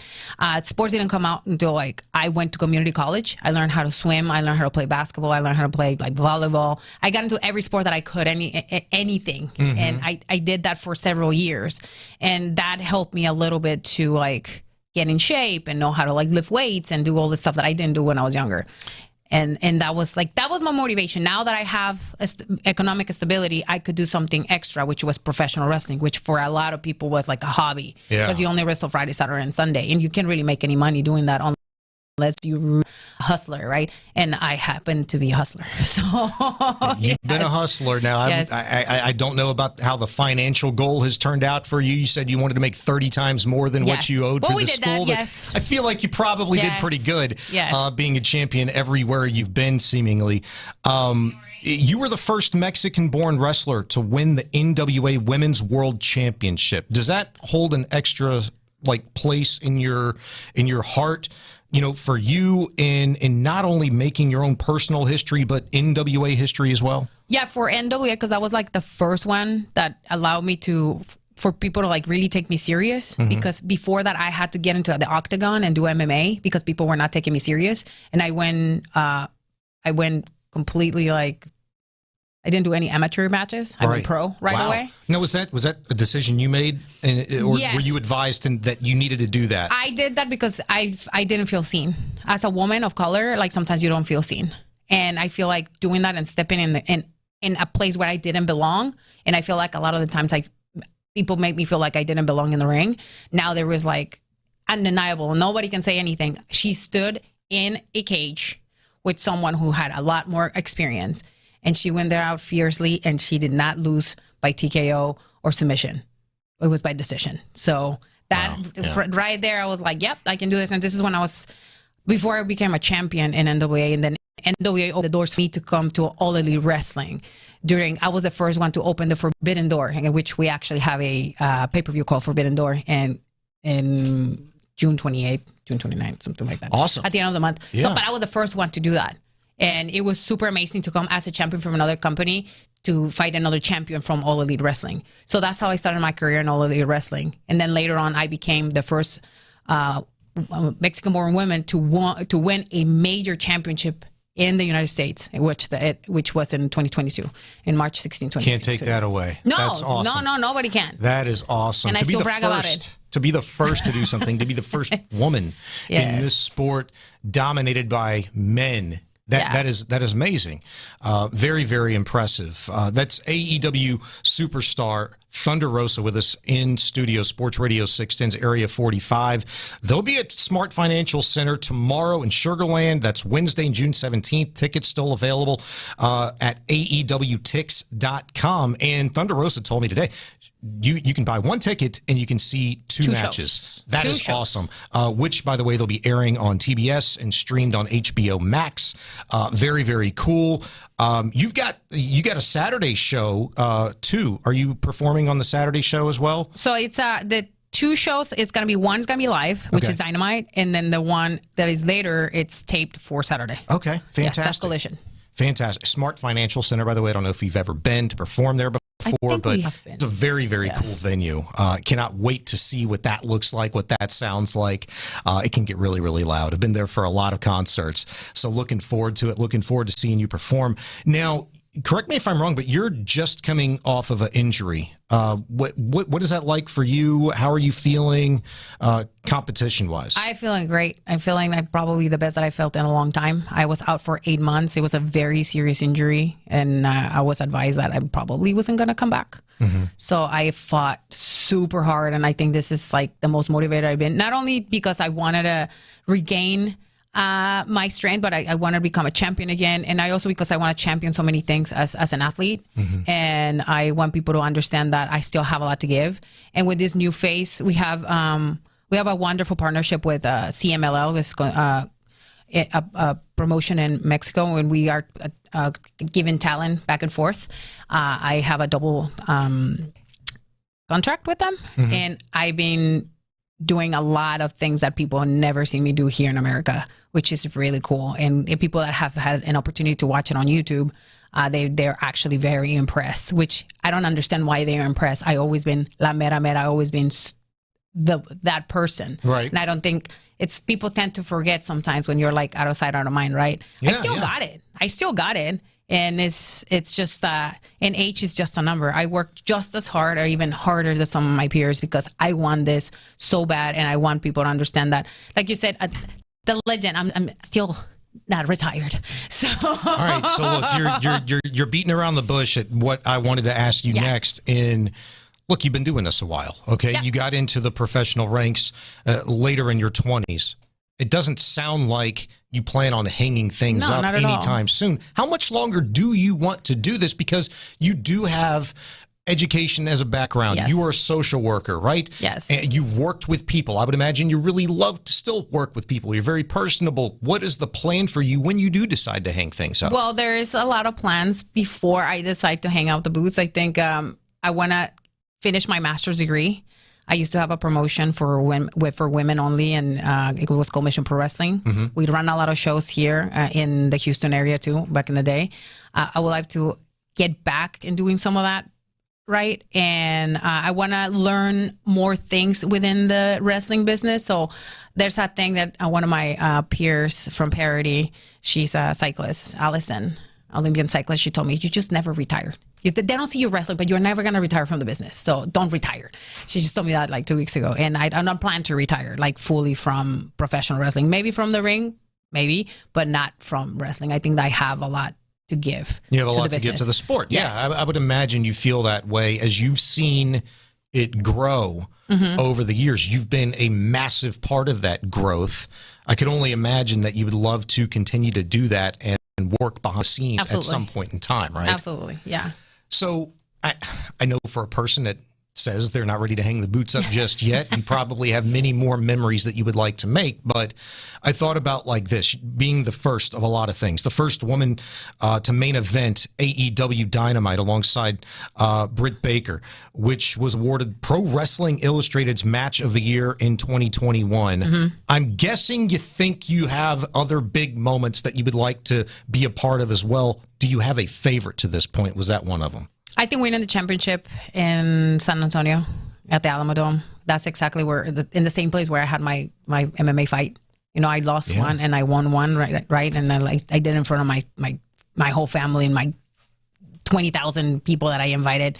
It was awesome. And the fact that people still, to this date, when I do signings or sometimes when I'm in some of the shows, they were there. They actually flew to see this moment.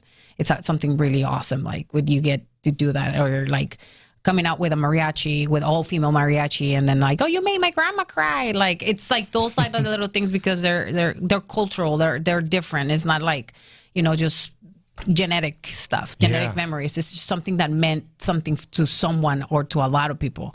That was probably one. And I think now wrestling in the Cathedral of Lucha Libre, which is Arena Mexico, it's a big deal. But I feel like there is some memories that I want to do there too, like winning a championship or perhaps doing an apuestas match. That is something that I have done in my career, which apuestas mean like you're betting something. You either bet your hair, you bet your mask, or like championship versus championship, like something like that. Hold on. What do you mean you bet your hair? Like, yeah. Like if you lose your hair.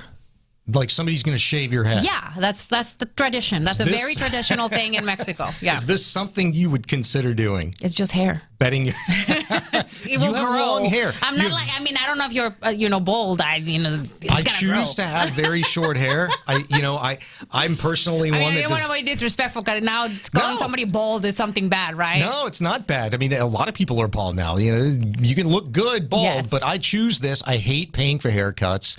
I don't like taking the time to go do that. I've been doing it myself for 20 years. But you have long, beautiful hair. Oh, no. Well, I thank you for that. It's been taking me a long time to keep it this long, but you can use extensions. Your hair grows. You know, it's just hair. Like my hair was so short. Like this is nothing. You could. I'm not trying to convince you one way or the other. Badass would I look with like totally bald and then I paint my whole entire face in my head? You know, actually, yes, I can't imagine that. And it's hot too. It's like you can't deny it. I wouldn't deny the hotness either. But I'm a big fan of your hair right now, and I like the face paint. I would keep it just like it is. I don't think you'd be losing. Okay, just no.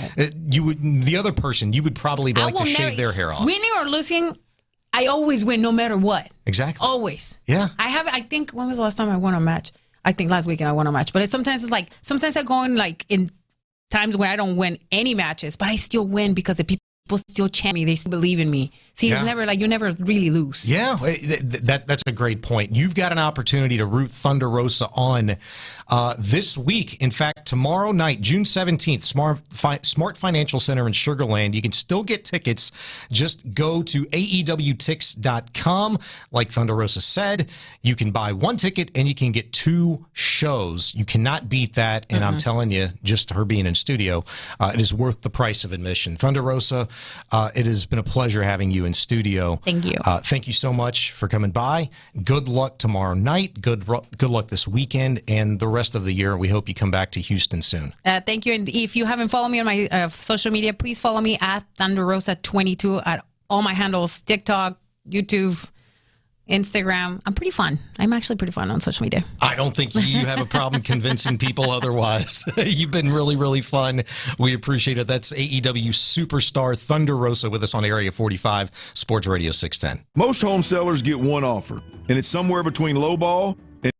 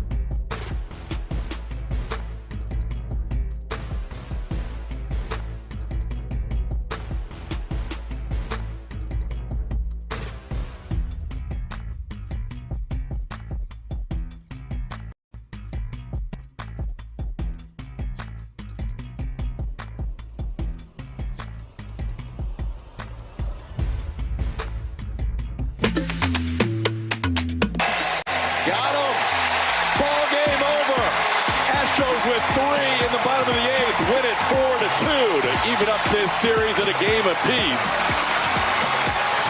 Astros taking advantage of some Tigers' less than stellar defense, but that's a nice comeback win after the loss last night.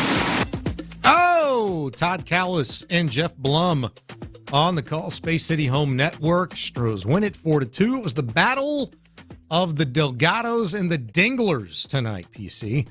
Some dude named Dingler hit a sac fly in the 8th inning for the Tigers to score the then go-ahead run for Detroit. But then Delgado had an RBI single for the Astros to center field in the 8th. One of a part of 3, as you heard Todd Callis say there, runs that the Astros scored in said 8th inning to give Joshua Aloysius Hader an opportunity to close it out tonight, which he did, earning his 3rd save of the season. Astros get a big dub over the Tigers on one of the biggest nights of the season. You get Hunter Brown back, Yainer Diaz back, return of Framber Valdez. You handed him a loss, or at least the Tigers a loss, which is a good thing, PC. All around on this night, very, very good for the Houston Astros. You know, it's nice when you get an unlikely hero, as they got in Reynold Delgado tonight, who drove in 2 of their 4 runs. It's also nice to see Hunter Brown back on the bump tonight, 5 2/3, allowed only 1 run, struck out 7. You know, Hunter Brown threw 92 pitches tonight, which I think they were probably looking for him to be about 85, 90 pitches. Hunter Brown gave you 92 pitches tonight, and look, he pitched.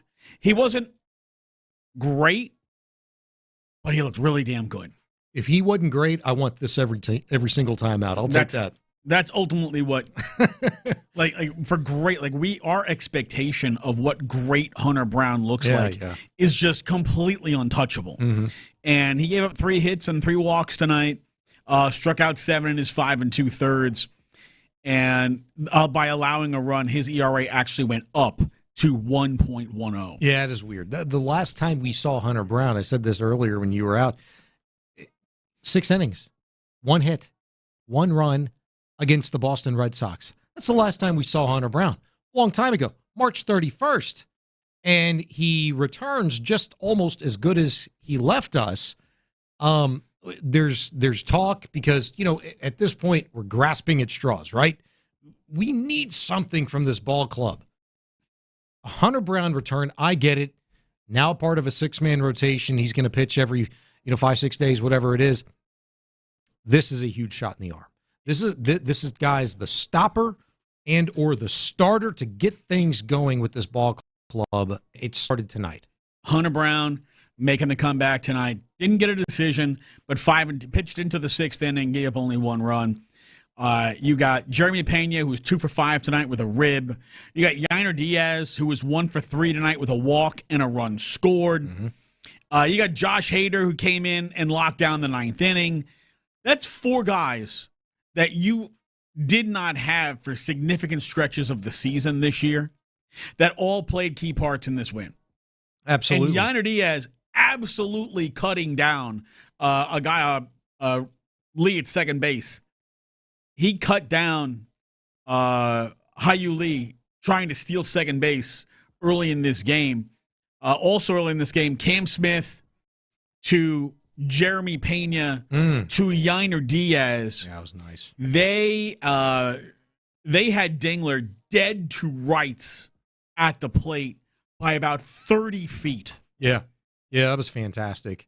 That was around the middle portion of the ball game, and a huge play for the Astros initiated by Cam Smith. That was fantastic. Look, on a night when you get Hunter Brown on the mound, on a night in which Hunter Brown's on the mound anytime, I think the defense is at their best, at least that they want to be at their best. You don't want to disappoint that guy on the mound. And that's, again, what I kind of mean by a shot in the arm, because you've now got a guy that you knew coming into the season, that's your staff ace. He's pitched like it for the last couple of years, and you've seen it kind of growing and growing and growing. And now with no Framber Valdez in this rotation, he's the dude. That is the guy. When he takes the mound, you don't disappoint the guy. You don't disappoint the dude. You expect stellar defense, something in which, was a hallmark of these great Astro teams over the course of the last decade, boasted some of the best defense in all of Major League Baseball. You expect to see performances like that, especially when Hunter Brown's on the mound. And tonight, man, look, we're doing a show and stuff like that. We can't really enjoy and like relish in all the great things that are going on at Dyken Park. But a comeback victory? Are you kidding me? On a night in which Hunter Brown takes the mound and his return, Yainer Diaz returns, and you get some contributions from some young guys defensively in Cam Smith. Yainer Diaz coming back at the plate, going 1 for 3, scoring an important run. Working a walk. He didn't strike out. How about that, Yainer? Let's go. It's a really, really good, maybe very important night for the Houston Astros going forward. We'll see. And congratulations to Isaac Paredes. He becomes the 4th Mexican-born player in MLB history to record 500 career hits, 100 career homers, and 100 career doubles with the double he had in tonight's game. One of only 4 Mexican players to reach those numbers. Name the rest of them. Vinny Cuz. Okay. Aurelio Rodriguez and Jorge Horta. Who's the first one? Vinny who? Vinny Castilla. Vinny Castilla is how I refer to him as. Vinny Cuz. I thought you meant Vinny Castilla when you said Vinny Cuz, but I wasn't sure. Wasn't exactly sure. 713-572-4610. If you want to call, phone lines are open. I know it's been kind of a crazy night. If you'd like to get in, talk about the ball game tonight on Astros 4-2 win, you can, or you can text 572-4610. We're going to hear from Joe Espada, who's talking to the media. We're going to have a player of the game. Who could that have been on this great night? I do think there's competition to be had. Whether you want to give it to Hunter Brown, whether you want to give it to the young fella making his home debut, only his second start in Major League Baseball of his career, in Reynel Delgado, I could hear an argument for that as well. We can discuss for sure. The Astros out-hitting the Detroit Tigers tonight, 9-5, and 4 of those hits coming off the bats of Jeremy Pena and Reynel Delgado. And something I do feel like is going to be lost in at least this ball game maybe is Jeremy Pena. And the reason why I say that is because, look, the Astros endured a lot of baseball this season without Jeremy Pena in that leadoff spot, without his glove at shortstop. Joe Espada's never had to do the job that we thought was the most important for him, being charged with coming into this season in finagling a way to make sure that Correa and Paredes and Pena are all on the field at the same time, or line up at the same time, some way, somehow. Dude, Jeremy Pena right now, I think, is starting to return to the form that Jeremy Pena, showed through much of last season, and that is a freaking baller, a guy you can hang your hat on. They need him. They need him to be the JP that they saw last year. They need that guy at the top of the lineup. They need that guy in front of Yordan Alvarez. Mm-hmm. He is the table setter. He really is not just setting the table, it sets everything for this lineup. When he gets on base, and usually when he gets on base, he scores. Yeah. So Jeremy Pena getting on base is very important for this team, because generally when he gets on, he comes around. He is probably their best base stealing threat. Mm-hmm. He's probably their best base runner. And the tone that gets set on offense when Jeremy Pena is on the bases, man, you got to start the game with Jeremy Pena on first or somewhere else, and Yordan Alvarez at the plate. Man, Yordan could hit a single and JP could score. Yeah. So you've got to be wary of how you pitch to Yordan Alvarez right off the gate if Jeremy Pena is on base, because a base hit could score him. Yeah, and look, it didn't happen in his first at-bat. Pena didn't reach base then, but he did get on 2 times tonight in 5 at-bats. I'm kind of reminded, as Joe Espada, I'm watching him to speak to the media right now. I read you his quote to start the show when he was asked pregame about facing Framber, what that challenge was going to be like, and he'd said something to the fact that, tonight we're going to try to put pressure on Framber Valdez because, when Framber deals with pressure, it'll be fun. Kind of, insinuating that Framber Valdez does not deal with pressure very well. Like, you want to get in his head. Well, the Astros overall tonight, as I mentioned, they out-hit them. They also worked 4 walks. They at least put the quote-unquote pressure on the Detroit Tigers enough early through the first 6 innings in particular, in which the Astros failed to execute ultimately. They had runners in scoring position, PC. They did put pressure on Framber Valdez, but Framber ultimately won the battle within the WAR tonight. The Astros 1 for 10 with runners in scoring position during that time when he was in the ball game, finished 2 for 12. They had a big 8th inning. Ultimately, they win the WAR that is tonight's ball game. They got into the bullpen, and they made the bullpen pay. They continued to get runners on, and then they started to get them to cross. Late, clutch at bats, good quality at bats, and then reciprocated by good enough pitching on the back end between Brian King and certainly by their closer, Josh Hader. That got the job done. 713-572-4610, 572-4610. We can talk about it more coming up next ahead of our bandwagon segment. We'll let you hear from Astros manager Joe Espada and more on the H-Town postgame on Area 45. Stay put. The Drive with Stoerner and Hughley. I have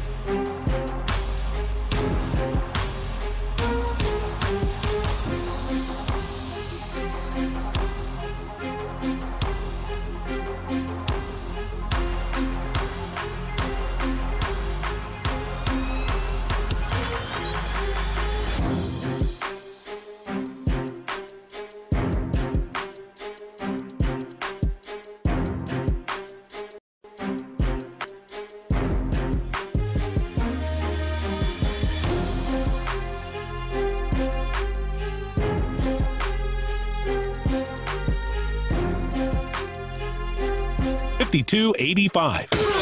Sports Radio 610 presents live from the West Point Lincoln and West Point Lincoln of Sugarland Studios. Here's Area 45 with Bijani and Creighton. Her bats in a huge spot. Grounds it towards the middle. It's through! Astros take the lead. In comes Cam Smith. Raynel Delgado with a 2 RBI base hit. And the Astros lead it 3-2. Man, a little juice, it sounds like, from the crowd at Dyken Park in the 8th inning. Todd Callis, Jeff Blum on the call.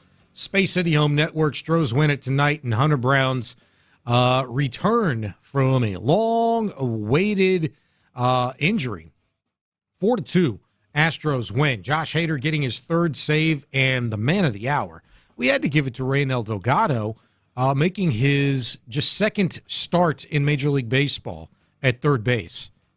Getting his 3rd career hit, PC, and a huge one for the Houston Astros in the 8th inning.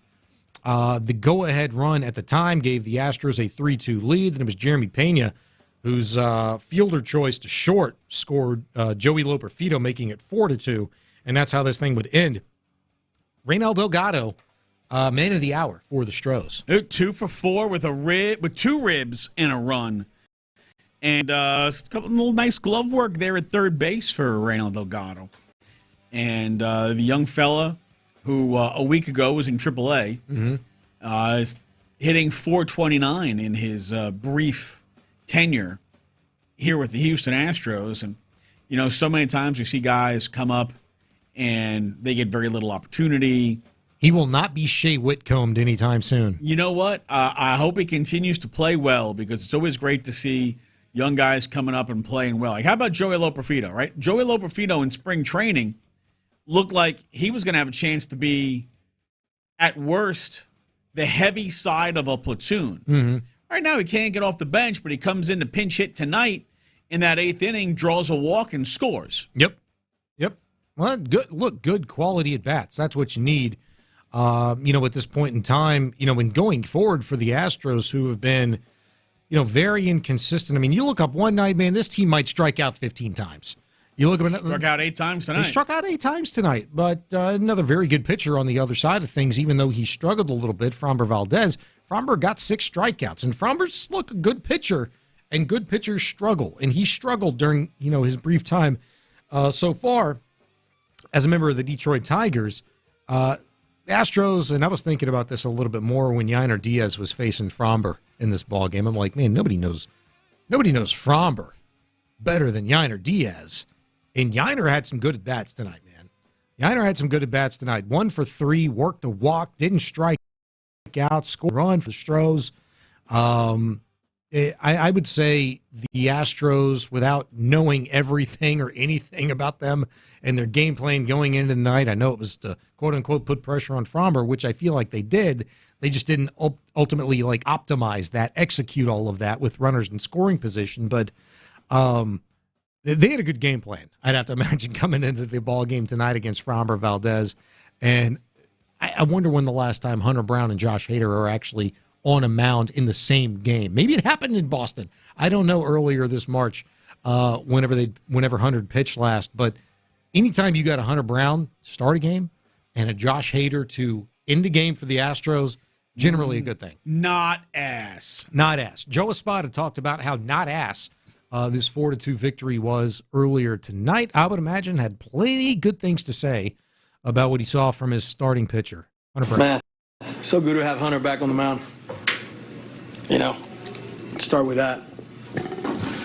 Came out throwing the ball really well, throwing hard, breaking ball was good, ton of strikes, 7 punchies. Yainer Diaz throwing a guy out. First at bat back, he walks. Wow. But it's just good to have those guys back. Big hits by Raynel Delgado. Happy for him. He brings energy, that's for sure, but he's making good swing decisions, hitting the ball hard, big hits there. Good defense, Paredes over the catch, Yainer Diaz throwing that guy out, relay throw early in the game. We did a lot of things very well today. Was that pretty much Hunter's last batter there? I mean, he was... Yeah, that was it. That was it. Quality of his stuff overall. Very good. Very good.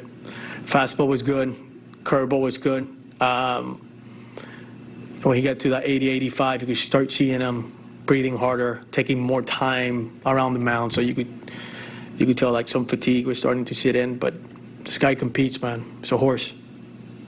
Even as, the game is 1-0, 1-1. I mean, do you feel kind of the energy just of having him back, of having that guy? Yeah. Is it palpable in the dugout for you guys? Yeah, and you feel good the fact that he is going to get you through that inning, right? You feel good about deploying the bullpen and getting some guys in position where they're going to have some success, and then you can map out the game knowing that Hunter's got X amount of pitches and he's going to get you through that, and it makes it a little bit easier to manage a game.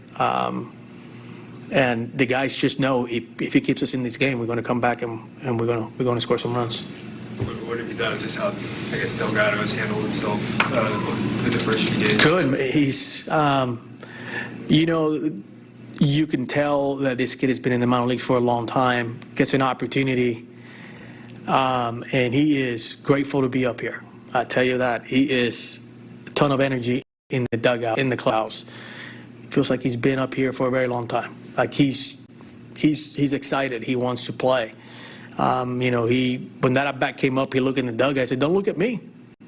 This is your at bat. This is your moment." And I'm happy that he came through there.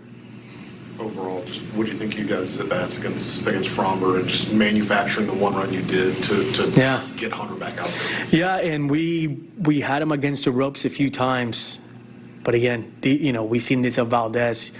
He doesn't give in. He's got that sinker changeup working down. We couldn't get that big hit, but we had him against the ropes a few times, and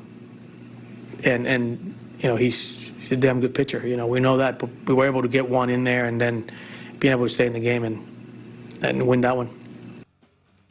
Joe Espada moments ago addressing the media after the 4-2 win. Man, biggest takeaways here. Joe Espada, shots fired in Yainer Diaz's direction. First at bat back. Works a walk. Wow. Joe Espada surprised on that one. Number 2, asked about Hunter Brown in his pitching tonight. He says, good, very good. Well, you just showed me the pitch grader dude on Twitter saying otherwise in terms of Hunter Brown's location. Graded out with a what? Is it an F or an F minus? With an F on the location. They didn't go full on John McClain. But a B+ on his stuff. Yeah, B+ on the stuff for sure. Maps out the game, Joe Espada said, talking about Hunter Brown. How often has Joe Espada had opportunity to map out a game this season? You can't do that without your ace, Hunter Brown, on the mound. There ain't no question. Even when Spencer Arrighetti's out there, do you think Joe Espada's gotten that used to Spencer Arrighetti going out there and spending 5 innings, a 2-run or 1-run ball? I don't think so. At least not last start withstanding anyway. I would feel like it's going to be a even though Arrighetti's pitched well, that he still has his hand on the panic button. Yeah. Because if it goes sideways, how fast is it going to go sideways? Well, because it can go sideways with Arrighetti and his walk issues, right? But Espada's addressed that earlier this year. It's like, hey, if you can live with the walks with anybody, it's been Spencer Arrighetti because he's got such good stuff. He can strike anybody out at any time. Delgado's at bat. When asked about Delgado's big at bat in the 8th inning, Espada said, "Don't look at me. This is your opportunity." What a vote of confidence from Joe Espada to the young kiddo, Reynel Delgado, to go make something happen in a high-leverage moment in just his second start ever at third base, given the opportunity to have a big at-bat at home in the 8th inning. He came through. I want to also, like Joe Espada, give a little shout-out to Yainer Diaz. All right, not only was he 1 for 3 with a walk and a run scored, he also gunned a guy down at second base. Boom. He also had a put out at the plate. Yes. And you know what? He is, since Astros social media seems to want to give so much credit to catchers for how pitchers pitch. Well, you have to give some, sir. Astros pitching was pretty damn good tonight. Hunter Brown was pretty solid in his first game back. And so does that mean that we give Yainer Diaz credit for Hunter Brown pitching so well? Yes. Well, then all the credits to one Yainer Diaz. They call it a battery for a reason. The much maligned Yainer Diaz, who all season long, all we've heard is, well, they need the veteran presence of Christian Vasquez, and Yainer should sit. They need the veteran presence. Well, Yainer Diaz tonight gave you everything that you've always wanted from Yainer Diaz. He gunned guys down. Boom. He made plays at the plate. Boom. He got a big hit. He drew a walk. He scored a run. He did things that, and look, I'm not anti-Christian Vasquez because I think Christian Vasquez can be a valuable player for you. But let's call it what it is. Vasquez got off to a very hot start and has been, well, bad since May. I mean, Christian Vasquez is kind of like your ex-girlfriend. You know, ultimately, hindsight's 20/20. You can handle them in doses, okay? Maybe not an everyday player for Christian Vasquez. No, definitely not an everyday player. And look, he was pressed into that. Yeah. And this is why Vasquez is here, because they did not want, God forbid, something to happen. I mean, we talked about this when they signed Vasquez. The idea was, well, God forbid, if something happened to Yainer Diaz, Cesar Salazar is your starting catcher for a month, for 2 months. No! Well, Christian Vasquez has been your starting catch for about 7 weeks. And his average has dropped 82 points. Yeah, it's a lot. He's in Maldonado territory. He is. And look, he's still, and he's got 3 pass balls.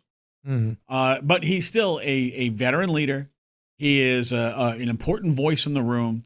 His preparation is tremendous. And he can only be a help to Yainer Diaz. But let's not forget the pecking order. There's a reason Yainer Diaz is a starting catcher. Yep. You know what the pecking order is right now? Coming up next, bandwagon. Down here. Something about Coach D'Amico's minicamp comments really stood.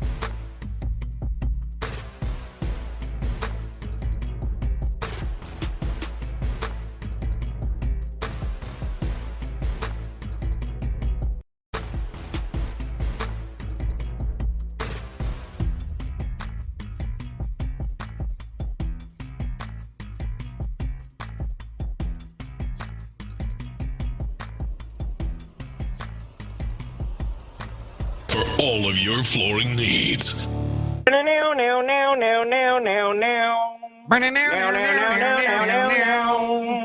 on a board. Yeah, he's been off the wagon 2 years. Off the wagon? I think it's off the wagon. I think it's on the wagon. You're back on the wagon. Right off the wagon. What the hell do you know about wagons? I know enough not to get on them. Told you. There's lots of... It's time to get on or get off. And we play the bandwagon. Bandwagon! Let's go. This is the entitlement age in full bloom. A woman refused to pay for her son's meal at a restaurant because he didn't eat it. Okay. So maybe it sucked. A woman in a restaurant, apparently identified as Noodle Bar Zen, which is a Noodle Bar Zen, which is a Asian chain with some restaurants in Florida. I thought that was the lady's name. No. My bad. She told staff she purchased noodles for her son, but since he didn't eat them, she had no intention to pay. Okay. She said, I purchased some noodles for my son. He didn't eat it, and they're telling me I have to pay for it. Uh-huh. Well, you did eat it. You did order it. She said, I don't like it. This is the law. And threatened to call the restaurant owner and report the incident. She also asked the staff if they wanted to be sued. A man's voice who's not identified in her videos, because of course she's making videos of everything, said probably if the owner were here, he wouldn't be back and forth over $5.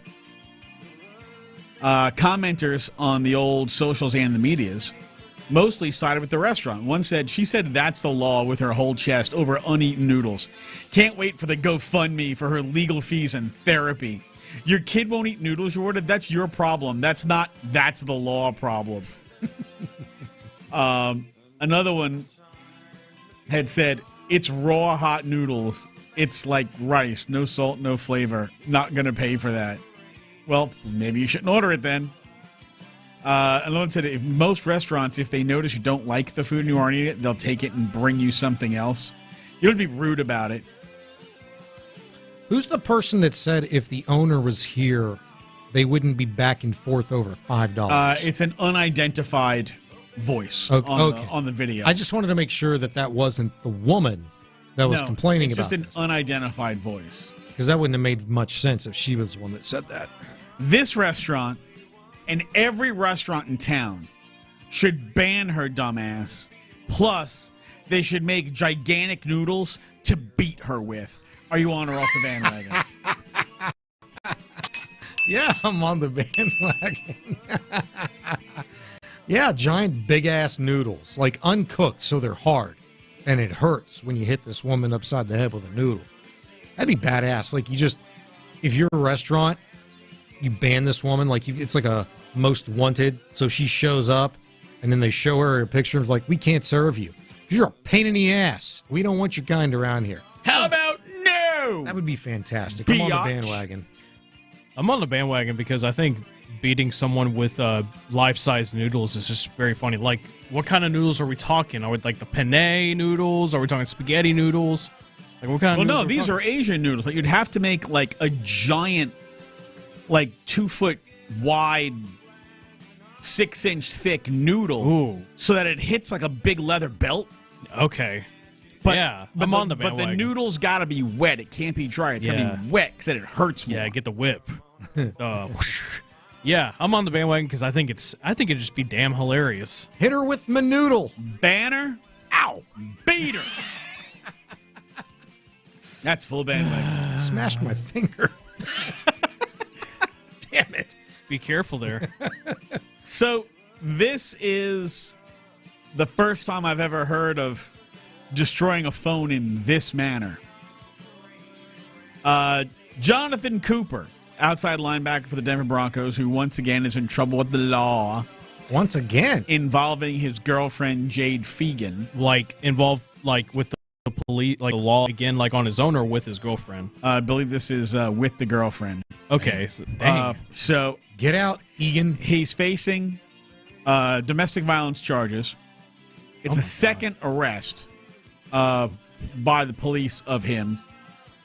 And this time it stems from an incident that began with allegations of infidelity and then wound up with Cooper eating Fagan's phone.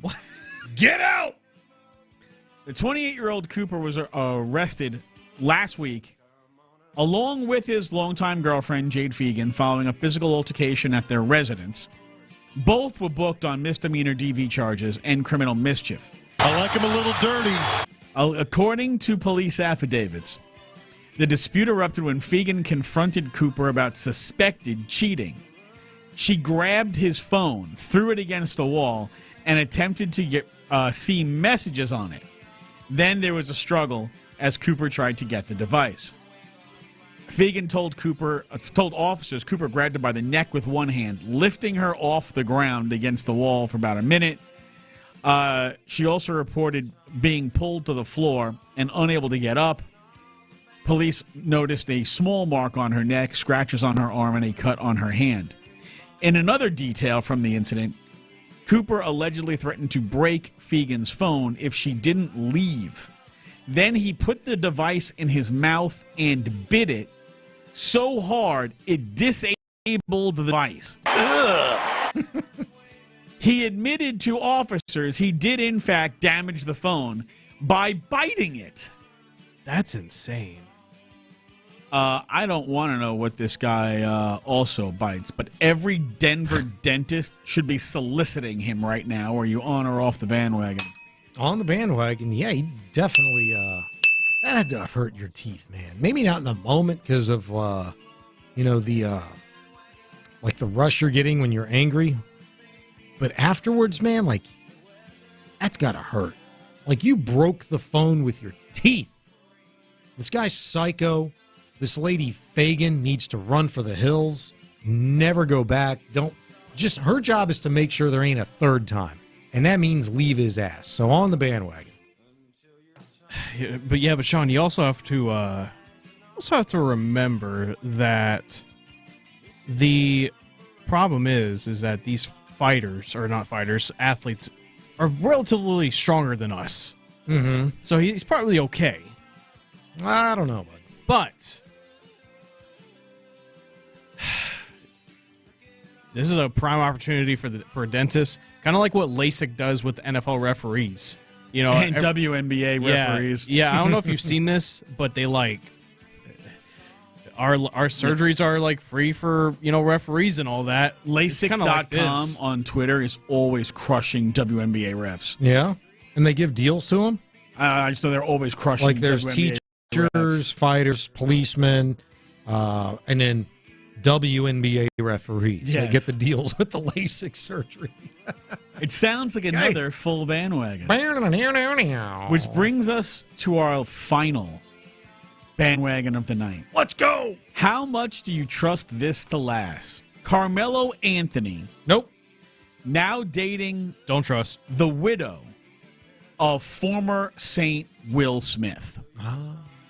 So Carmelo Anthony, who famously wound up getting divorced from his wife Lala after she busted his ass cheating and he had a kid with a stripper while married, is now involved in a relationship with Raquel Smith, the widow of former Saints defensive end Will Smith. Raquel Smith was posting photos on the I and the G, as well as videos from what appeared to be a romantic getaway in Saint-Tropez, France, where she and Carmelo were seen in coordinated black outfits in an event on the water, with inspirational quotes like, "We are not here long enough to be living unhappy." The pair had previously been linked last fall after being spotted together at a Bad Bunny show in Puerto Rico. Anthony, of course, was married to actress Lala Anthony until their divorce in 2021. They have a son. Anthony also has a daughter from a stripper. A gold digger's favorite target is a dumbass who doesn't wrap it up. You're on or off the bandwagon. Correct. On the bandwagon. Yeah, this has no chance of lasting. Nah, on the bandwagon too. Get out of here with that stuff. I'll give it a over-under of 13 months. Get out! And I'll take the under. Get out! Get out! Get out! Get out! I feel like this is going to be she's going to be pregnant in 6 months, and then they're going to be out a year later. That is the bandwagon. For Bryson, for Colin the Game Neal, for Patrick Aloysius Creighton, I'm Sean. Have a great night, everybody. H-Town!